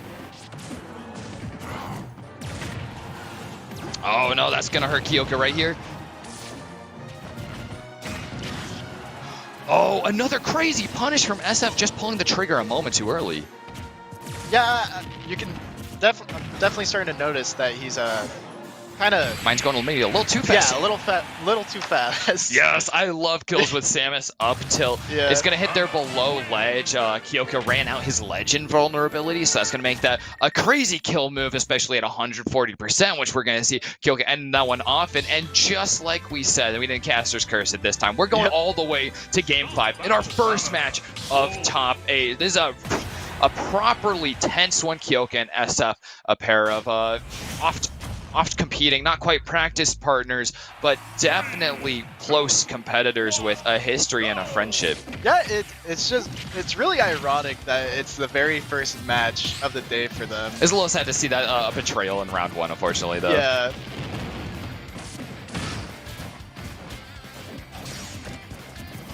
All right, SF being the one taking point here, making those aggressive moves that are just really satisfying on Samus. She can carry you across the map, and if she's able to get you off this stage, it can be really devastating. Kyoka doing a great job of avoiding it, though. Just dying out there in that instance in order to make sure that SF isn't going to be able to fall him fully for that option to get like a 0 to death, take him off stage where he can't recover. But it's Kyoka now that they're back to the stage who's really taking more control. Yeah, both players, if you've noticed, they are doing a lot of bait and punish options right now, where they'll go in and then pretend like they're going to do something, then immediately dash back and get someone to do something, and then immediately punish it, which is really nice to see. And oh no, the third SD of the match, this time from Kyoka though. SF has once again taken the lead. The momentum has really shifted in SF's favor after taking 2 games back-to-back. This might be a reverse sweep, especially with him getting this first stock momentum. Yeah, it is going to be a little hard for Kyoka to come back from this, but what a great read coming out from him. That was amazing. Right when I say that, like, it's pretty much even again. It doesn't take much for Wolf to get to that 56. Yeah, and a definite error there from SF, unfortunately, rolling right into the telegraphed up smash. But he's not really phased here, keeping right back again with that same aerial aggression that's been paying off really well for him in the last couple games, and this one, of course. Keeping some nice distance is going to allow SF to keep that charge up as well, and a missed parry from Kyoka is going to hurt him, especially with that dash attack follow-up, and SF's ready to frame trap. Oh. We haven't seen that option from him at all yet. Sometimes he just kind of throws the charge shot out. Yeah, charge shot in disadvantage. Yeah. People don't expect it. And a lot of times it's just like that get out of jail free card. Yeah. And it's a lot faster than you think too. Yeah. Ooh. 2 of them entering this melee, both vying for an opportunity to get in. That same patience that we were seeing even towards the end of last game has sort of faded away. They're both hungry for this one, especially with all these stakes on the line. Neither of them wants to go down to loser's bracket. A dash attack does secure the kill even across the map here, so SF is going to be the one just a little bit ahead, but out of shield. Kyoka does have plenty of options. He's going to get a throw. No kill available here. He doesn't have the throws to do so, but almost the secure on an up smash. And you gotta love the way that SF is being really patient when he's on the ledge. He's not rushing into his options. He's thinking about what he wants to do, and he's making sure he's executing it correctly. Ooh, SF is ahead of Kyoka at this point. Kyoka really wants that up smash. We've seen it come out a lot, and he's starting to throw them out more and more as he gets frustrated for this kill, but he's getting a little sloppy with it. You're going to see one missing when it could have hit. The smash attack's raining out more and more. He is desperate at this point to get that kill, especially since he came out blazing so heavily, so well warmed up after a crazy run in crew battles, and a crazy first 2 games, just totally boxing SF out, and he does get the kill in the end with the reflector. Really great reflector there. Super fast response time. Oh yeah, the reflector's a lot scarier now. Yeah, no, it's crazy because like I was gonna say that it's gonna be hard for Wolf to get the finish off the stock, you know, and right when ooh, a great trap there. Kyoka barely landing on the stage. The side B is a little hard to determine exactly where it's going to land sometimes. A devastating move when it will land on that sweet spot, but it's betrayed Kyoka this time and been the last mistake he makes and having a reverse 3-0 in favor of SF. I'm sure we're not done seeing Kyoka. Oh, He's been hot as fire today. Yeah. So he's going to be making, I'm sure, one heck of a loser's run, probably ruining some people's days. Yeah, I'm definitely certain that that's going to happen. Kyoka is an insane player. His Wario is so we didn't even get to see his Wario. Yeah, his Wario is so if he can do that on Wolf, which isn't even the character that he has the most of the time in, I mean, there's just going to be some intense havoc for him to wreak later on. Yeah. Well, we'll do a quick little read off from some of our sponsors. These are the organizations and individuals that really make all of this possible. So we'd like to thank all of our presenting sponsors and vendors for their support this weekend. Akai Riot, Artistry Ascendants, CSMG, Disc Replay, ESTV, GamePlan.com, Hometown Ticketing, HyperX Gaming, Planet Funk Con, Playmakers Wanted the Gamers, Banta Leagues, visit Quad Cities, Rhythm City Casino, and St. Ambrose University. Thank you for your support of the Hometown Series Scholastic Land. Like I said, none of this would be doable without any of these parties involved. It takes a lot of hands to make not quite light work of this event. It takes a lot of hands to make almost an immovable object here. Heavy work instead of immovable work. Yeah, So a huge shout out to all of them. They make this possible. most definitely. I'm really hoping that the rest of the sets that we see tonight are as hype as that and as like Oh yeah, nail biters. absolutely. You know? It might be a little hard to live up to those ones, but it's Yeah. a great way to start off the day. Oh Like, yeah. I don't really wish for much more from a set one of Yeah. a top 8. Yeah, it's definitely enough to get everyone pumped for what's gonna happen. Oh yeah, and I'm so pumped right now. Yeah. We got so many exciting matches coming. We got some great names that we were seeing earlier today. I think I have our top 8 here actually, so I can take you through everyone that we'll be seeing. It's sort of your lineup for the night on tonight's entertainment.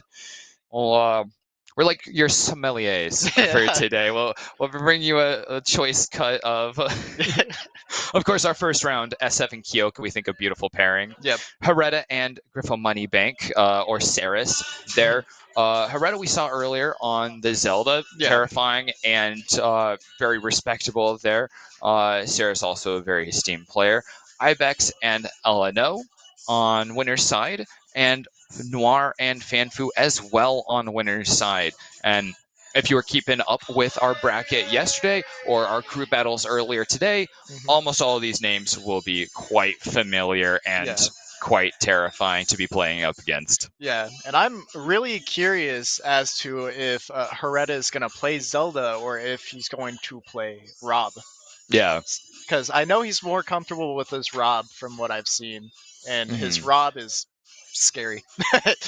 But Yeah, so yeah, is his Zelda. that- So like, I feel like it's just like a however he's feeling type of day, you know? Yeah, and those two do have a very different matchup spread, so that's a good example of those characters that are really going to vary as far as that goes.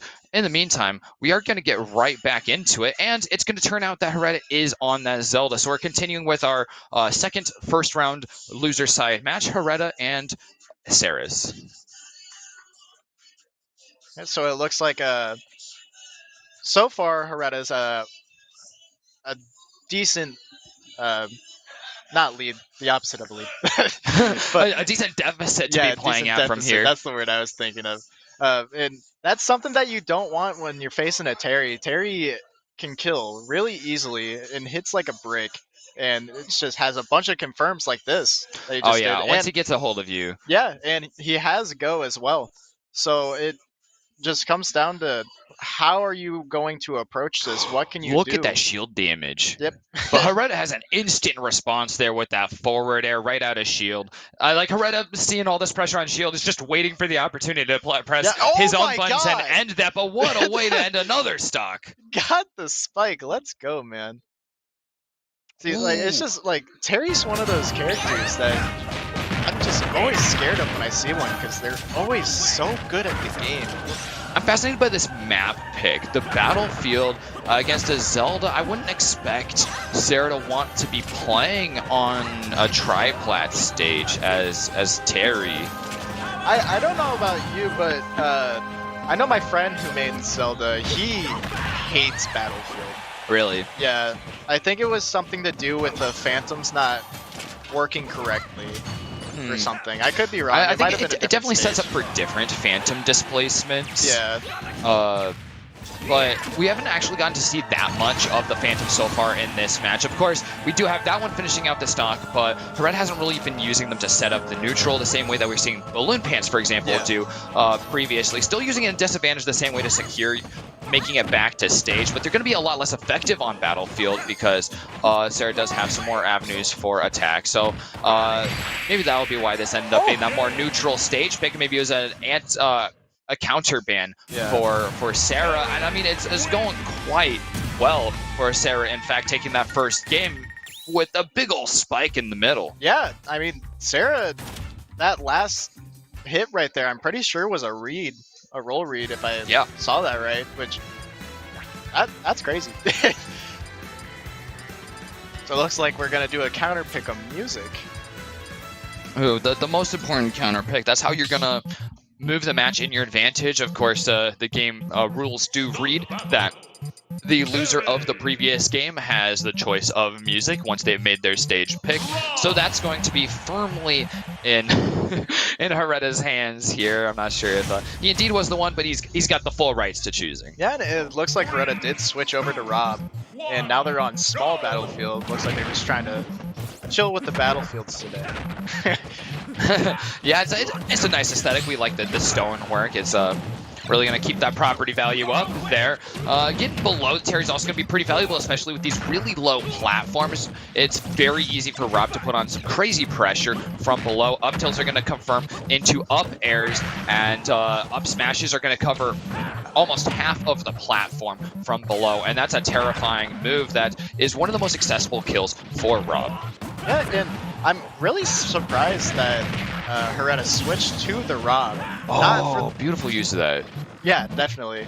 But not for the fact that he's not like more confident in his Rob, but in the fact that Sarah has proven already that he's pretty good with the confirms and pretty good with the combos.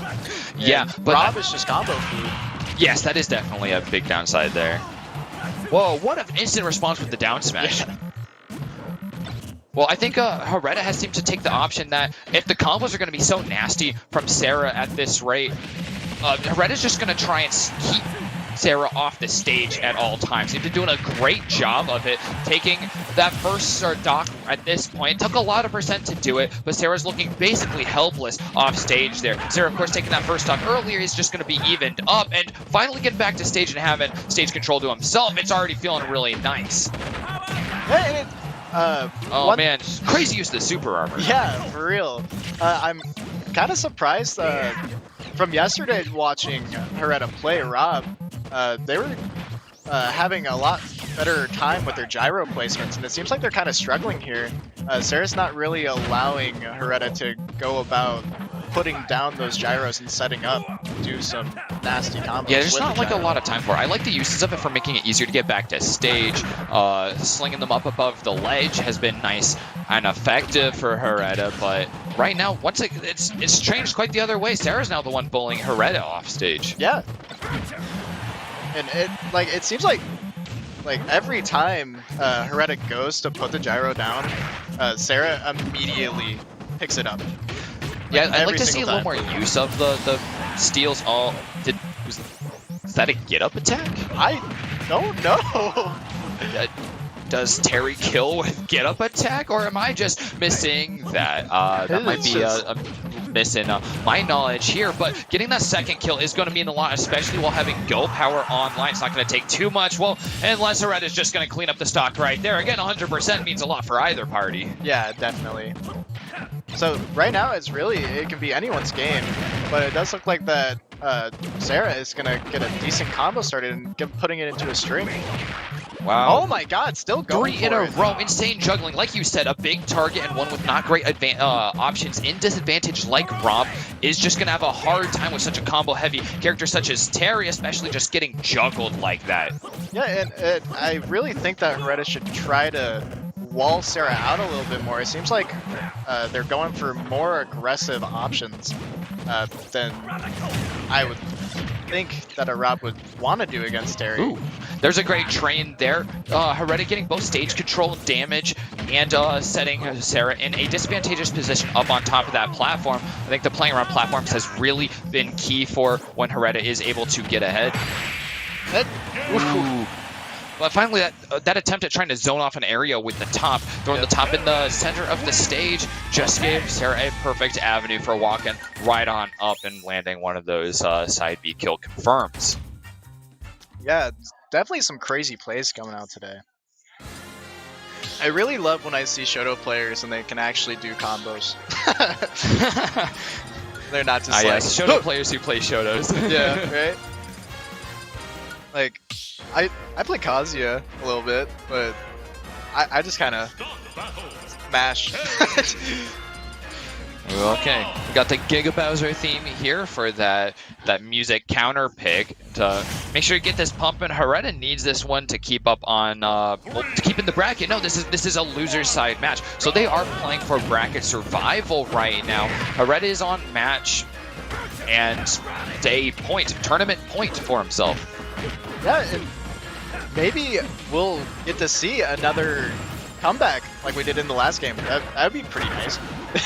Yeah, another beautiful reverse 3-0, but Hereta is having a hard time getting in. Has already taken a lot of damage on this first stock, not having a lot of answers until we get to this point. The jab block on the down tilts, though, is phenomenal. Going to lose a gyro there off the ledge. He's going to definitely hurt, especially with Sarah below, but Sarah's going to miss with that second there, taking the stage in the end. It does look like Sarah's starting to play more aggressive than they were the past. Oh, there it is! But I was going to say Sarah was starting to play a little more aggressive, but I think they might stop doing that. But that was a really good combo coming out from Hereta there. Well, this is drawing another parallel to our match 1 as well, where Hereta down 2 stocks is really turning on the combo gameplay, having the reads on the defensive options that Sarah is bringing out at this point, but gonna finally lose that stock, but a stark advantage here. Oh, trying to set up with the top again for another confirm. They're using the back airs to their advantage. Gonna get grabbed, though, as the two of them take their defensive positions. It's kind of funny when Sarah went for when Sarah went for that. Oh my god! In the air. I can't even finish my sentence. Well, this one's not looking quite as dominant as SF was in Game 3 of the last match, but definitely a closer one, especially with how crazy Sarah has been, especially on the Game 1 of this match. Ooh, sending out those down smashes until one of them is going to hit, taking a lot of pressure here on Shield, but just trying to back Hereta off and stop those aggressive plays that were really hurting. It looks like Sarah's just trying to go for those spikes and just trying to end the game now. Looks like just done and wants to finish this. And like you said, this is losers right now, so they have There we go. they have to win this if they want to continue on. That's what I've been looking for from Hereta here. Small battlefield, you're choosing this map because you know that these platforms are going to be super advantageous to you. Those up smashes are such accessible kills. Anytime you can put Sarah in the disadvantage to have to go up to platform is going to be so useful. He's looking for those up tilts again, just like I'm saying, and getting the combos with the gyro in hand. Those are great. Another jab lock, a side beat. Sarah's stuck out here off stage, the back air being searched for, dropping from the ledge, going for an up air. There's a lot of options that are going to kill at this point for either player, but Sarah seems to be on the back foot right now despite grabbing that gyro. Going to use it to force out the dodge, looking for a frame trap. I love Hereta's placements of the back air, so that the lasting hitbox is at least going to put Sarah in some end lag, making it a little bit easier. If you miss, at least you're still not going to get punished, making it a lot safer. Yeah, but, oh no, he's going to get hit by the down tilt, and is going to confirm full go power unleashed. Sarah wins in 3. Let's go, Terry. Let's go, Terry. Well, in the famous words of Terry, are you okay? No, I'm not. I had Hereta. I mean, a great showing there, especially in that last game. I was really rooting for that one going to Game 4 at least there. But Sarah is looking just unstoppable for most of those 3 games. Sarah definitely looked confident in everything that they were doing today. Like they were doing all their conversions, everything that they needed. Yeah, it's like amazing. Yeah, and Hereta just didn't get to do a lot of Rob things for so much of that time. And Rob is heralded as one of those characters where as long as you're doing Rob things, you're okay. You're just going to combo them, you're going to eat them up, you're going to frame trap, and they don't get to play their game because they're just busy being comboed and bounced back and forth between all these setups, stuff like that. That beautiful, beautiful setup of the top on the ledge where Sarah normal got up and then was immediately hit by a full up smash attack on platform. That's just a beautiful moment there.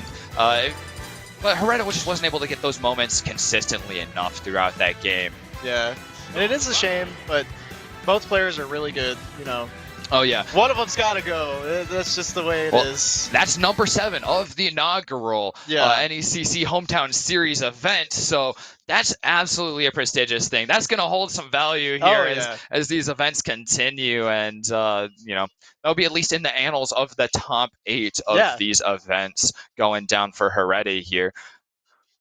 Sarah will be weighing on a match from the winner's side. I'm not sure which one we'll be confirming right into next, but the other round 1 matches on the winner's side that we do have, once again, are Fanfu versus Noir and Ibex versus LNO. All right.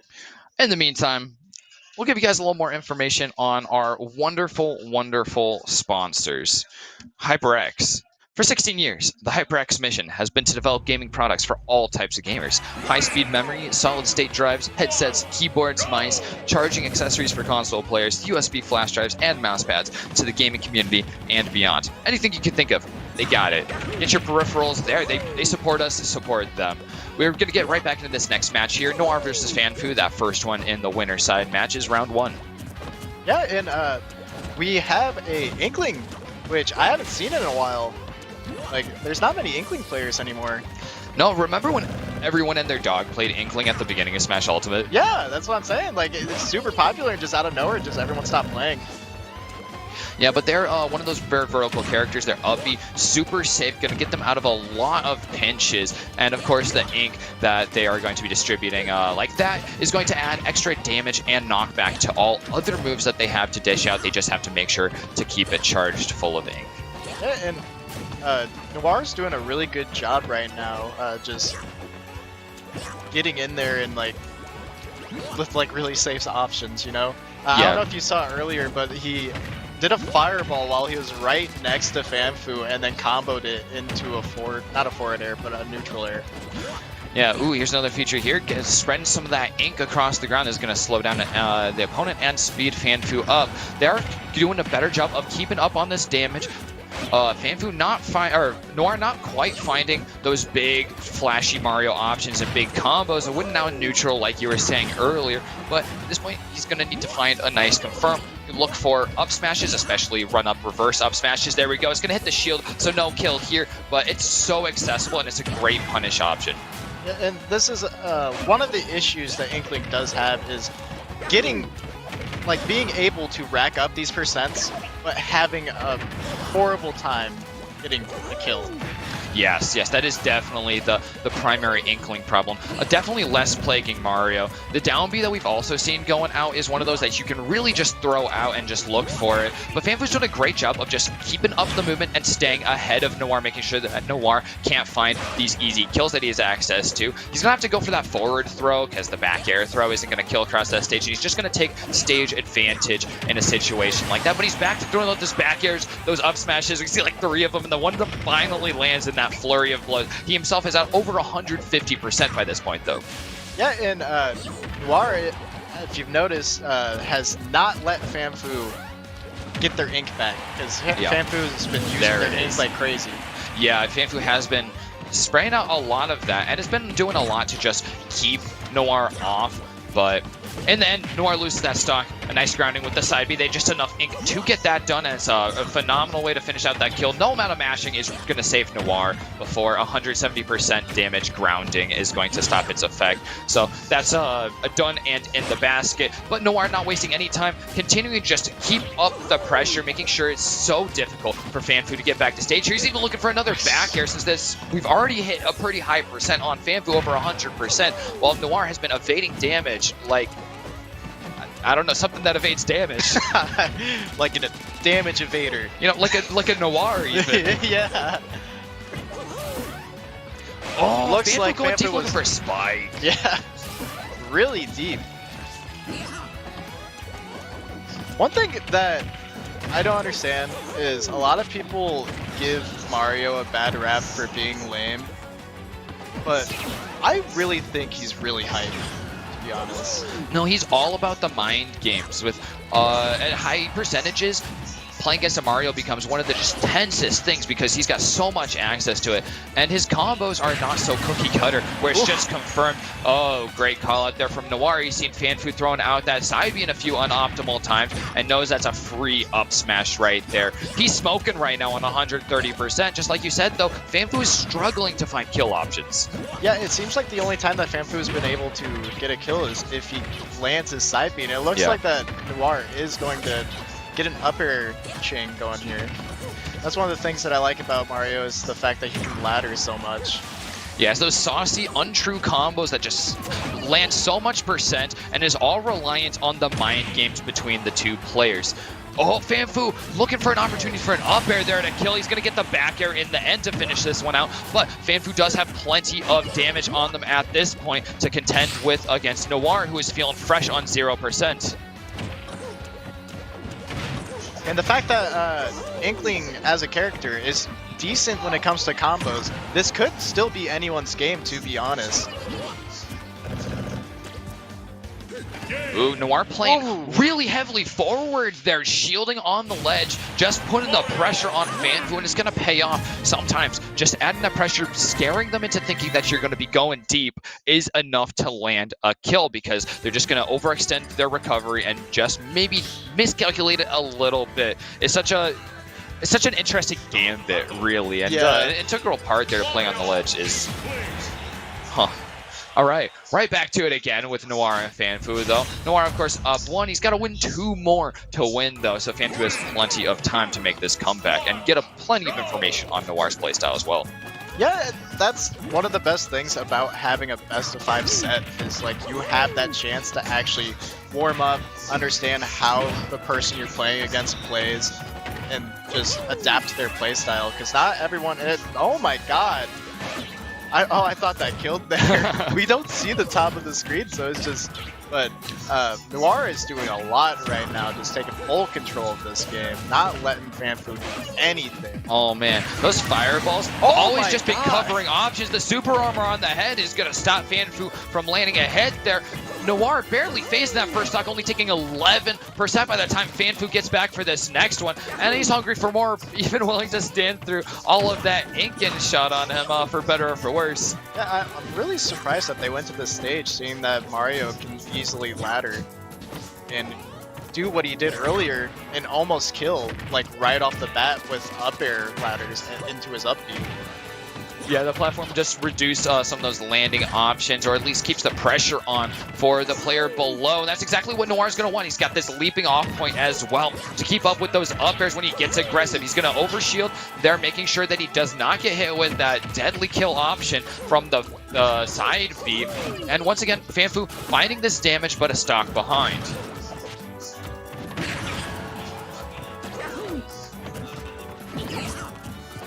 Like, we're having the repeating pattern of Fanfu just kind of not being able to figure out a way to kill Noir. It just seems like he doesn't have much options. But it doesn't look like he's going to confirm that here. And a nice little chance to charge up some ink as well. Yeah, I would say that's probably the big downfall right now, just because Noir has been super aggressive and just not letting Fanfu charge up ink at all. And when you don't have ink on Inkling, it's the saddest thing. Yeah, Fanfu has spent so much time struggling to find a kill on Noir, and Noir just doesn't let there be any downtime where he's not making tangible progress towards his goal. And his goal is destruction here. He's only got 1 more stock to take. He's already making plenty of progress on it. Barely getting back from stage here. He's going to take a jab string right back in exchange, which means that there's going to be a lot of damage coming to him if he does get hit. So he's got to take advantage here or back off. He's going with pushing his advantage, in fact.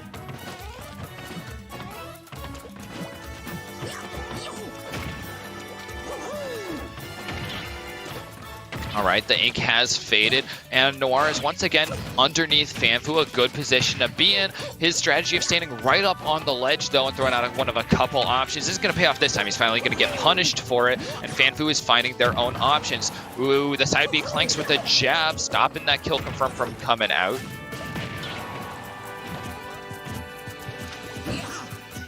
And Fanfu does not have any ink right now, so it is going to be harder for him to get a kill just because a lot of his moves are not as strong as they should be. Because when you don't have your ink, it decreases your damage, and it does look like the up air is going to get the kill here. Wow, a 2-stock from Noir here, making it just so difficult for Fanfu to find options. When you get to the bottom half of that match, it comes down to the two of them locked together, shield and shield, and who's going to make the play. And whoever ends up being Noir coming out on top, making great use of those up smashes, which are built for that situation. Yeah, you definitely don't want to touch Mario's shield ever, just because his up smash is ridiculous. Yeah, I love the kill screen for that move as well, where Mario just has the large head. Yeah. It's a phenomenal moment there. You get the, like, the I'm a bowling big ball brain head Mario.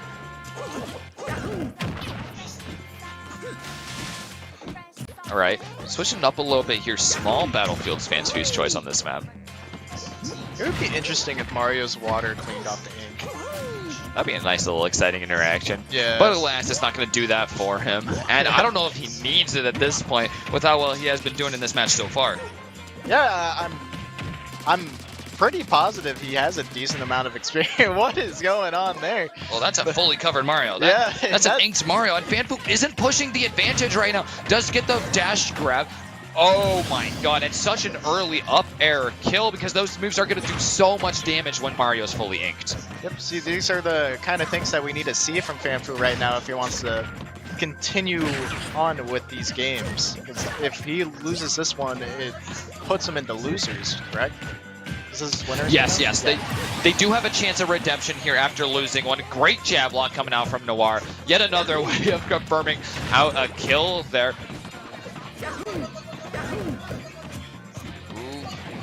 It does look like Noir is putting on a decent amount of pressure, but Fanfu is responding back with these back airs. Yeah, Fanfu's doing a great job of pushing that advantage. Yeah, I was going to say, it's not allowing him to get back on stage, but it seems like we might see a little Uno reverse here. Yeah, Noir started throwing out just a lot of options here. Those up airs, down Bs, raining out, and Fanfu is suddenly having a much, much better time finding kills. Both of these are back-to-back the earliest kills that Fanfu has been able to find so far, but they're going to find themselves stuck in another jab lock. This one paying off in an up air, and an up B. Looking for a back air. Now Noir wants to close this one out so he can get down to the last stock potentially of the match. Yeah, it definitely looks like the Fanfu might have found the secret that they need in order to beat Noir. See that they can finally get some kills, and they've gotten them fairly early as it is. Oh, a great ledge trump there. That's a brand new option from Noir, and it pays off dividends. Getting that stock. He's just got to take one more. He is behind on percent already on this one, though. Oh, and Fanfu's finding great options. He's going to give a back air, no forward smash, but that's okay. That's 89% on Mario already. Although Noir is going to find the spike. It's okay. Low percent. Don't make those spikes very scary at all. But Fanfu's running out of ink, and Noir is turning it back on, looking for an even deadlier spike. Oh, crazy pressure from Fanfu, and Noir recognizes he's just not getting back. He's going to take his own stock there. Yeah, Fanfu is definitely putting on a fight right now. He's saying, I want to stay in winners. I'm not about to get myself in losers. This is it. Yeah, much smarter pressure from Fanfu now. Like you said at the end of last game, don't pressure on Mario's shield up close, at least. You can do it with extended hitboxes. You know, you can poke him from a distance, but if you're going to start poking him close up, the hit stun from hitting his shield is going to get you killed on a big Mario up smash. That's that bowling ball ahead, just going to blow you up off the top, and Noir has not missed opportunities to do just that. Yeah, so we're about to go into Game 4 here, back on PS2. Right, Noir taking point here, trying to earn this win that he's just so close to getting. Fanfu, of course, has to just stay in this, keeping up that same gameplay that we saw from before, but Noir is making it difficult. Ink's a good start. Oh, but a much better start there from Noir, finally finding it in and deleting that stock away with the forward air. At that point, you realize he's only taken 18% out of all of those exchanges. He's getting more damage here as Fanfu is stuck up on the platform, but Fanfu does have some answers with some ink and a down tilt. Yeah, Fanfu's doing a really great job right now, just trying to make sure that Noir cannot get this lead that Noir wants to get right now. The fact that Fanfu's been able to get a decent amount of ink on him. Ooh! There we go. A secured kill with the side B. We've got to see a couple of those from Fanfu so far. And it's going to secure the first stock of potentially the last game if Noir is able to keep up this lead. I think early on in this matchup, Fanfu was really putting out a lot of side Bs, sort of conditioning Noir into shielding very often, and that was really hurting him when we got into the games 2 and 3, where the shield became really important, and Noir is getting big plays out of those shields, but the side Bs have come out less and less. Noir is really defaulting to the shield less, and it's rewarding Fanfu a lot more. He's still down a full stock after losing that one and taking some damage from these up airs, potentially Noir not quite getting the full leverage off of it, but he is continuing to keep up this momentum. Yeah. And honestly, it could really be anyone's game right now, seeing that Inkling can do a decent amount of pressure, and Fanfu has been doing decent when it comes to the side piece this time around. Fanfu barely missed space. That forward smash, it would have been not quite a kill, but a lot of free damage there, and potentially that opportunity at another back air while Noir's off stage. Noir's starting to pull ahead here as he gets close to a point where easily accessible kill options are going to be on the table. This time he's not going to survive the smash attack. Fanfu keeping it safe with the up smash. This time he's going to have a much bigger scoop box, but there it is. The Noir jab block is going to claim a victim yet again. Noir wins in game 4.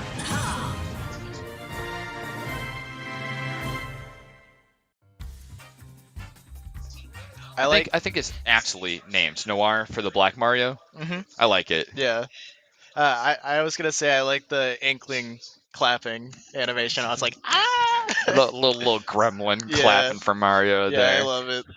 Well, our next match, continuing along, this will be our last round 1 match and and the second of our round 1 winners side matches, and this will be Ibex and LNO. Oh, it's gonna be really interesting. Yeah, we've seen a lot of Bayonetta from LNO, which is a little bit of a notable one.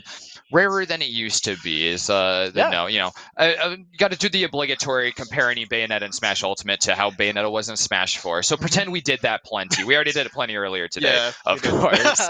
But we're going to be saying that from LNO. LNO is really good at reading the opponent, and LNO won't dedicate to a lot of neutral exchanges. That's kind of that archetypal downside to Bayonetta. She doesn't excel in neutral, so you don't want to really engage in a lot of neutral exchanges unless you're sure you can come out on top, and LNO looks untouchable a lot of times because of that, because it's 2 people standing on the other side and then LNO kills someone, just waits for the opportunity and strikes. Yep. And LNO does seem to do decently well with getting those combos down, and once people start to SDI them and get them conditioned to SDI, they'll start reading the SDIs and then go for a different option and then kill. Either way, it's crazy. Yeah, once you know how to play best against them, it just becomes a whole nother weapon against you. We're going to go to a quick break here for just a couple minutes. Don't turn this off. Maybe keep this tab up, grab a snack or something, and come right back. We'll be continuing with top 8 bracket here.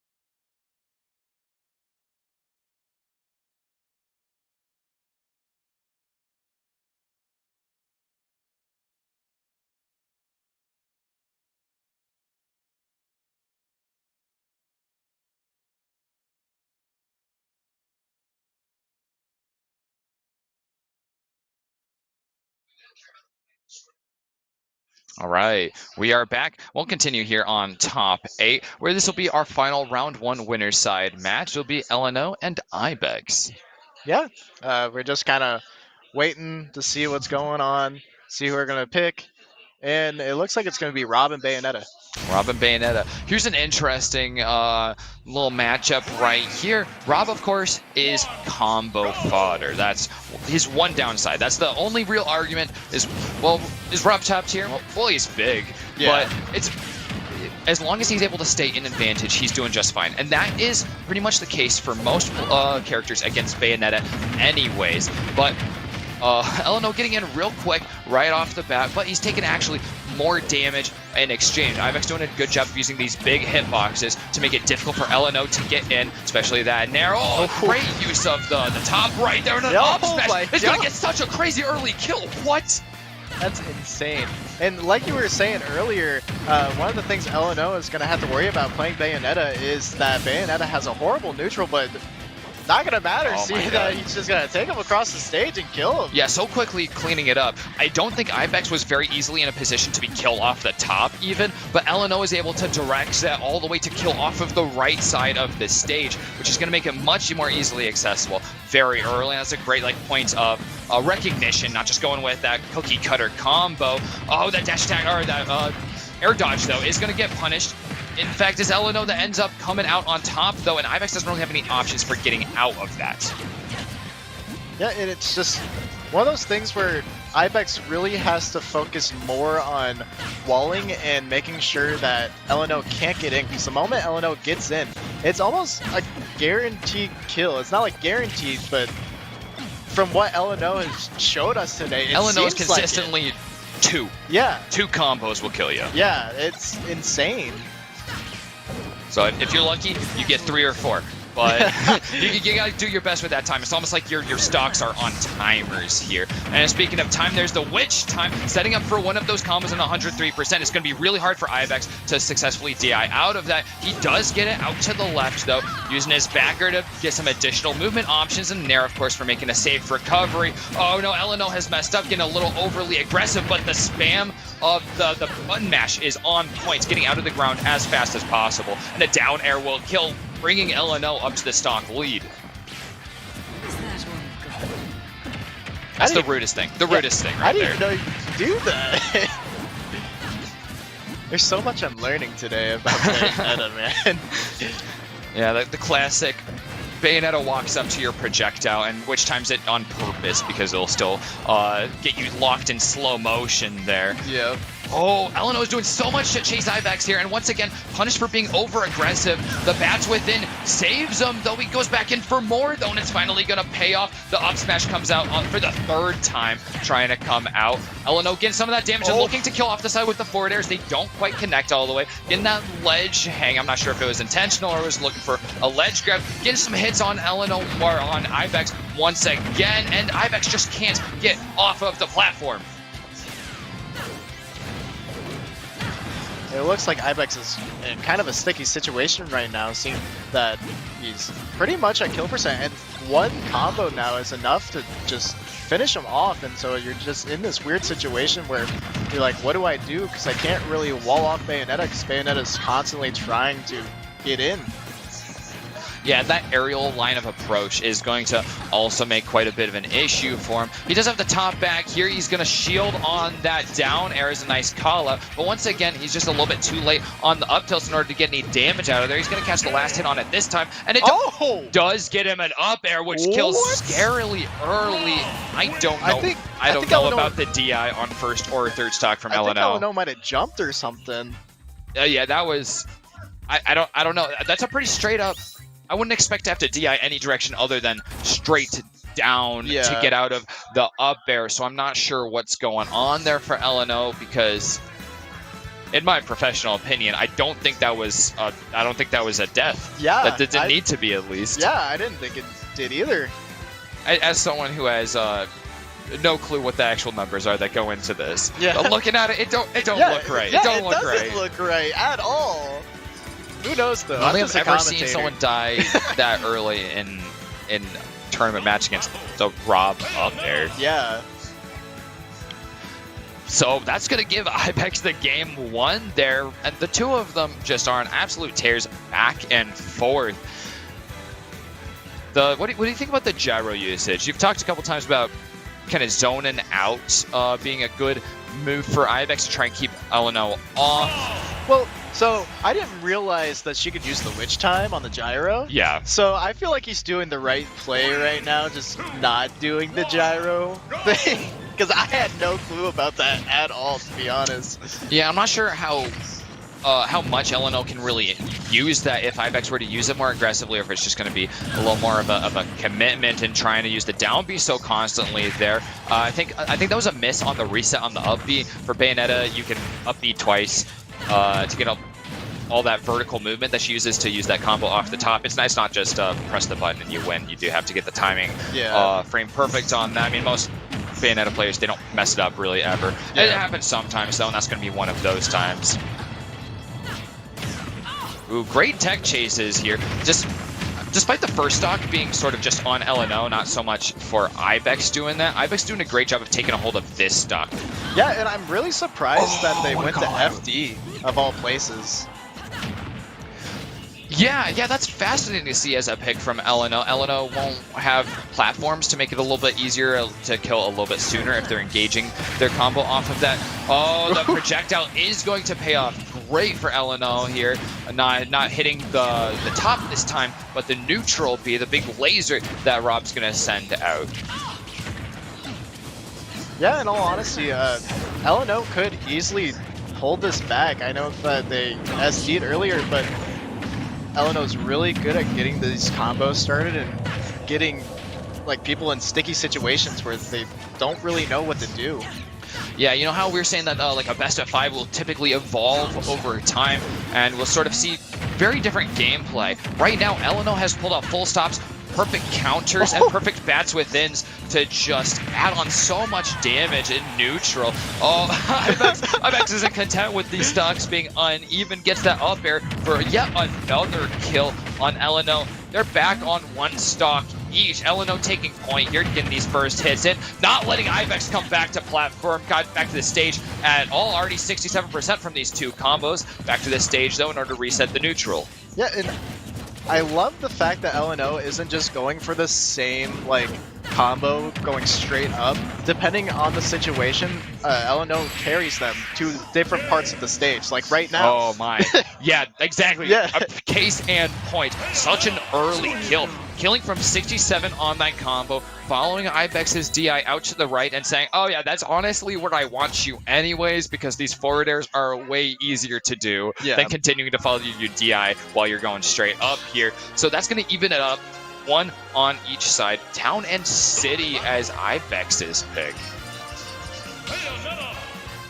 This is, I don't know. My Smash 4 brain tells me this is the thing that Bayonetta wants more than anything else, is to play on Town and City.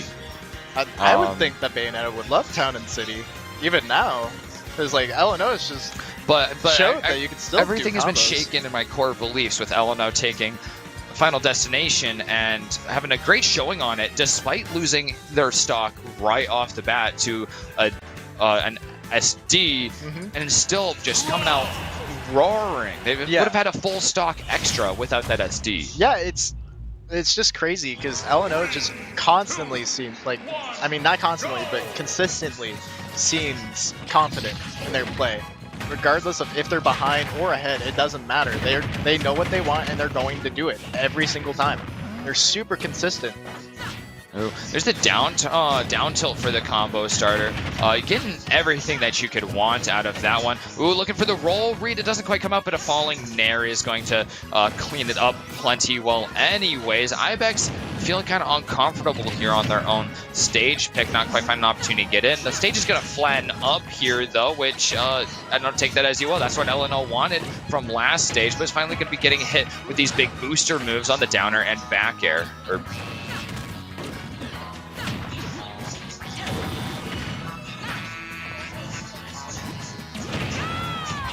Ibex is taking some ground here, trying to create some more distance, just like you're saying, trying to keep Bayonetta off and just add that tick damage over time. But either of them is well within kill percentage at this point. It's really whoever gets a hold of the other one first. Yeah, the top's going to do some work for Ibex here, though. Yeah, and it's funny, too, because usually Bayonetta has quite the issue when it comes to getting kills, and that's a really good jump read coming out from Ibex right there. But usually... right back, exchange, yeah. Big fist. Usually Bayonetta has issues when it comes to getting kills at the higher percentage because your combos don't like to work, but because Rob is just so big and so heavy, it just doesn't matter. Yeah, he's got a wide band of being very easily comboable. Here he's going to be taken up to the top. He actually falls out through the bottom there, the way that Eleanor's actually timing the inputs there. Going to go right back for another one, ending with an up air there. Was going to add on just that additional damage, and the two of them are just farming damage right now. Yeah, they're kind of just going back and forth with what they want to do, and then they just get a stock, and then they trade a stock after. Yeah. They're taking turns right now. It's a turn-based role-playing game we got going right here. Oh, okay. The old approach and counter, a bold choice. It's not going to pay off, though, because Ibex just doesn't trust what's going to be coming out from LNO either. They've hit this distrustful part of the best of 5. Yeah, it's just one of those things right now where either one of these players can sneeze on each other and then they'll just die, like right now. Yeah, there's the jab string. It's by the ledge, so that's not a weird kill option at all. Oh my god. Farming damage once again with Bayonetta stuck on the top right there. But Ibex is going to get hit once again. Oh, the up airs and the nair just doing their job to just keep extending this combo. Keep tacking on some damage to make it a little bit more accessible as time goes on. Dash attacking into the top isn't going to really help LNO out, though. They're just going to be camping out here on the ledge. Not interested in engaging with Rob right now. Yeah, and getting stuck in between that top makes you feel so helpless sometimes. And it does look like he's going to do the beep boop here.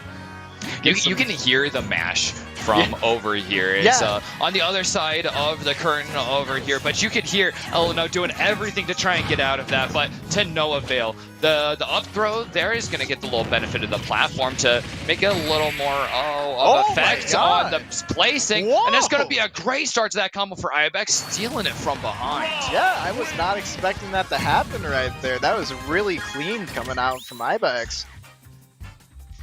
Well, that's 2-1. Ibex is now sitting on match point, but LNO has never been far behind at all.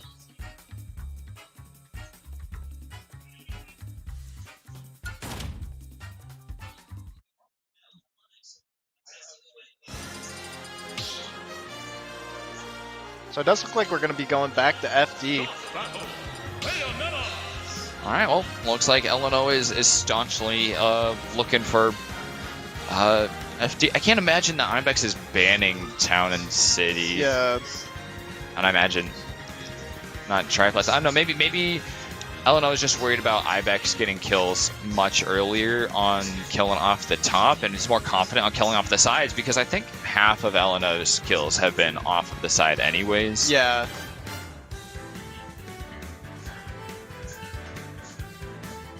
Maybe he's just not too worried about killing off the top, because he seems to be able to do it pretty consistently off of FD anyways.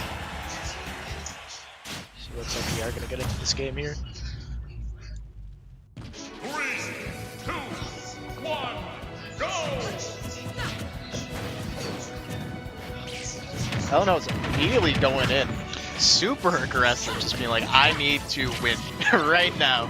Yeah, Come and over here, Ibex combo. just sat there and shielded. It wasn't really too antsy to get anything done. So there's a real difference between the two of them. Setting up a top there, so that the throw is going to effectively land LNO on it. Ibex is getting some damage here to really punishing some aggression on shield, but LNO is happy to see Ibex in the air. It's really great to see like both these players, like once they see a small little opening, they just go in for their little combos. All right. All those projectiles just being absolutely mitigated there by LNO. Looking to get some damage out here on the edge of the map, using the down air to try and punish the vulnerability off the ledge, which has barely been missed times there. But it would have been a clean kill to see right there. Trying to go for Witch Time. Here's going to get LNO grabbed. Oh, but Ibex is not going to have the read to pay off of it.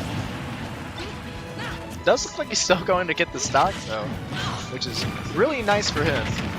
Yeah, LNO's getting really aggressive on Ibex's shield, and Ibex has been about 50-50 on the punishes for it, but the 50 that are working are usually just up smash kills. So I think we take those. Yeah, and if you noticed, Ibex was DIing out with that last combo, which I feel like is a scary thing to do right now against LNO, especially because LNO has been liking to carry him off the stage rather than going up. Yeah, and I think that last kill might have been actually savable if the DI had been influenced up. He's still a little bit more in that pocket in the top right corner. A little bit more space that he could have used. I'm not sure if there was full DI influence to allow him to get there on that hit, but potentially.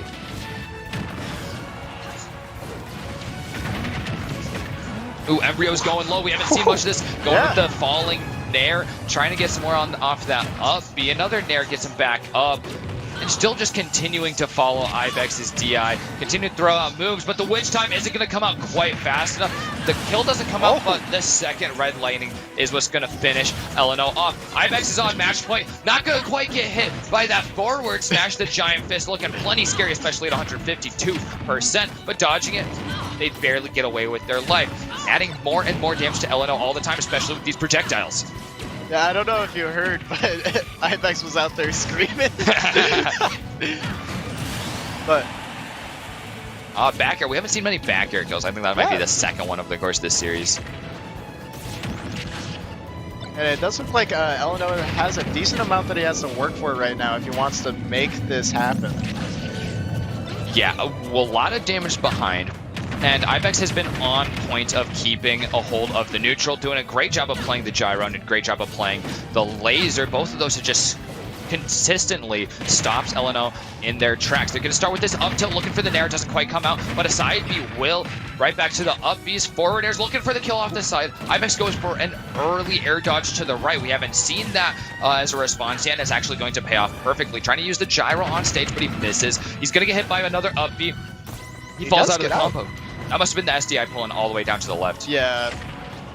And it is starting to get to the point to where it's going to be hard for LNO to actually get the kill here. Oh! And a lot easier for Ibex. He gets the up smash. It's just continued to pay off for him. He's got those big ol' scooping hitboxes and plenty of killy power. Ibex 3-1 over LNO. LNO isn't out of it yet, though we'll see them on loser's side. Playing up against Sarah, who we saw earlier. That was a really loud pop-off. that was an intense match. That was definitely getting down to the wire in almost every single one of those games, especially Game 4 there, where Ibex did finally win it out. And I mean, I'd be feeling good too if I were him. I would definitely be feeling good, especially because that matchup must suck. Like I'm not gonna lie. It's just kind of a painful one. Yeah, like you're kind of taking your lumps or dishing them out. Yeah, pretty much. I wouldn't be able to mentally handle that at all. Yeah, so really up and down. Well, anyways, we'll be going to a short break here. Keep this tab up. Maybe go grab a snack. I'm Treasure. I've been with Teacup. Teacup, I think, will be subbing out here. So this will be our last time with Teacup. Go ahead. I highly recommend a Teacup follow on Twitter there. Oh, thank you. Their @ is right down here. So if you're so inclined, spread the love around. But we'll be right back in just a few minutes. Don't go anywhere.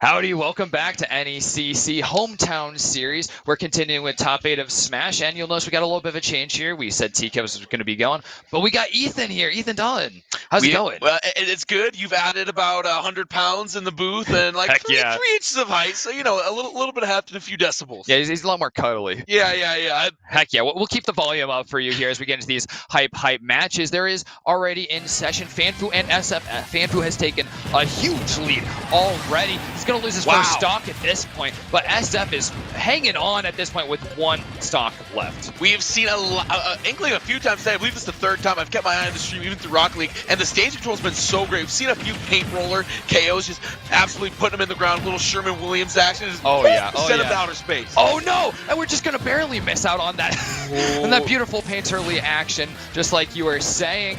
Oh, SF looking to get an early kill here. He's really got to get one, as I said, early, or it's not just going to be doable in this game 1. An up air is a nice place to start this. He's going to be doing great underneath Fanfu. He's got a lot more leverage there. Give me just out of like this what one. you're looking for. On to game 2. Fanfu managing their stock so well, getting out of there only 50% on 2 stocks.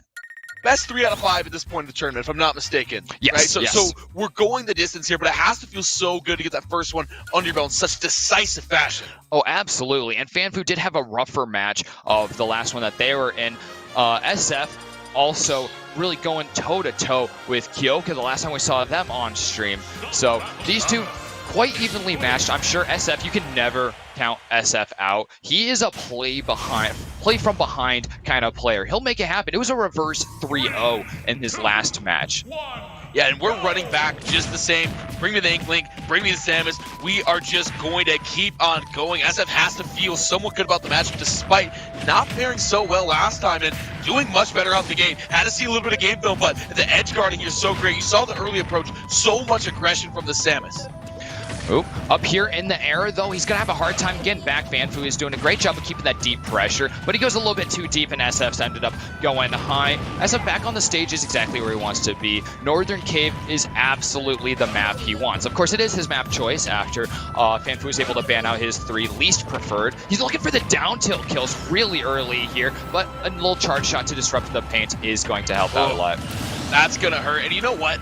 Every time I've seen Inkling today, I've just been so reminded of how good that up B is. It's just so versatile. You're able to get back from so many tough positions, as we're going to see it right here. Able to get back on that stage. SF guarding pretty well. And obviously, you don't want to fall in the position your last game. You can't go down 2 stocks this early. Yeah, looks like the ledge guard isn't quite panning out for SF here. He's going to get the stock back on the stage. A nice true brawling fashion. Just going to dash attack right through Fanfu to clear that one up. But his ledge trapping has been a little bit lacking here. Going for that second charge bomb earlier was his fate there, because he had it set up that he could just really slow down the options that Fanfu is going to be able to have. He's taking some damage here at this point, barely staying on this ledge and keeping on the stage. That paint bomb, so lethal as well. Makes sense why it uses up so much of your resource. SF not going to be in a great position. He has a great edge guard, but is able to recover right there. So equal footing on the stage, a little bit higher in percentages. Oh, that charge shot, SF is trying to make sure it's available because in a couple percent, Fanfu's going to be seeing that and seeing a kill right there. Oh no, today has just been a weird day for SF. That's the 3rd SD that we've seen from him so far. Is so uncharacteristic. Yeah, obviously not what they're trying to do and not what you expect from this stage in the tournament. Once again, we're closing in on those final few players.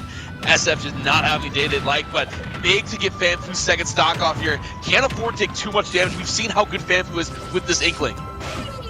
Oh, SF using a lot of combo breaking options here. There's a great charge bomb that kept him away for the brunt of the action. He's still taking damage there, going low. And being behind on this stock is starting to really catch up with him, especially as that forward air comes out. Fanfu feeling so comfortable in this matchup against SF. I don't know if Fanfu has the matchup experience really needed to help him out here, but he's already up 2-0, sitting on match point. Up 2-0, has won both games by a stock, or 2 stocks, excuse me. So really, as you said, comfortable and has every right to be. This hasn't been super close. SF has been struggling on the edge, both guarding and recovering, and just running it back with the Inkling. I mean, no reason not to. Been so great. yeah, we're not seeing any switches coming out here. SF is, as far as I know, Fanfu is as well. One trick. They stay on that one character. That's their main. That's pretty traditional, of course. Fanfu, though, is the one taking the lead once again. SF has to find some way of mitigating this early aggression. That's usually the thing that SF actually is the one that really excels in. Usually that's his role, so he's sort of feeling out of place. What are the ins on this Inkling? Like, what are you looking for to go in and try to get some percentage? Because right now it feels like SF just has to do something, even if it's small. Yeah, for getting in, it's really going to be more of playing a slow game here, making sure that he's winning the neutral, because Fanfu is just doing a much better job of that. And with consistent, like, moderate punishes on those neutral wins, Fanfu is getting so much, just tacking on one exchange at a time. You look right here, SF has to just zone out a little more space to keep Fanfu off, or we're just going to keep seeing that. Yeah, that was definitely ugly. Fanfu not even sitting at that high percentage, chilling at 50. SF has to come out and do some damage here. This one could be headed to a sweep in pretty quick fashion. Ooh, oh no, that back air is going to be very punishable here. SF stuck up above the stage, and that's exactly where Fanfu wants him. He's got great back air and up airs for juggling in this situation, keeping up the pressure on the stage, and SF is doing exactly what I was hoping for. Some of that zoning, going deep to try and eke out a kill really early with that forward air, but he's not going to get it, and the roller is coming again. Starting to get a little bit higher percentage. SF putting in the work, but still sitting at 64. Obviously, they have to get Fanfu out here in a absolute hurry if they want to start coming back. Still trailing a stock. That's going to be big. Not quite enough. SF guarding this edge here, dropping the bombs. That's going to do a bit of damage. Good shield by Fanfu. Trying to flip the script here. SF now on the edge. These two so close. 92% for SF. Fanfu not going to find the look. They're trying to get off the edge. Oh, Inkling sticks around. Yeah, Fanfu actually disrupting the up tilt that SF was setting up there, which would have been devastating. Fanfu has stuck around for quite a lot of percent at this point, so that up throw is just a nice, comfortable way to kill. Oh, Fanfu missing out. They're running a little too far to get that punish. That actually probably should have been a forward smash kill. He's going to miss out on it. Yeah, and we'll see if SF can really take advantage of that paint roll, as we talked about, so good for controlling the stage and really finishing off opponents that are at high percentage. You lock them down, but it's not going to matter. Fanfu gets it done. Does get tacked on an extra 31%, so we'll see if SF can really take good advantage of that.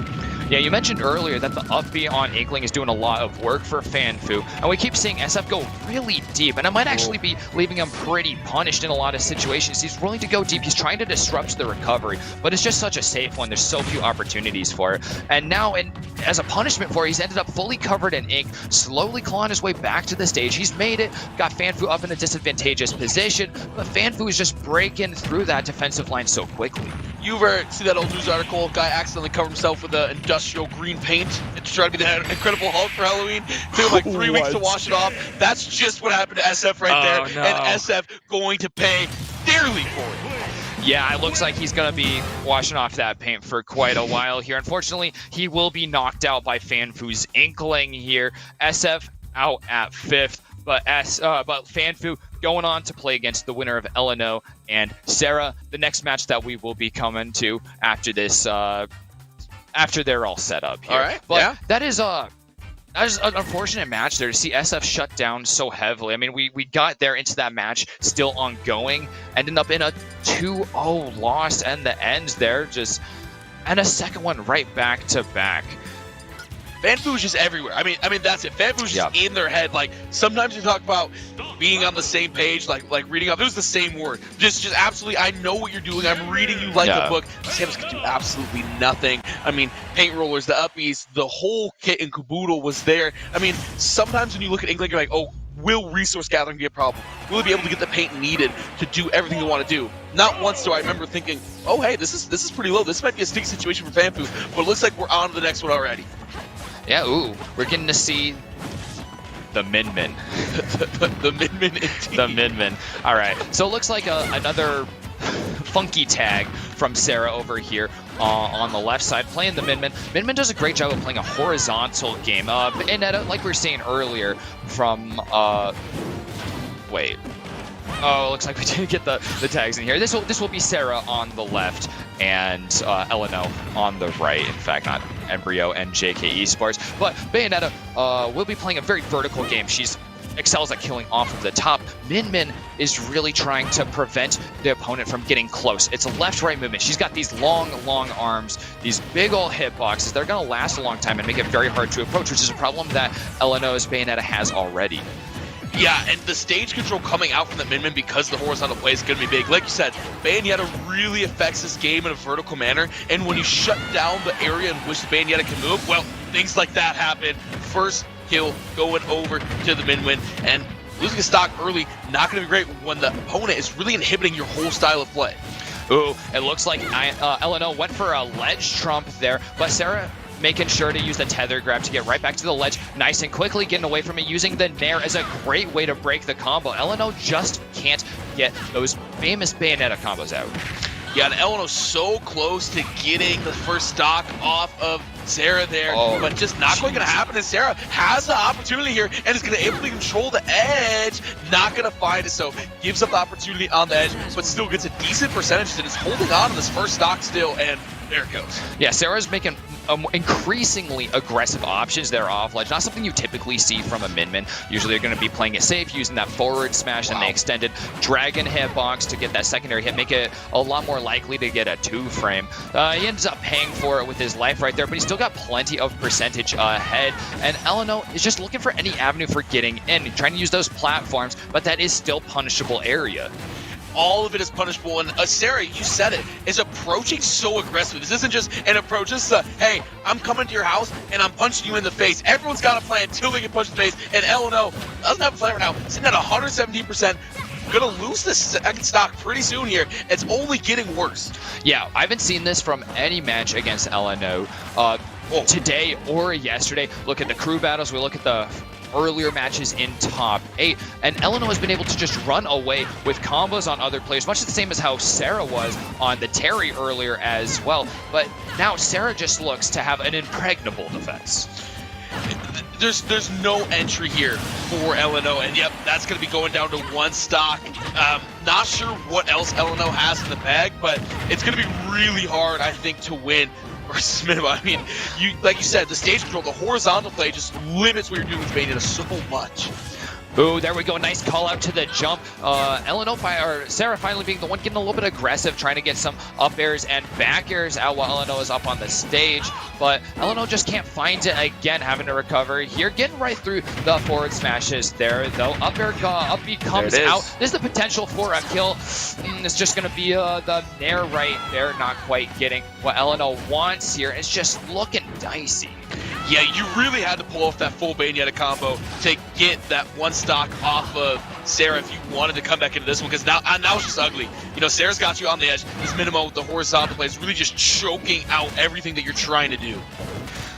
LNO is having some really clean movement on getting in, but it's just not been enough. The angling on these side Bs keeps actually punishing LNO, and Sarah's doing a great job making sure to SDI to keep out of the optimal positions there. That tether grab is going to be disrupted, and LNO absolutely murks Sarah there down at the bottom of the stage. They're still at quite a bit of a deficit, but LNO is capable of getting some sudden kills, so they're going to be counting on that. Hey, you know, all you got to do is get that last stock. It's like overtime in every other game. There is a chance when you're here and doing some damage right here, getting that percentage up to 44%, so may have a shot. This Bayonetta has not been super effective all game long, but drops the shield for just a moment, and it's not going to matter. Oh, man. The shots are just raining out. It's LNO is there. The hands are up just blocking, and the punches are raining out, and eventually the hand drops just a little bit, and it really is just that buster punch right to the forehead.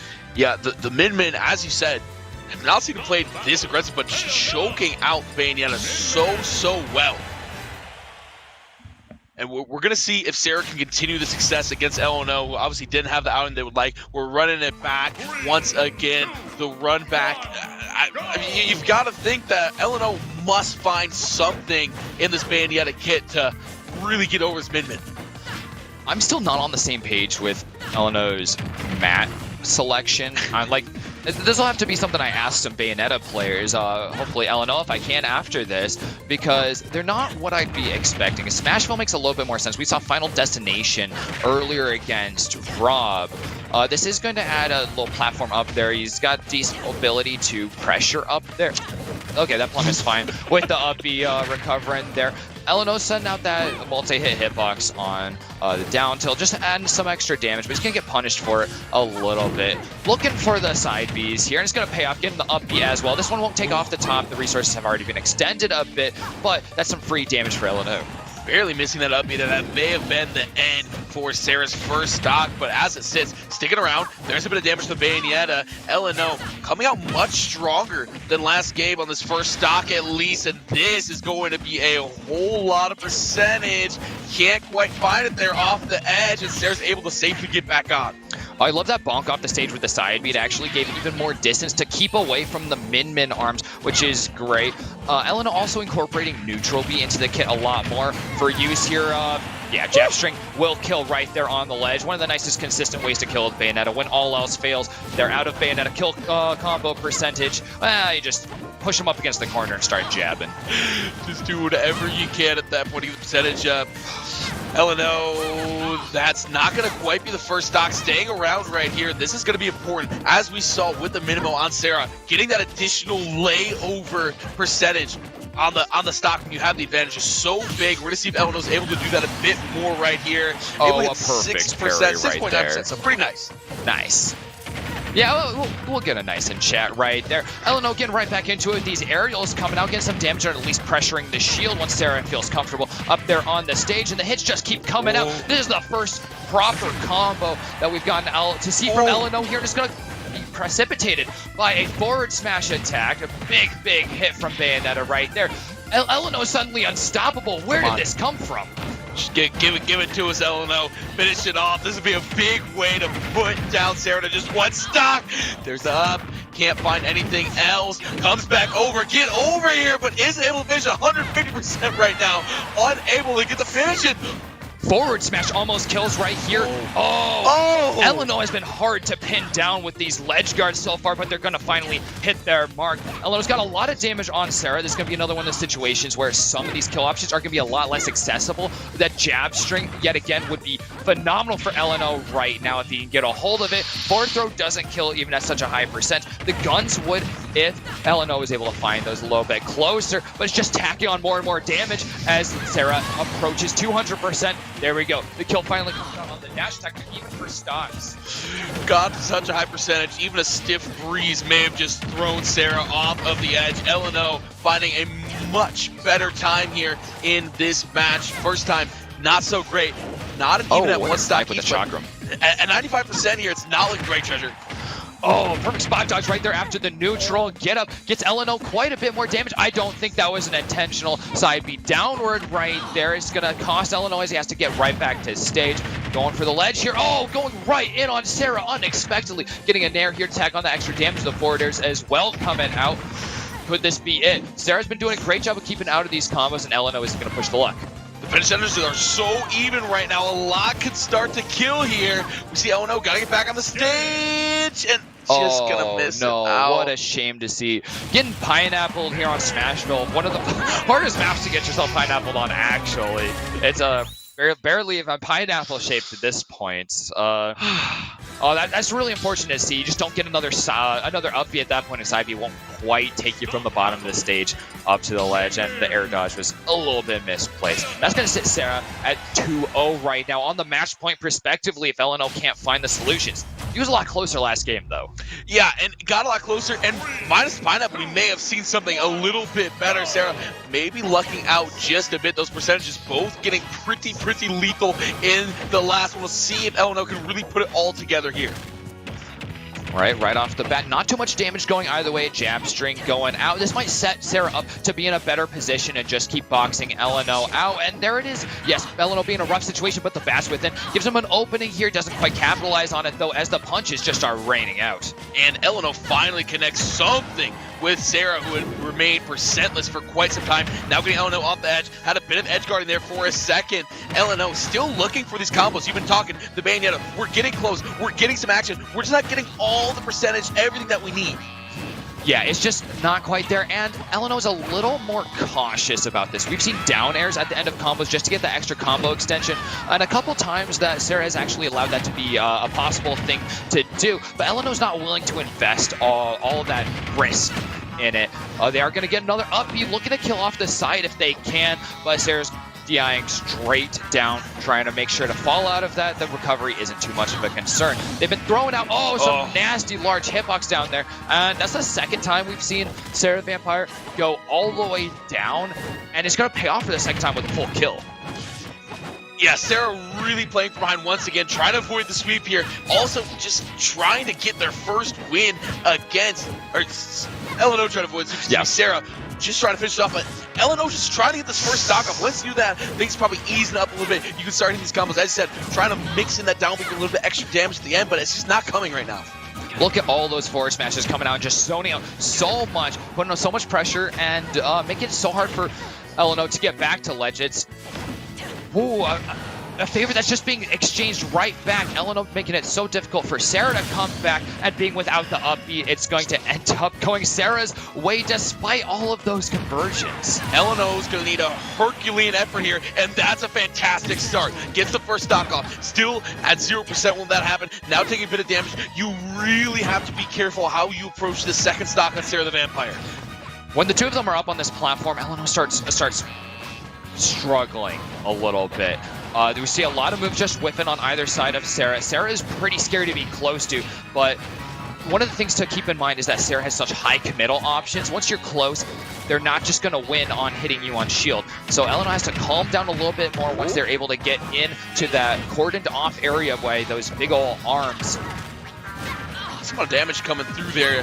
Sarah going to get a high percentage, but it's not going to matter. Returning a lot right there. LNO able to get back to the edge, but Sarah the Vampire just taking so much advantage of the positioning here, and 104% is where LNO will sit after the whole affair. Oh no, another missed up B by LNO. Those are really hurting right now. These punishes that just should be there for them. There's the downer, just like I was saying. We haven't seen it for a little bit. The Bass Within is going to come out, but not actually going to save LNO from that. Going to need to make all of this recovery. Sarah doesn't manage to gimp at all, which is great. That's exactly what LNO wants to see. Back throw, finally killed. That's the first kill throw we've gotten to see from Sarah as they win in a phenomenal fashion, 3-0 over LNO. And we saw LNO have some of the tools to get it done there, and we saw gradually get better and better. Just wasn't enough to figure out this Minimo over the course. Really just looking like the second bout of Fury and Wilder. And there was no getting up. It was a gradual figured out. We got late in the rounds, but it didn't matter. Minimo brought the fist, and he had it. Yeah, it's a flurry, an absolute flurry of fists. Well, that will be the end of the bracket run for LNO for today, out at 5th.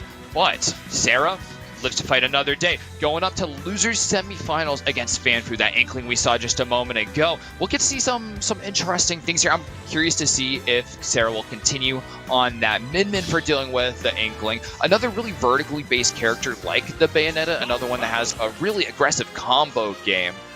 Or maybe it'll be that Terry that we saw Sarah on earlier.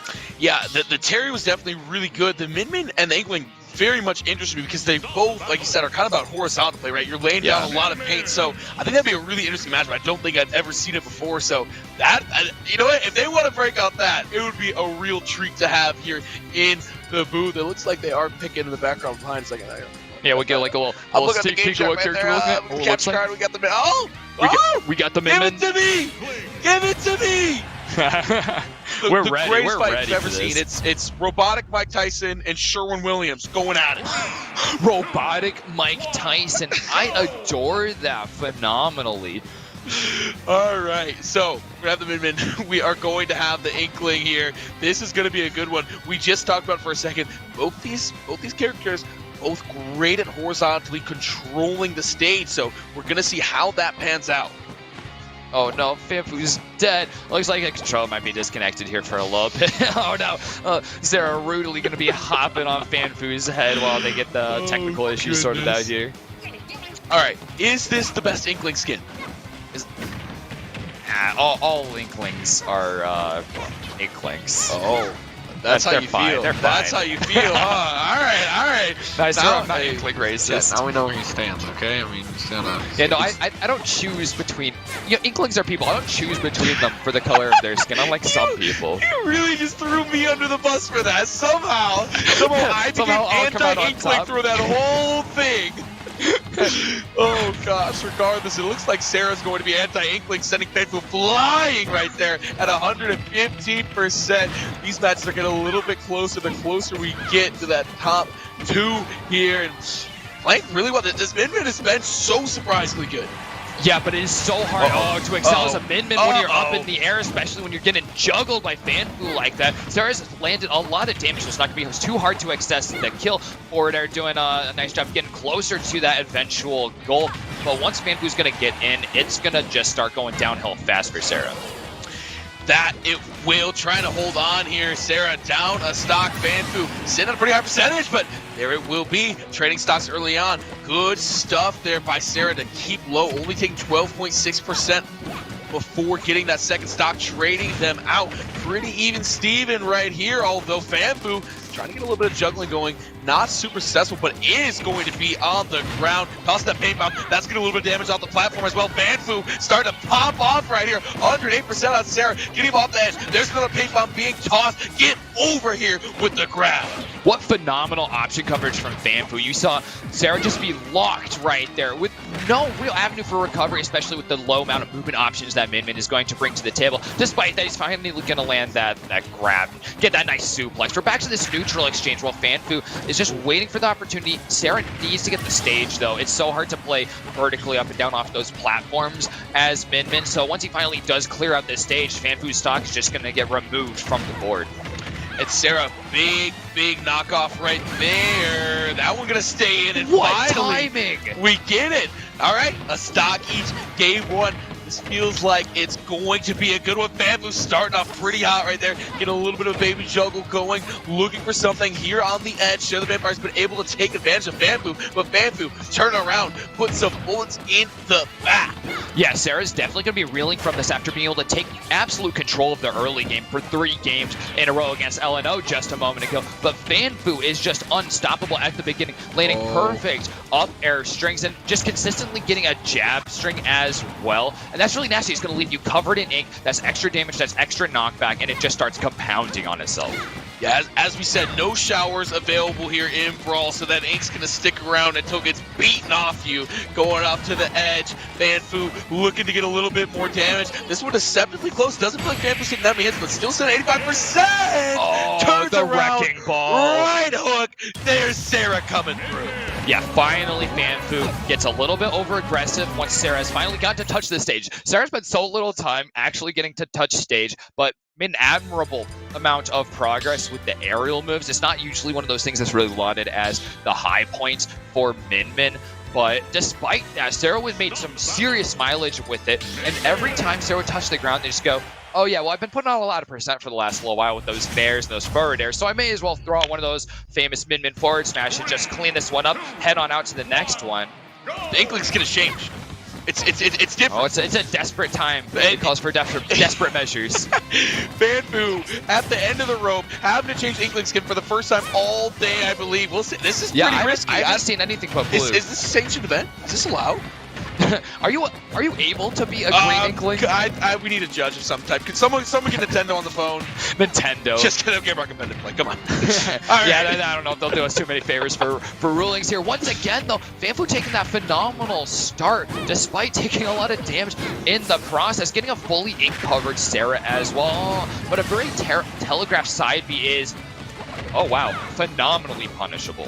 Yeah, and that side B is so punishable because once that paint roll is on the floor, there's nothing you can do, and everybody and your mom knows it. You have committed to this course of action, and it's either going to end with you plowing them into the ground or you getting blasted off the side of the stage. We are even up right there. Fanfu, fantastic work to even up those stocks at 2 apiece, but still taking some damage here. Able to get a little bit of chain going, bit of damage on to Sarah, but Sarah's sitting pretty right now.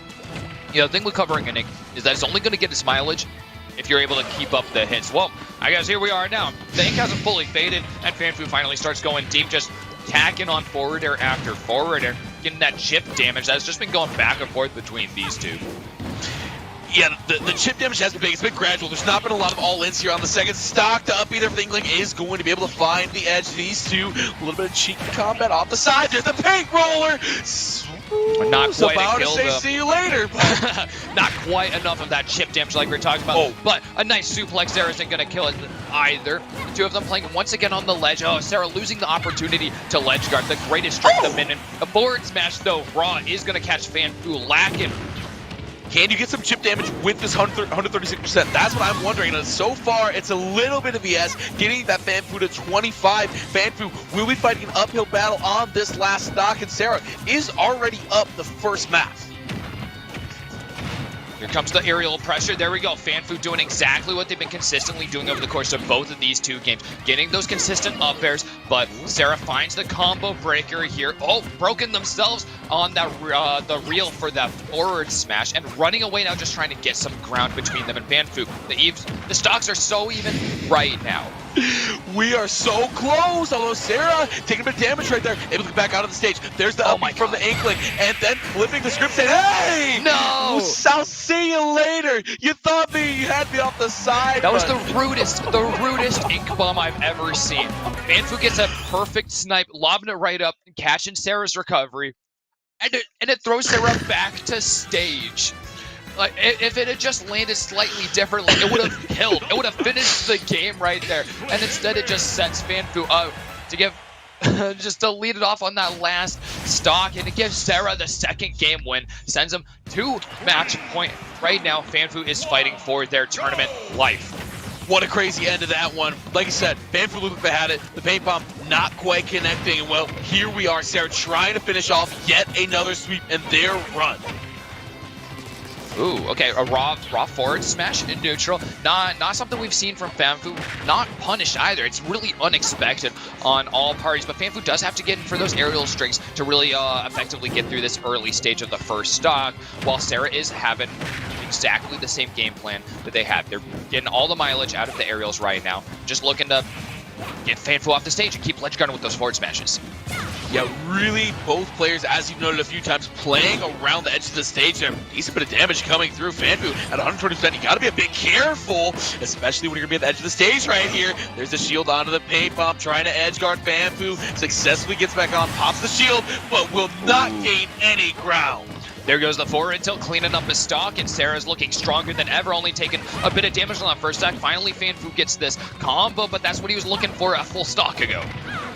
Yeah, not looking so great for FanFu, though, making the most of the second stock right now, getting Sarah to a pretty high percentage. Sarah did really well with their first stock, getting out of it FanFu, and now we kind of see the favor return. Paint roller, telegraph, nothing gonna happen right there. FanFu trying to find it. It's gonna take a little bit of chip damage for their return. Now on the edge, not exactly where you want to be. We'll see what the approach is like to regain it. They flip that position. FanFu is just keeps missing the the wave dashes that are necessary to get the ground punishes, and that's so frustrating to see. It's crazy how much leverage FanFu is getting off of players like Sarah right now without consistently getting kills for every single ground that he lands with his side B. That's honestly crazy neutral for Inkling, a character that's not really set up to be the best as far as neutral goes. Yeah, and we see Sarah get FanFu down to the last stock, so this could be the end of FanFu's run. They've got to make something happen. I've been very impressed by Sarah's play, especially here in Game 3. Already flipping the damage as well at a lower percentage, up a stock, able to get FanFu on the edge. But here comes FanFu coming in, trying to get the juggle going. Won't get too much out of it. Now it's 70% FanFu. Got to be exceedingly careful with what they do. Ooh, looking for a down smash here. Not going to kill in any instance, but definitely some nice damage, and it would have been a nice call. Looking for a side B once again too early, and the forward tilts are going to start raining out. The two of them shielding on top of each other back here, but another parry comes out for FanFu right now.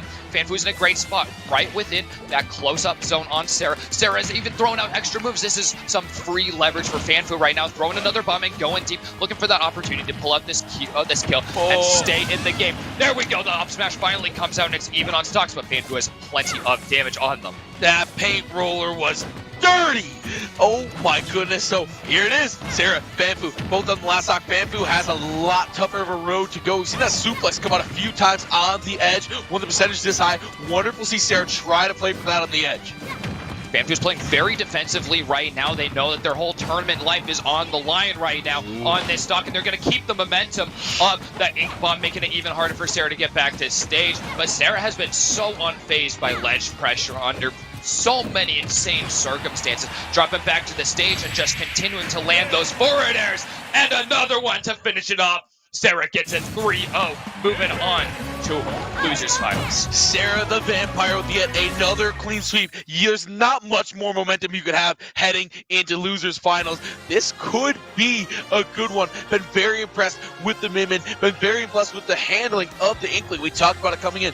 Two characters that love to control the stage horizontally. Well, didn't phase Sarah all that much. See, I'm looking at bracket here, and I'm fascinated to see that Sarah was actually starting out on loser's side after the matches yesterday. So I might do a little more delving here because I'm really curious who it was that knocked Sarah down into the loser side. And Sarah's definitely ruining some runs right now through losers. And Sarah is one of those known quantities around here. So definitely a heavy hitter. I think we'll be continuing on this. Nope.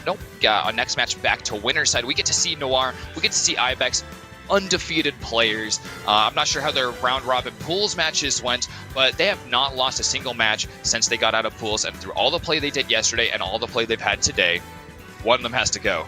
And one of them will have to go down and play Sarah. So you talked about some days being ruined. Well, this could hurt. This could hurt. I personally do not want to be seeing what Sarah's been doing in the minute and say, ooh, I'm good if I don't have to play that for a little bit, or maybe ever. Yeah, you're definitely playing to avoid having to deal with that. And Noir has shown us some nasty Mario plays already. I'm sure I've seen some Ibex play, but I haven't been able to consciously see it. So I'm going to be a little bit surprised by Ibex here. Yeah, you noted that Mario play. I saw that earlier. The edge guarding was absolutely fantastic. There wasn't a lot that could be done. Once you got you in that position, it's like, well, that's a wrap. I'll see you in the next one. See you in the next stock. The floating platform in the skies. The next time I'll make my entrance. So, well, Mario is definitely one of those. I think if you polled all the Smash players, who's the hypest character? Mario has finally reached that point in Smash where he's one of those sort of up at the top. Usually he's been one of those relatively underrated characters. You know, he's the mascot of Nintendo, but maybe not the hypest plays. Noir, though, and I mean, well, in general in Ultimate, but Noir will definitely show us some of those hype plays. It's those crazy, not true, but read heavy combos that will put up so much percent, and then you get stuck in this situation where the Mario has so much percent, and he's got so many ways to kill you. He's just counting down on his fingers. Well, how will I do it this time? This way, that way. I could just mash. There's so much you can do. Yeah. Oh no, that's you start hitting the C stick. You're like, well, I don't really know. It's better to just not make the decision. What happened? He died. That's crazy. That's crazy. Yeah, for a lot of people, they'll think I'm giving them a better rap than they deserve, because sometimes it just comes to hitting that C stick away. Rob is another one of those. Going to be very formulaic here. I'm a liar. I've seen Ibex play. He's nasty. I was going to say, I've seen that Bakugan slung a few times today. That just comes flooding back to me as soon as I see it. I'm like, oh yes, I know these matches. I've commentated this. And once he gets a hold of Noir, the combos are a lot scarier. The confirms are way more terrifying. Nice little low profile under the laser there to start off for Noir, making it a little easier to steal away the gyro. So, as someone who's not an expert like you, what are all the various uses of the disc? What are we looking for in disc positioning? Oh, it's going to be creating a little area. You're going to stand behind it, and it just makes it hard. You can't run up. It means you're going to have to jump, which means you know that you're going to be able to use those anti-air options, which is a great situation for Rob to be in. So if he can get a situation where he knows that Noir has to be the one to approach, and this way you probably won't have to be approaching too much because he's taking a huge advantage, looking for a confirm into the down B. It's not quite at the percent for that, but an up smash will do it. That's where you just start slamming on the C stick. You got them at 120%. Oh yeah, Mario's ready to kill. Big head time.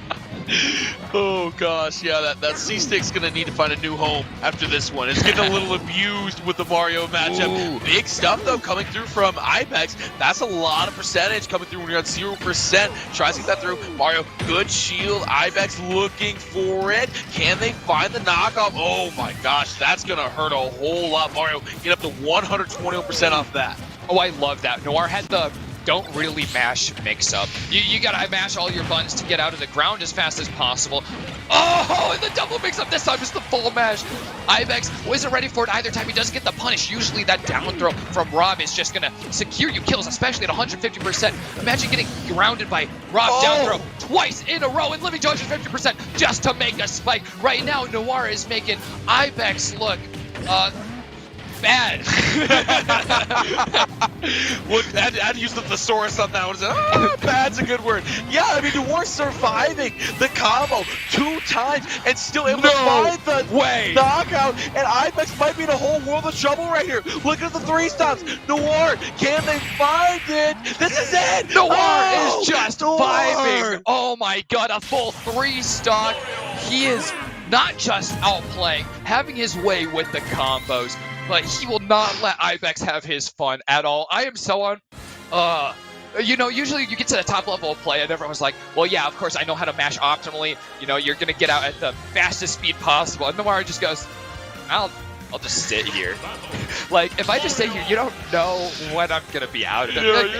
Maybe let mash a little bit. Like, I don't want to be getting the easy combo. And I love that Ibex immediately, you know, he's a fast learner, he plays smart, he goes, okay, well, down smash, easy kill right here. It's like, no, actually, what you did last time. It's a good block low when they're block low when they're attacking high, you know. Sometimes they won't expect it. Ibex really looked like they were playing solidly. That's the hard part too. Like, we were getting all excited, like, oh! And then you blink, you're like, wait, Noir's got all 3 stops. What happened? Noir just cheating them away. Oh, exciting. I love Lylat. It's a contentious stage, to say the least here. People don't like those slanted stage, but it's a nice small one. This is going to have an interesting effect. It'll be hard for Ibex to use it to zone off areas, especially with his gyro, but it will give him better access to kills. The blast zones are pretty small here. And we'll see if he's able to take advantage of that. I mean, obviously looking for something after getting 3 stocks, and that's a good start right there. Look at the anti-air blazer, won't get it to go. Nothing there, trying to get the most damage on Sprout, but all of a sudden, Noir flipped the script and dipped the chips and say, hey, I'm juggling you into eternity. We'll see you later. Oh my god, Noir.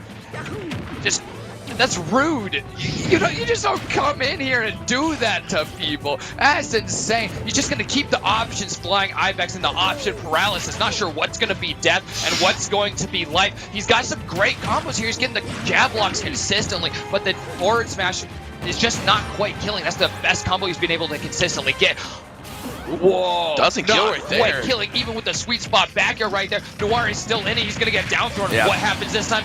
Finally, Ibex catches him out. That'll be it.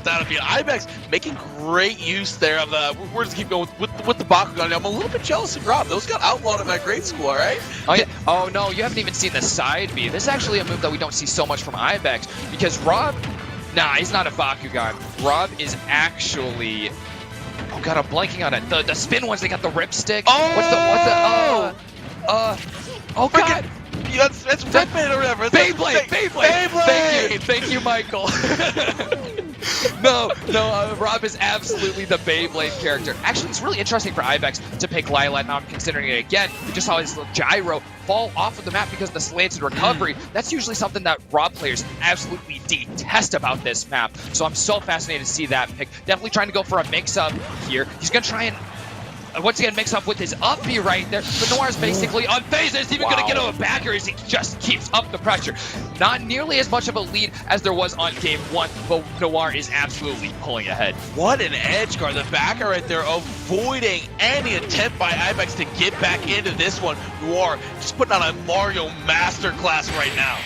Oh, here come the uppers, the big fist for the spike, and Ibex, I mean, he's big. The Rob is big. That's the common complaint about Rob. You can combo him easy. He's got that big hitbox, but such a great distance. Get those up airs on and that forward air on. Right back to Lylat. I wasn't aware that Rob and I shared the same hitbox. Pretty bulky, pretty broad. Definitely a packing on a few extra pounds there, Rob. That was so dirty. Yeah, they're friend shapes. Yeah.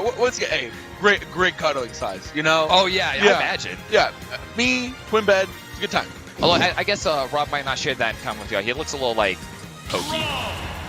He cuddling him's like cuddling me. I'm all bones. He needs some. So it's your effect, my build. Yeah. It's the worst of both worlds for Rob here, unfortunately for him. I'm sorry, Rob. Well, he's making it look a little better here, coming out right off the bat, getting that pile driver. But Noir has found his opening for the combo breaker, and he's going to convert it right back. Even chasing Ibex across the stage, as Ibex literally just sprints across the stage. The pressure is on, though. Yeah, nowhere to run for this Mario. Just absolutely insane amounts of damage. Whoa. I didn't know you could do that. I didn't know you could do What that. was that? That's allowed. Jeez, the Lilac pick is not helping Ibex here, and the low blast zone is going to hurt him as well. The high blast zone is going to kill him. The low blast zone is going to kill him. The gyro is going to go away off the ledge. I have to wonder right now. And Noir is sitting on match point right now. This is a terrifying place to be. He's got 3 stocks full left still. And oh god, he's going for the spike again. No. Oh no. He's doing it again. Oh, don't do it. Noir, don't do it. Oh god. There's children watching. Don't do it. Can't find it right there. He's getting too hungry now. He has a suspicion for it. Okay, yeah, good stuff. You deserve to get punished now. Ibex might be able to take a stock here, but I can't imagine the effort you need to get back into this one. And there it is. Noir takes it clean. After seeing what Ibex has done to so many players today, I can't believe the fastest match I've seen at this entire event was against him. Noir is in a crazy place right now, sitting in grand finals, waiting for this final match. Losers finals. It's going to be Ibex once again. Ibex doesn't have to play Noir this time, and he's going to be happy for that. He's going to be playing against wait, I think this might have been Sarah. Yeah, against Sarah here. Oh, okay. The bracket's just behind right there. That's okay. Against Sarah, and Sarah's also been pretty darn terrifying. So this is the final We've seen some 3. sweeps. This is going to be our podium placements at the end of the night here. I don't know who's going to be. I don't know. Hey, it's going to be good gameplay either way. This Midman versus Rob's going to be interesting. I just got to say that Mario gameplay, I felt bad for watching it. It was disgusting. It's like when you go out to eat, you know those places where you can spend like $5, like Taco Bell, and just get a million tacos. Oh, it's like I say it's like the old $5 cravings deal with the cheesy gordita crunch and the nachos and the fattest Baja Blast money to buy. Yes, like a barrel, a barrel of Baja Blast. It's good, but it's bad. And you're like, how do they give you this for $5? Yeah, like I feel like after watching Mario gameplay, I need some Pepto-Bismol. Like I need some. Oh, that's the Noir heartburn coming up. Don't mind me. Something was just inherently wrong and dirty about that. We're gonna see. Okay, here's Sarah. a real question. Wait, real quick. Okay. Are you a Pepto-Bismol guy or a Tums guy? I'm gonna be judging. I'm gonna be judging you on I'm this. a Tums guy because of They're not delicious. the They're assorted delicious. fruits. There's a mixed berry Tums. I'm very serious about my Tums. It's strawberry. It's blueberry. It's raspberry. Oh yeah. Honestly, if that was candy, I would pop them. I keep them in my bathroom. No, I do consider taking one sometimes. every time I go to the bathroom. Yeah, it's best candy. The Tums, yeah. Sometimes you just need like a bit of best candy. You Little don't pop forbidden Tums. candy. Like you run down. Oh my god, Ibex is getting run through the gauntlet right now. Jesus, Sarah just chunked through that stock, almost no questions asked. Ibex back in the driver's seat here, finally looking for that back air, but he's a little hesitant to use that lingering hitbox to really keep threatening Sarah. And Sarah off the ledge is an absolute threat still. And if I'm Ibex, I'm looking around saying, "Hey guys, what happened? Is this personal? Like I just played Smash today. I got to the top 3 and then this happened." So Jeez. not a great conclusion so far for Ibex, but chunking Sarah a bit here. So you gotta find this stock, or you're going to be in a world of pain. Ooh, there's that gyro doing its work, making sure it's going to be safe to get up there because Sarah isn't going to be able to push up there and try and use a down tilt to 2-frame. Looking for a 2-frame himself. Ibex is going for that down air. But the up smash is not going to pay off for him. He's in a dangerous position for these forward airs. Oh, that was nice. And Ibex, once again, not doing so well here. Sarah with a big comeback on this stock, still trying to find the knockout. Ibex on the edge. That's going to hurt, as is that. Can he find something like the suplex? We've seen Sarah pull it off, I think, once or twice for the kill. Might be able to find it again here. Oh, and there's a nice move here. Oh, but the Wrecking Ball is going to make a little bit of space for Sarah. Finally killed, though. He doesn't have much pressure to have to add here before he's able to get it. He's actually just going to be throwing out these forward tilts, these forward airs, the forward smashes, and there you go. Forward tilt right there. I mean, When the Rob's at that high percentage, there's no reason not to just toss out everything you have that hits at a distance. Like I'm not getting close. Oh to you. yeah, that's the Min MO anyways. Yeah. That's this character just spams buttons. Imagine being a boxer that's like, I don't want to be within 20 feet of you. Just Imagine that. a boxer with 20-foot arms. 20-foot arm robotic Mike Tyson. No, yeah, like you're in one corner, he's in the other corner. Ooh, that's fine. Oh, is it? For both of them. Okay. All right. Oh, yeah, Min-Min's got a weirdly long recovery. I'm okay with it, I guess. We'll allow it only this once. We're gonna see Ibex has to come back into this one, doing their job right now on this stock. Nice. That's gonna be big. Holding on Big to DI. 150. Big DI. That was huge. And can Sarah take advantage of that? Maybe not even have to go down this last stock here. I like the panic gyro. That was nice. That was nice. A little, you know what? When in stress, toss off the top. Ibex.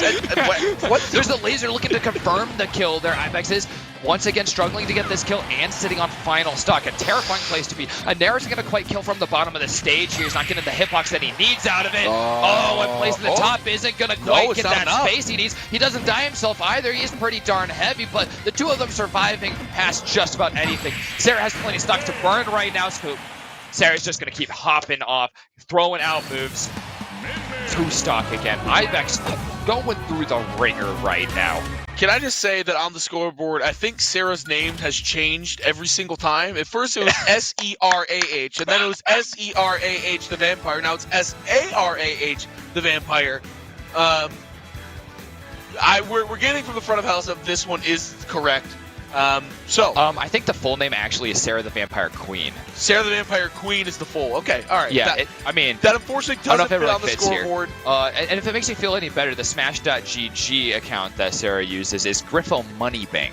So a totally unrelated thing. Sarah's just an agent of chaos. That's what I've grown just to learn. sowing discord in the Smash community. Yes.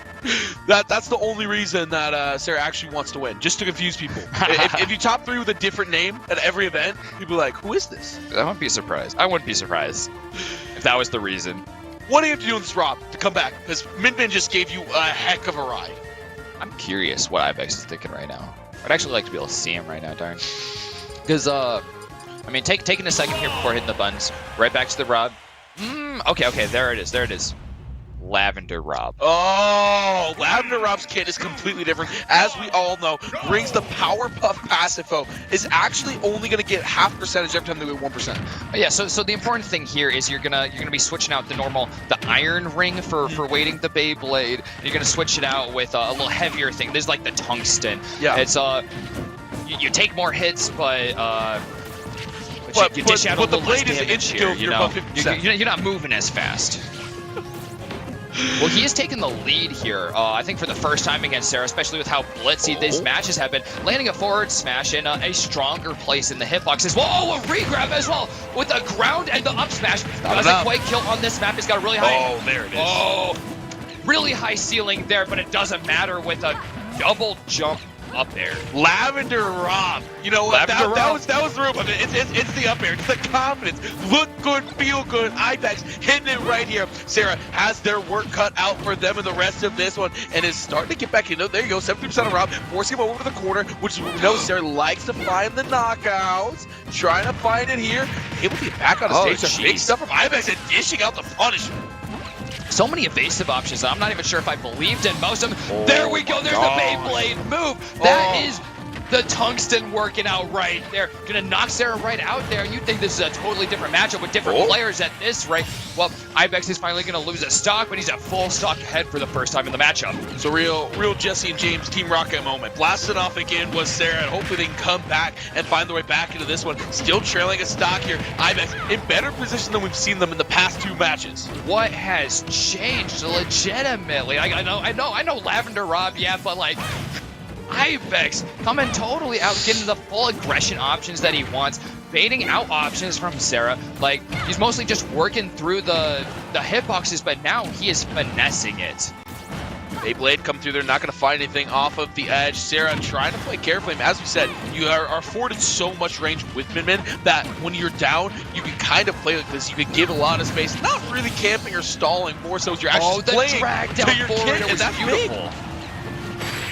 evens up the stock so quickly, but the last hit is the only one that matters when it's going to knock you off the top there. Ibex is still in it to win it. Lavender Rob, if Lavender Rob doesn't return, it's Ibex is trolling.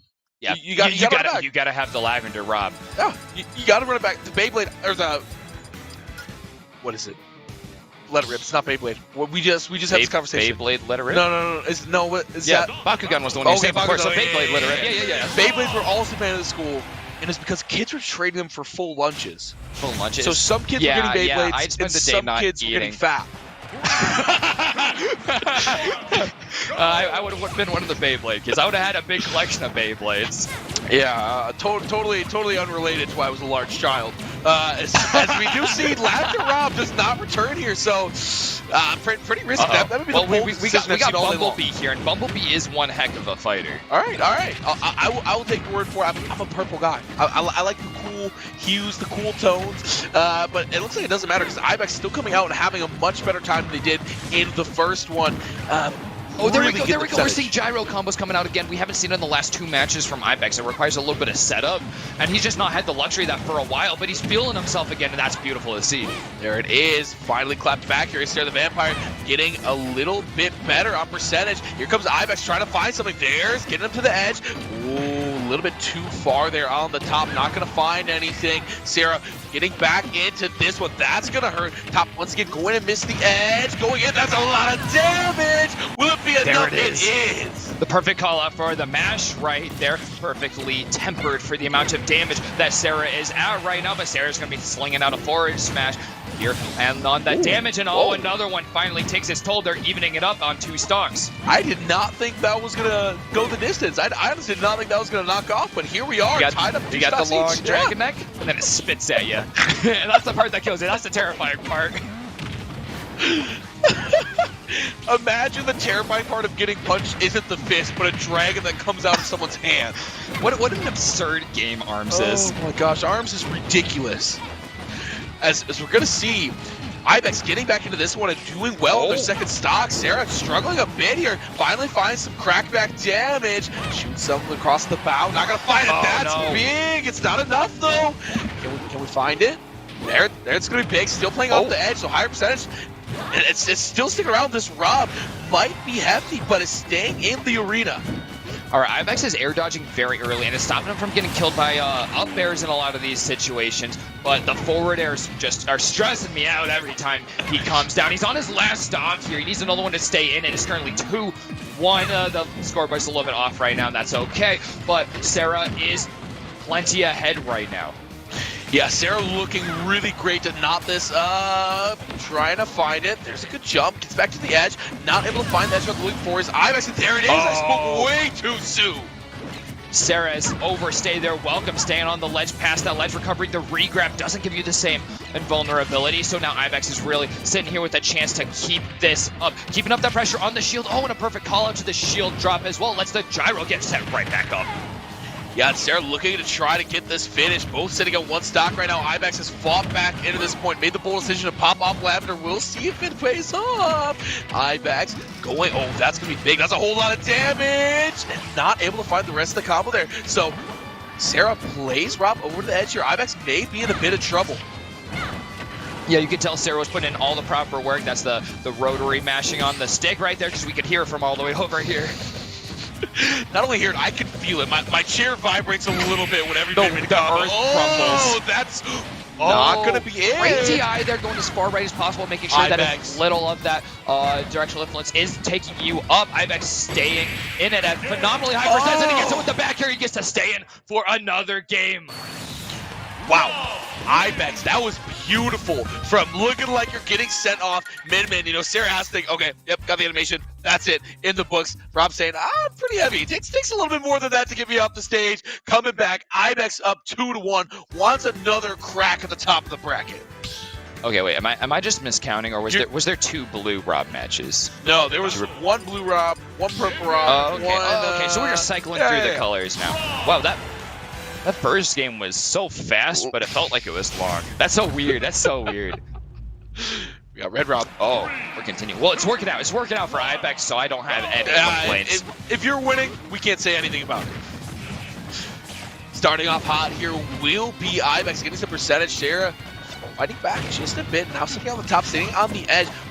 What is the positioning here with putting yourself on the edge? We've seen the suplex be effective for Sarah. I'd be a little bit antsy playing such a heavy character, putting my butt right up to the edge. Yeah, being on the edge can be dangerous, but it's just going to give you a lot of room to work with up ahead of you. That's plenty of room for launching these lasers.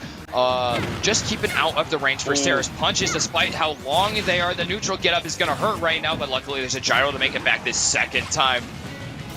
Edge guarding very well here. Sarah the Vampire has Ibex exactly where they want them. Sending that one out, not going to find its target. Ooh, and able to get back in the stage. There is Ibex, so this is going to be big.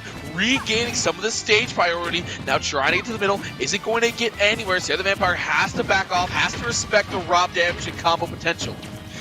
Sarah is doing a phenomenal job at playing through the gyros. It's so rare that they get launched directly at Sarah and they're not going to either get forward aired, nared, or shielded just to get rid of them and be able to just keep moving on. So it's making it hard for Ibex to get them set up. Like we were talking about before, we haven't been able to see too many confirms out of them. Ooh, okay, going for the up tilt this time, a little bit of a safer option, and it gives them plenty of time to follow up with that up air. So it's going to definitely give out that damage, no kill potential at that percent. Anyways, there's no need to get greedy. Ibex has to feel good about this after how poorly game one went. Second hitbox, it's the dragon. Sans that right there. But coming back and being in this position, really figured out this movement, really figured out Sarah to a decent extent. Sarah, sweep. Now took game one and is struggling since then. We're going to see getting that first stock is going to be a big confidence booster. Sarah has cordoned off this area on the right side of the stage. Ibex struggling to get in. He finally does, taking it off the stage, and he's going to follow with the down tilts. Getting a little bit of greedy with that down smash, though. He's going to get him punished himself. Yeah, and big hit right there. Sarah the Vampire says, I think this one's headed to a full 5. I'm not ready to go home yet. Their tournament life is on the line right now. Wow, Sarah's playing like this. Absolutely keeping Ibex off the stage. They're going for the plummet, and once again called out. I haven't really seen anyone call out the down plummets except for Ibex there. He does take another stock here. Sarah has 2 full stocks left though, so the pressure is absolutely on Ibex to keep this going. Yeah, Ibex has to be the one to really make everything happen. Sarah can just take things slow, really just get some chip damage, say, you know what, I've still got another stock in this one. Ibex, no such luxury right now, Treasure. Ooh, great pressure on the shield there. The up air into the up tilt is just going to allow for the follow-ups to just keep eking away at that shield, making it harder for Sarah to take defensive options. Aside beyond the stage is going to be punished here with that suplex, just like you were talking about. It's not going to kill at 130%. Again, Rob is a heavy boy. He's got that big old metal ring to make sure he's spinning with proper heft. Oh, Rob has some heft, especially on the bottom side right there. Definitely a thick platform he's resting on. That was gorgeous, but Sarah gonna stick around in it, gonna get some good position here on the edge. Doesn't quite find the connection on Rob that they're looking for. Gord doesn't have it there, and all of a sudden Ibex has ended up at a stock apiece. Ibex hesitated for a moment with the forward smash, but comes right back with that backer. He's been so effective with them, but he's finally going to get removed with an up smash there from Sarah, who's just been looking for it. They're going all the way to game 5. Neither of them ready. It's such a competitive top 3s right now. Put the 5s up. Put them up wherever you are. If you're in chat, if you're out there, put the 5s up. We're going the full way, Treasure. I sat down. Are we allowed to play Silver Scrapes? Oh, Silver Scrapes? I kid. Is that trademarked? Yeah, well, Riot. Can I say Riot? I can. I think Scrapes been cut off. Oh, we've got the music change. Hometown Series is owned by Riot now. Darn. We messed up. Tough. The Hometown Riot series brought to you by Riot Games, and they're ever evolving. Sponsored by Riot. Sponsored by Riot. Brought to you by Riot. Endorsed by Riot. Employed by Riot. All the players are actually Riot employees. Oh, hell yeah. Wait, the players? Darn. That's not me. we're gonna see some. The tease. Almost. The tease of the Terry. They pump faked us. They really got us in the booth. I assume we're going to see a return to form of Rob. That's all I've seen Ibex play today, at least. You know what? If you had to pick one character to promote to S tier competitive play, Zelda. what would it be? Zelda? Zelda. I'm a Zelda man. So you've chosen incorrectly. I'm a traitor. I play Palutena now because it's so frustrating to play Zelda because she's so bad. She got Monster. buffs too, so I know that's going to be like a contentious claim there. Monster. But the buffs don't make her fun to play. Okay, I'm just saying correct answer's King DD, but I mean that's cool. That's cool. Then the I mean, correct answer is DD. shows great. He's no, you show hilarious. no love to the thick boys. I get it. This right here, Treasury is against thick men playing in Smash. We'll see what happens though. Oh God! Wait a second. IBEX is not getting the start that they wanted here at game number 5. They're trying to earn their way back up to the top half of the bracket and make something crazy happen. What is Sarah's movement right now? He's just avoiding IBEX by just running right outside of the range of his moves. my gosh. No, IBEX, Oh don't my do gosh. it. Don't recover the stage. Oh, You've got so much to live for. I hope the Pepto-Bismol hasn't gone far because I'm going to need a second dosage. Round 2, bartender, top me off. Oh God. Just a thick glass of the pink stuff, please. As IBEX try to get back into this one. That was big right there. Yeah, that could have been a huge parry, but IBEX just wasn't ready for it. And here Sarah has a commanding lead here, up a stock at 127%, so have to be careful, but it'd be big to get some more chip damage. Wow, Doesn't IBEX happen. lands on the stage yet again, but this time he's going to go very opposite direction there. He gets the up smash. He's gotten a little more liberal about his usage of the smash attacks. We've seen some down smashes. Those ones aren't too punishable, but up smashes, pretty raw, are devastating, but dangerous. Both devastating and dangerous. Looks like Overwatch headed to the grand finals, so that's exciting. We're excited for that. Oh, We're heck going over yeah. to the big stage as well, as we are moving on to the same thing ourselves. Sarah the Vampire gets rid of yet another stock. IBEX is in a whole lot of trouble here, down to 1 stock. Tournament life on the line. Oh, and he is just continually getting poked right now, barely making the stage. Sarah gives him a little bit of space to come back with. He knows he's got to stay low for quite a while, making sure to bait out those forward smashes that are just going to keep raining out. The backers are landing up. There's going to put him in some end leg. Sarah doesn't get to make too much capitalization off that. He's a full stock ahead right now, so IBEX has to make some mountains move. Yeah, IBEX. That's exactly how to do it right and there. It is, mountain move, right there. Yeah, okay, cool. Himalayan, gone. Fortunately, there's one more right here. It's a 94% deficit. Yeah, not looking too great to kick things off. IBEX definitely has to climb this uphill battle right now. Sarah the Vampire gets back, good positioning, and IBEX, this is going to be tough from 118%, and more than tough, going to be impossible. Sarah the Vampire moving on, lays their way through the loser side, and back. They're back, baby. Back. It's back. It's grand finals. It's Sarah. It's Noir. Two of them, they're terrifying all night long.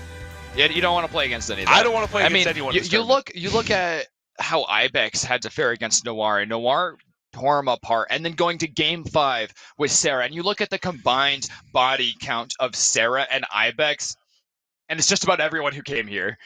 Yeah, the whole back room is littered with corpses right now. It's terrible. Like the maintenance staff is here. We had to call Rhythm City Casino. They're great to work with. They called it a whole team, and it's terrible. It's terrible. There's bodies it's everywhere. horrifying. They're all clutching their GameCube controllers. I've never seen anything like it. There's tears in their eyes still. Actually, you know what? Can we go snag some of those controllers? Those will fetch you pretty petty. We could just. Oh yeah. I think the boards are still pretty scarce here. Well, we'll recoup some of the losses after we have to deal with the insurance payouts. It's actually the prize you get for winning. You get everyone else's controllers after you promptly kill them on the pitch. Oh god. Those blood-stained GameCube controllers. Is Smash a blood game? I mean, depends what your ante is. Okay, here's a real thought. Esports is all pyramid schemes. Okay, keep going. If you're not good at the game, you're putting money in to be a part of it, okay, and then you're doing the work, and the person who's going to come out with all of your money is the person who's just better at the game than you. Counterpoint, that's every competition ever. Yeah, athletics. Competitions are pyramid schemes. Competition is pyramid scheme. I'm expecting. Let's see who's going to be at the top of our pyramid. Someone in chat is going to write their senior thesis on that, like a dissertation in a year. We better get a copy. That would be amazing. That would make my week, at least. I mean, I don't know what I'd really do with the whole study. Maybe. Actually, you know what? I mean, my outlook on jobs and career isn't too hot, but if I ever have an office, that's in there, right next to my diploma. So like, oh, I'm unemployed, like I'm homeless, I don't have any prospects, I'm gonna stay on the street, but if I do have an office, I'll have that frame on the wall. Not a great start for Sarah the Vampire. Noir doing what Noir did last time around that we saw. This is what we've come to expect when you restock somebody twice in a best of 5. oh, he does get himself stuck up on that platform though, and Sarah is a-okay with that. He's got a great forward smash there. He's gonna survive right now with go potential as well, so it's gonna make it a little bit risky. Noir isn't gonna take any chances. He goes for the cave. Wow. And Sarah the Vampire really going to be trying hard to find this bracket reset here, but Noir is such a tough opponent to come back up and face in the grand finals. We'll see if that's possible. All this Mario gameplay has been clean. It's terrifying, but Sarah is getting in on him right now. Oh, and the fireball isn't going to stop it. Noir's got a little bit of a combo breaker right there with the Nair, but it's not going to give him too much. He's trying to get as much as he can on the ground right now. He's waiting for Sarah to come back, using the cape consistently, make sure he can come back to stage. But when he is on the stage, he's trading nickels for dimes. I don't care what percentage Noir is at. I'm absolutely terrified. You could be at 5,000%. It's like I could sneeze and you would die, and it wouldn't matter. I'd just be absolutely shivering in my boots in the corner of the stage. Not so much the case for Sarah the Vampire. Pretty bold move, able to take a second stock off of Noir. This one's going to be pretty close if Noir can manage to get the second stock off Sarah the Vampire in a timely manner, and they do. Oh my god. Noir going off. The spikes are just so satisfying to see. He's looking for another forward air there to get another stage spike and maybe keep it going with up airs, but he doesn't quite. Sarah's going to take the right Oki option right there, and he's just keeping a little more distance here. He's been really diving in on Noir for the most part, but he's taking a little bit slower right now. He's going to take some damage for it, though. I'll be honest, sometimes more than some damage! Noir took those stocks in like 30 seconds that was beyond insane. the first one. That was... I thought that was going to come to nothing, so I was going to make a little cute comment about the UFO. Sometimes on the screen, how I get distracted. But then I was like, holy frick, he did like, it. oh yeah, KK Slider's looking pretty chic in the background there. That's real nice. Oh wait, the game's over. It's like, where'd the UFO go? Oh, the whole stage left. Oh yeah. No, that's what happens when somebody wins. I'll get there one day.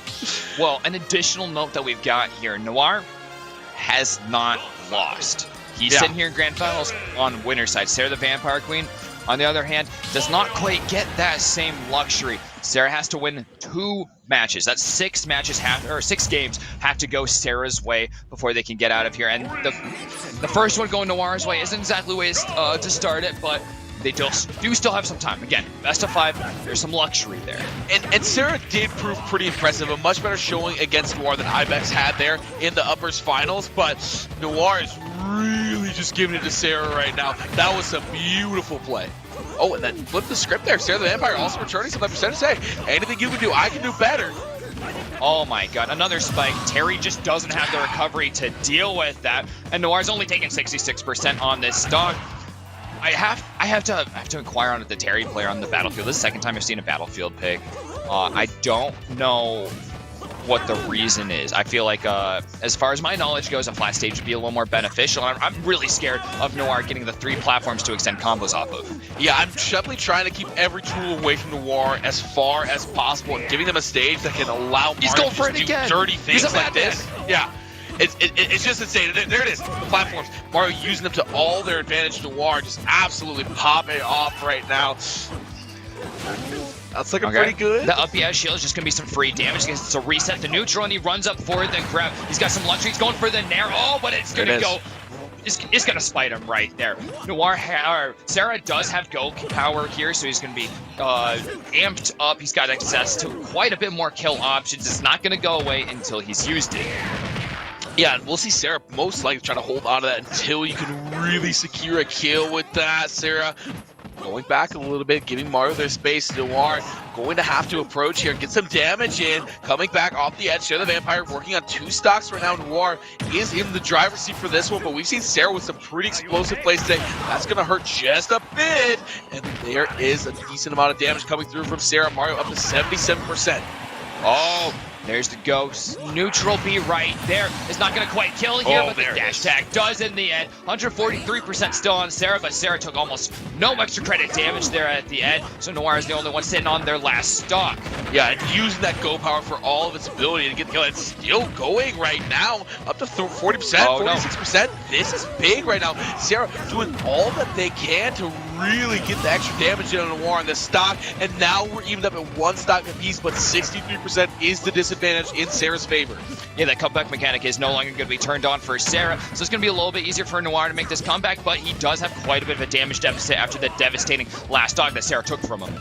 Yeah, that was huge, and Noir has their work cut out for them. Definitely have to come back into this one, and going to be doing it just there, trying to find a bit of a juggle. Won't really get it to go, but does get a decent amount of percentage, up to 99%. That is going to do it. So Sarah knots us up at 1 apiece.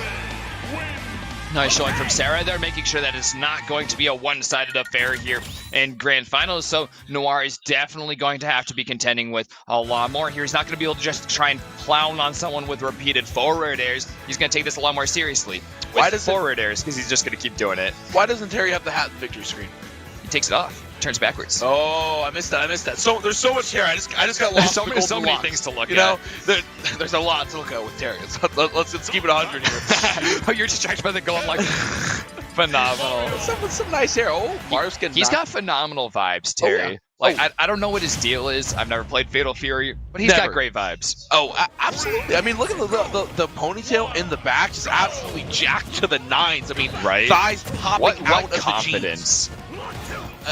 He either needs bigger jeans or just smaller legs, and I can't decide which is which. Either way, Terry put in that work right to kick things off here. Noir not having the best of times. Sarah really getting the jump.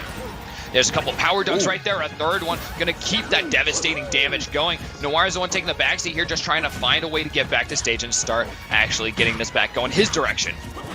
Yeah, trying to find a way to flip the narrative here, but it's just not going to happen. Sarah taking advantage of Noir's position there in the middle of the stage, and Sarah doing so well. Oh, that's going to be the first stock gone for Noir. Noir's having such a hard time getting through these snares, and Sarah has adjusted accordingly, making it so difficult. Continue out those power dunks, and Noir just seems a little bit lost contending with them. Yeah, Noir doesn't have any way in right now, and finally gets a little bit of a juggle going to get the percentage up, but Sarah just clapping back right there, finds the grab, goes off the stage with the finish. No. That was dirty. And a taunt on the end of that spike. Oh, let's get a little healing here, but Sarah's got to feel comfortable. I mean, opportunity for 3 stock here. Don't let me speak too soon, but definitely a much better game than the first or even the second where you found the win. Oh, great dash attack there on the ledge, plus the cape. That's going to spell death for Sarah, but that is Sarah's first stock on the game that's been lost, so Noir has twice as much work to do to get game 3. Yeah, definitely big to get that first stock, but it's like I said, a lot of work to be done. Noir, they're most likely looking at being out damaged here by Terry. You got to get Terry off the side. We've noted a few times, not a great recovery for Terry.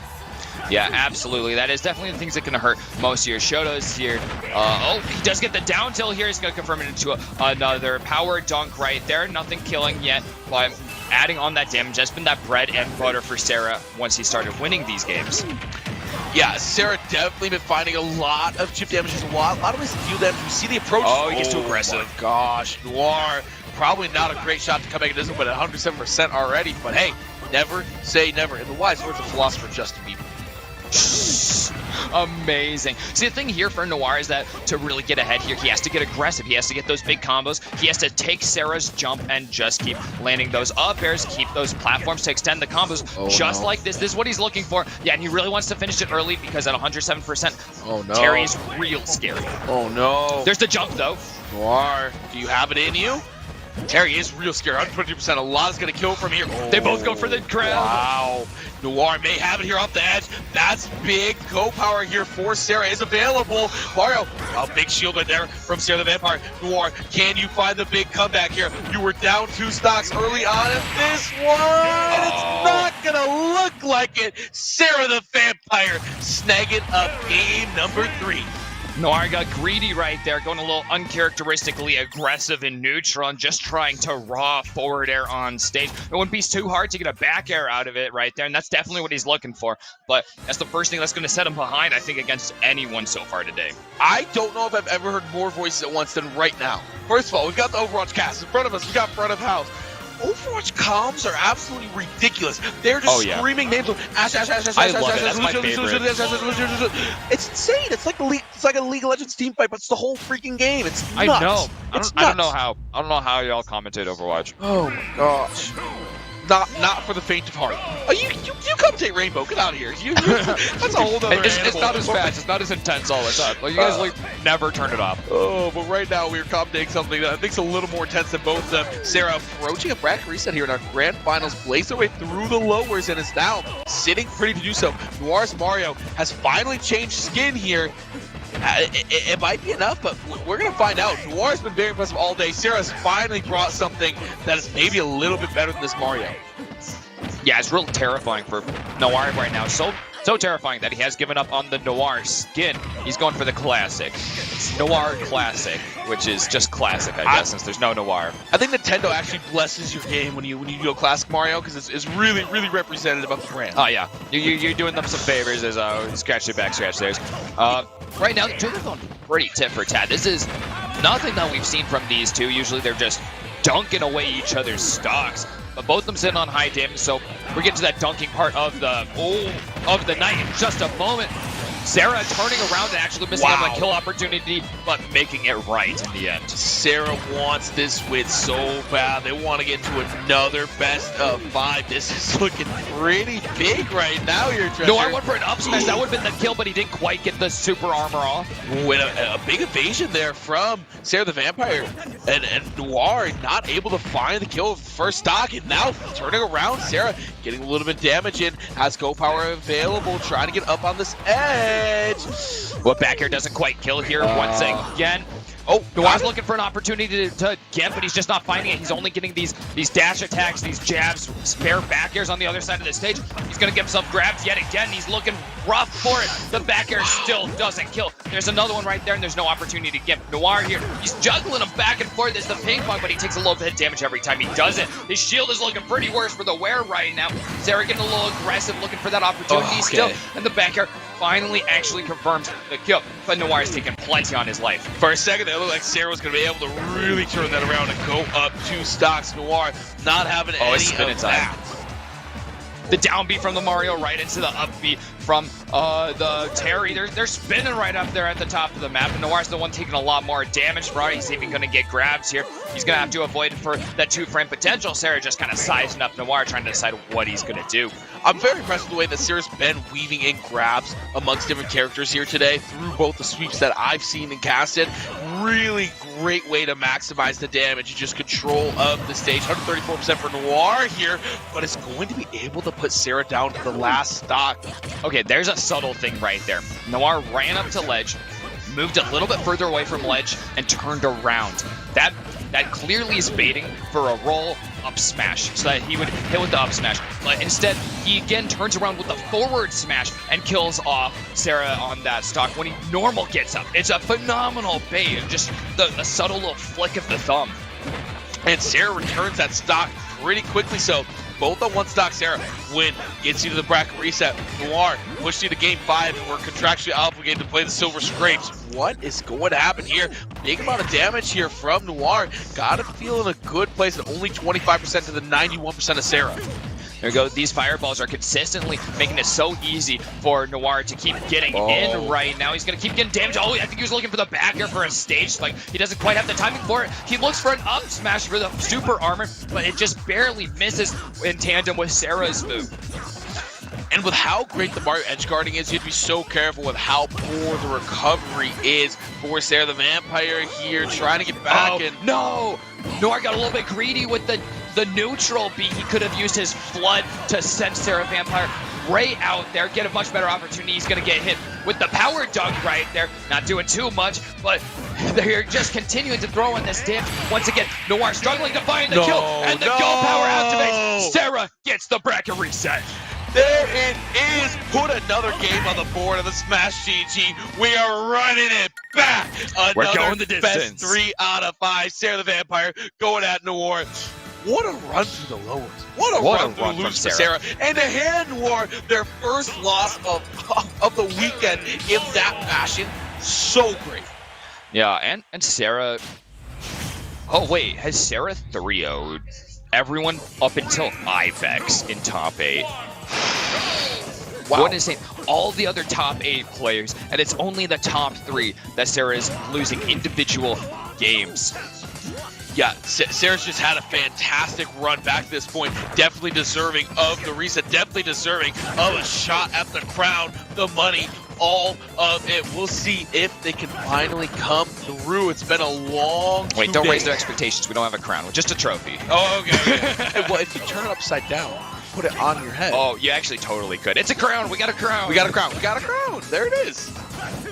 Ooh, Noir's been having a great job with his aerial combos here right off the bat. Oh, no! Sarah gets the go power, but turns it the wrong direction. They're accidentally reversing, even despite the auto turn that the character is going to bring to the table. Losing that stock as well is going to hurt a lot, as Noir's only on that 42% until Sarah gets that little bit of a combo reset here. An up B out of shield is going to keep him off. And squandering that damage in the mid-go hurts so much more when you lose the stock right after. It's like, ooh, not only did I not do as much as I should have, but also I died for my efforts. That's got hurt. Noir in a pretty solid place to kick things off there, though. Sarah, a bit of a crackback right there.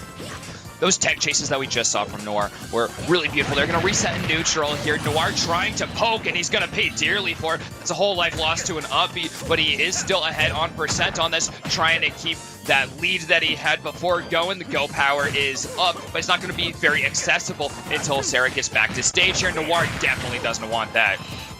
Not at all. Noir got to take advantage of this 117% that Sarah is at. You really have to get the stock right here. You can't let Sarah creep back in. We saw that in the last best of 5. We can't see it again here if you're Noir. Doesn't find what they're looking for. Had Sarah there. Oh, Noir SDI'd out of that. That's phenomenal. He's full of these great little surprises on a lot of things right there. He's going to get this back air after a short hop raw right there, forcing out an air dodge, trying to get the back air once again on the 2-frame base. A little bit too late for it. The go power comes up, and suddenly Sarah's the one up, but Noir hasn't let these big percentage stocks stick around for too long after a death. He gets the back air, and he's looking for the flood. Flood is going to hit. Oh, what a great use of the power dunk to make sure to get back to stage. That was great quick thinking from Sarah. The only problem is we talked about how lethal Mario is with opponents at high percentages, and I'd consider 182% in that category. And there it is. We're all knotted up. 0%, 0%, one stock each in the bracket reset. It doesn't get much better than this. When Noir gets a little on edge, he starts going for the short hop forward airs on stage. It hasn't worked once against Sarah, though. He just ate 40% for it. And you hear the crowd clapping out there. This match is going to be intense on the casino floor. Sarah the Vampire, Noir. Noir not faring the best here on these last stocks. Sarah getting the best of Noir to kick things off, but here it is. Bit of damage, bit of juggling. Oh, we know how lethal this Mario can be. Couldn't keep the juggle going, but it gets it back right there. Whoa, that's a so forward smash big on the platform. That's a beautiful combo finisher right there. He kept Sarah's jump away from him for so long. You're like, oh, you don't have a jump. I guess you'll get to touch the platform. No, I'm just kidding. No touch on the stage for you. We're back to the up airs. And oh, you know, we mentioned the pledge, the platforms just a moment ago. Well, there's one right here, quite conveniently. I don't even want you to not go, oh, just kidding. that whole Banana the Monkey video. We just saw it happen in Smash. Recreated. Noir going up 1-0 here in the bracket reset. Once again, Sarah has swept through the loser side up until top 8. And is looking to end it off with the dub here. Has already reset the bracket. Done so much work to get to this point. Sarah has chosen Battlefield as a map, but we did see a power dunk. Ooh, misses target right there. Going low for a nair, trying to get that spike and a cheeky early kill. It's all about cheating out kills as fast as you can. Yeah, big piece right here. We've seen the juggles from Noir be so massive in getting the percentage up on Sarah. And it's just doing more right here. I don't think the up B would have even killed, so it's definitely a loss there. Not getting the damage. He's going to have to recover low here. That's all fine and dandy, but he's taking a lot of damage from these last couple exchanges despite coming out of the gate fierce.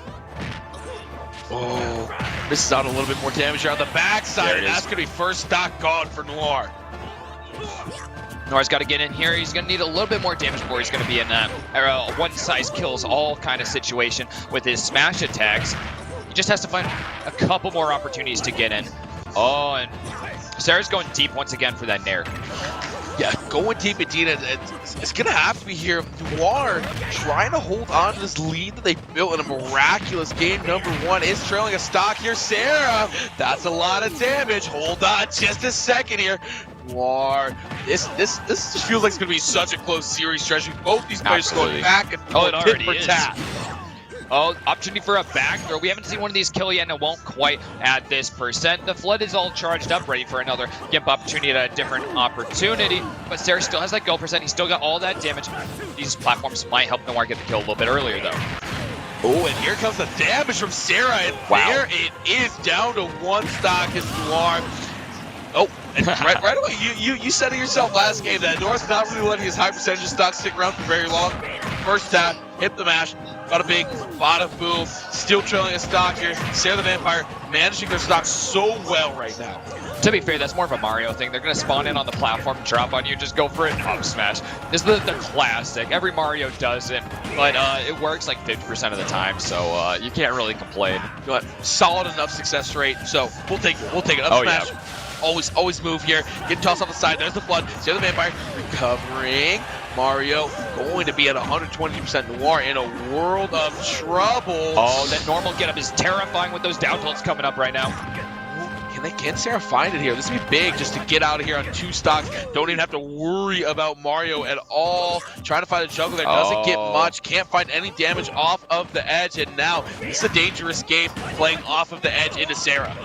Sarah's just fishing for that up B right now. He knows it'll kill from a lot of places. He himself is going to get killed by an up B off the platform.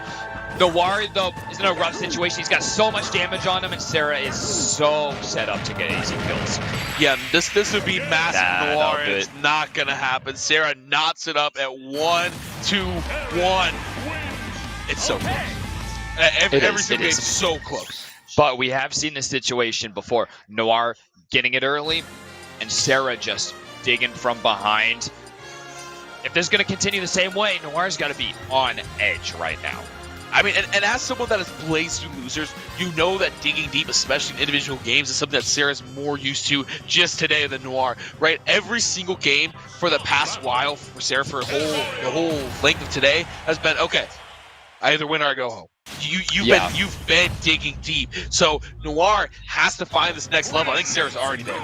Yeah, just, it's one of those things. You get to grand finals, and a lot of players just level up with the added intensity and the gameplay of their opponent.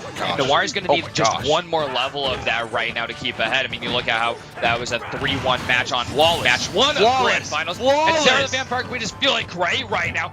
0-2 death to start out the true match of grand finals, and he's showing no signs of stopping. Noir is going to get some damage in here. He's going to get that down beat. He's going to keep that juggle up. He's going to get those up airs. Can't put the pressure up on ledge. Perfectly calling out the drop, and he's looking for a 2-frame. It doesn't come out, though. Really gets the recovery right there. Sarah the Vampire, what a start that was. Gives a flawless stock. Starts off pretty well on the second one. Noir finally marking some damage up, and now they're all knotted up, but a stock up is Sarah. Edge guarding here. Oh my gosh, look at that damage coming on through. 92% is the Mario. Sarah's gotten a little too comfortable playing up in the air, and Noir will happily take that for all the percent it's worth. Going low is also a little bit risky. Noir has so much access to crazy ways to kill him out there, but it doesn't even matter when the super armor is all down. See you later, Mario. Go still activated right here. Sarah at 104%, looking for the 3-stock right here. Oh, who's not sure if he could recover from that, but there it is right there. New Terry thinks, oh the double spike! Sarah's not letting Noir keep in that game. Bow down. Bow down. Sarah the Vampire, what was that? First of all, you start out with the flawless first stock, sending Mario to another dimension. Second stock, hard. Well, the third, you're pulling out Terry. Take that. I actually don't know about it. You say you don't know about it. There's no chance I've even dreamt about it. Got too much recovery. I don't believe in it. But traditional fighting game characters shouldn't get to recover back to stage. What's thinking about that? I don't want to deal with them anymore. Yeah. Stop letting them jump. It's not fair. But the neutral play should be just overpowered. Well, 1-hit KO. This could be the grand final game of NECC Hometown Series. This inaugural event in Davenport. It's all on Sarah Vampire Queen right now. He's got match point, true grand finals. He's reset the bracket. He's had to be in losers bracket all the way through top 8. I think he's got some frustration to burn after that run. Oh, absolutely. I mean, Sarah's run here's been insane. Noir had a great run. As we said, just recently lost for the first time all weekend, so that was big. I mean, Sarah just running through right now, looking for it. Noir, 121%, another great first stock for Sarah. This has marked their run through that we've seen in the top 8. Great first stocks, great first games. Another overextension from Noir, though, is absolutely deadly. Sarah won't let him get away with those at all, and we're seeing it more and more as the games go on, as Noir's getting a little bit more tired. Oh, the extension on that side B is going to add even more damage, but there's no more follow-up there. Sarah the Vampire Queen just doesn't have quite the leverage to go that deep. Noir finally gets in for his Mario combos up in the air, and he even shield pokes with the down B. Oh, Noir's just looking for a little bit more damage out of these combos, not quite finding everything they had earlier on in the day. Off the edge here, that's going to be nice, and not up 2 stocks each, but a 91% damage in the favor of Sarah the Vampire, now up to 122. Mario sticking around for the time being. I'm so surprised that power dunk doesn't kill right there, and Noir is just going to keep wrecking havoc. Nice grab. He's going to stop the side B with his grab. That's a beautiful start here. He's looking for the backer on the 2-frame, but Sarah has been so slippery on ledge.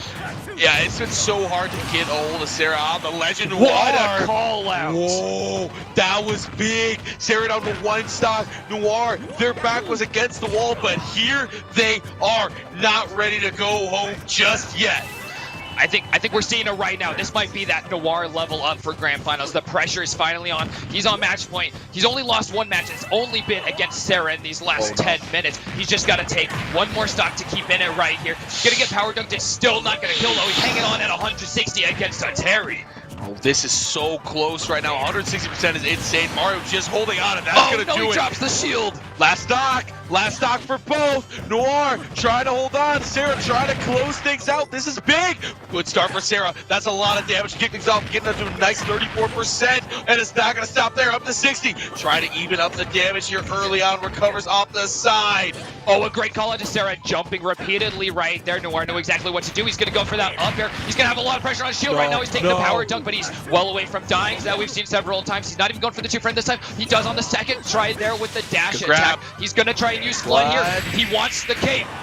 The forward smash! Noir does it! We're going all the way! You literally can't play more! Of Grand Finals. Noir is back and ready for blood, especially after seeing that disrespect of a 0 to death and double spike on game 5. You got every penny. If you're sitting in attendance, if you're watching on Twitch, first of all, you don't even have to pay. You got every penny for this event. We're playing the maximum amount of games possible. We got the bracket reset. We've got a full 5 in the reset. Noir, Sarah. What's even gonna happen here? We've seen so many crazy plays between these two.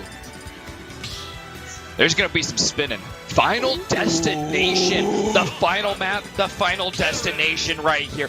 This is as flat can be. Noir is back to the classic Noir Mario. Black and white. Sarah on the flattest map in the game. This is very advantageous to him. Also, that map pick is going to be significant. The spookiest map in the game. The little worm things in the background make me a little uneasy in a way that I can't describe with words. I'm just going to put that out there. I've never even noticed Oh them, my honestly. gosh, that's the only thing I noticed on the stage. Are you kidding me? As Noir not going to have a great time off the edge here. Sarah really putting in the work to kick things off, and we're finally going to regain some of that position here on center stage. He's looking for the spike right off the bat. He's trying to cheat out this kill. He's using the flood of forward smash. These have worked for him in the past, but up isn't going to quite come out. Sarah's got a great disruption right there. Aerial combos coming out. He wants a stage spike. Oh my god, Noir just keeps getting leverage. There's the down B coming up for him. Sarah does have go power, but he's got a damage differential. The super armor isn't quite going to save Noir right there. The two of them at phenomenally high percentages. The dash attack isn't going to work out either. Back air does come out for Noir. He's charging up that flood for another opportunity. And Sarah, like I said, they're so close. Sarah coming back into this one. Noir grab that early advantage. Going to have the recovery there. Sarah trying to find the edge guard. Not going to happen. Noir in the middle of the stage. Good shield. That is going to be enough. Just barely.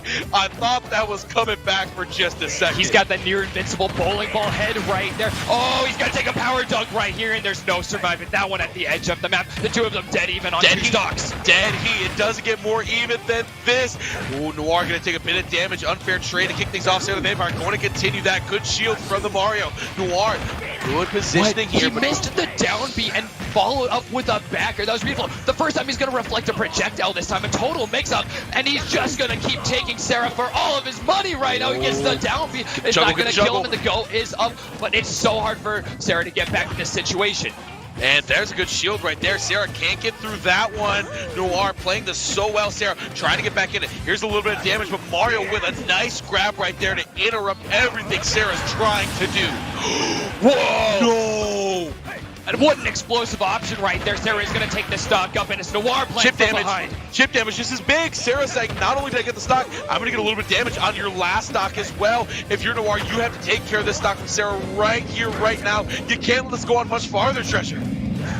The two of them dead even on the center of the stage, looking back and forth to shield poke each other. So much damage between the two of them. Sarah Vampire Queen gets the go side B. It's not going to quite kill, though. He's trying to use his neutral B to clear out a little bit more space. And Noir's going to be desperate for one of those smash attacks.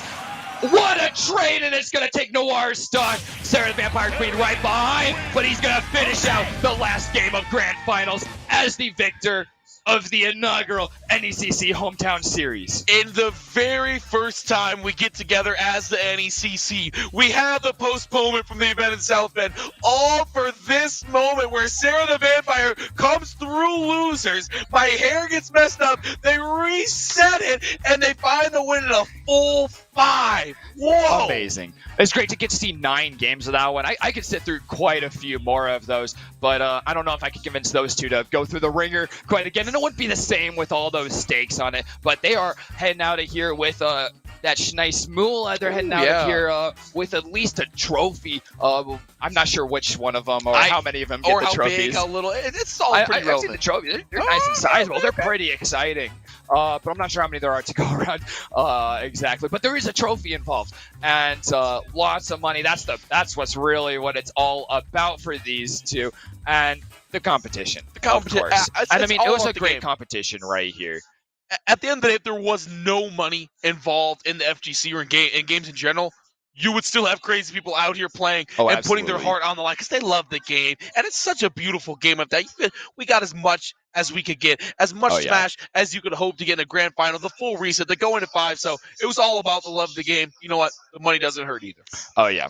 And it's so nice to be able to get all of these collegiate and high school teams all together in the same place, getting to share in their love for the competition as well, all together, playing against each other. You know, they're at each other's throats one moment. But, I mean, it's about the sportsmanship. It's the handshakes right after. It's an opportunity to come together. And that's what's really beautiful about a big scholastic LAN. It's like, it's so exciting to see the other people that are doing what you're doing. Absolutely. And esports in general, if it's dividing us, we're doing it wrong. You know, we could be fighting on the pitch, but we ought to be best friends off it. Maybe on Twitter we can have a little bit of beef. A little bit of beef. That's like esports plus. We all extra. have a little beef with our friends. Absolutely. You know, it's just enough to keep it exciting. Oh yeah. Like we know that Treasury hates what did we establish earlier? Wait, don't make me out to be a racist here. This is not the closing Treasury notes hates I wanted. It's okay.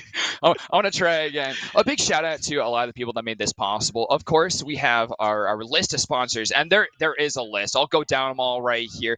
We would like to thank all of our presenting sponsors and vendors for the support this weekend. Akai Riot, Artistry Ascendant, CSMG, Disc Replay, ESTV, GamePlan.com, Hometown Ticketing, HyperX Gaming, Planet FunkCon, Playmakers One, The Gamers, Vanta Leagues, Visit Quad Cities, Rhythm City Casino, and St. Ambrose University.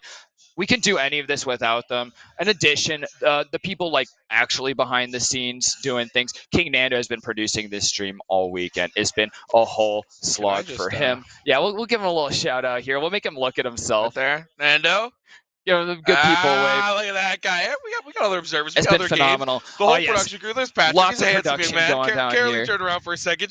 She caught wind of something. and of course, Michael, our producer here at NECC. And all the other casters that we've had, all the staff and volunteers. It means the world to all of us that you guys have done all the work to make all of this happen. And the players. Absolutely. I mean, they're what makes it worth happening.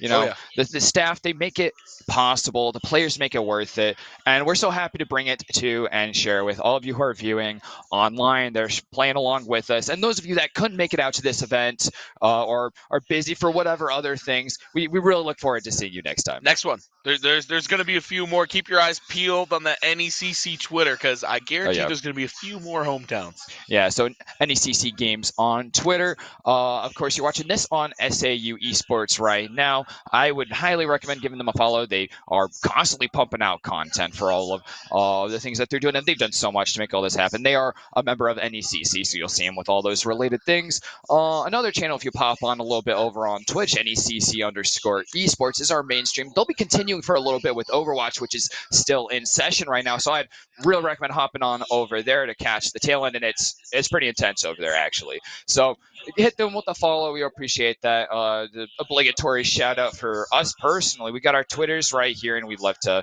keep you guys around. That is indeed not my at, but we'll take it. Ad Melon. Well, give them what your ad is. It's at Ethan J. Dallin. All lowercase. No, well, there's no spaces on.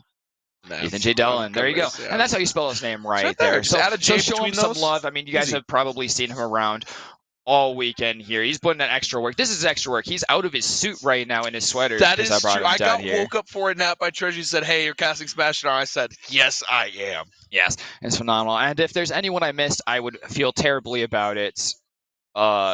But my brain can only go at so many miles per minute. Add him at Twitter with everybody he missed. Add me on Twitter. Yeah, Just yeah. make me feel terrible. But thank you guys so much for making all of this possible. It's been great, and we can't wait to see you guys next time. Good night. Easy.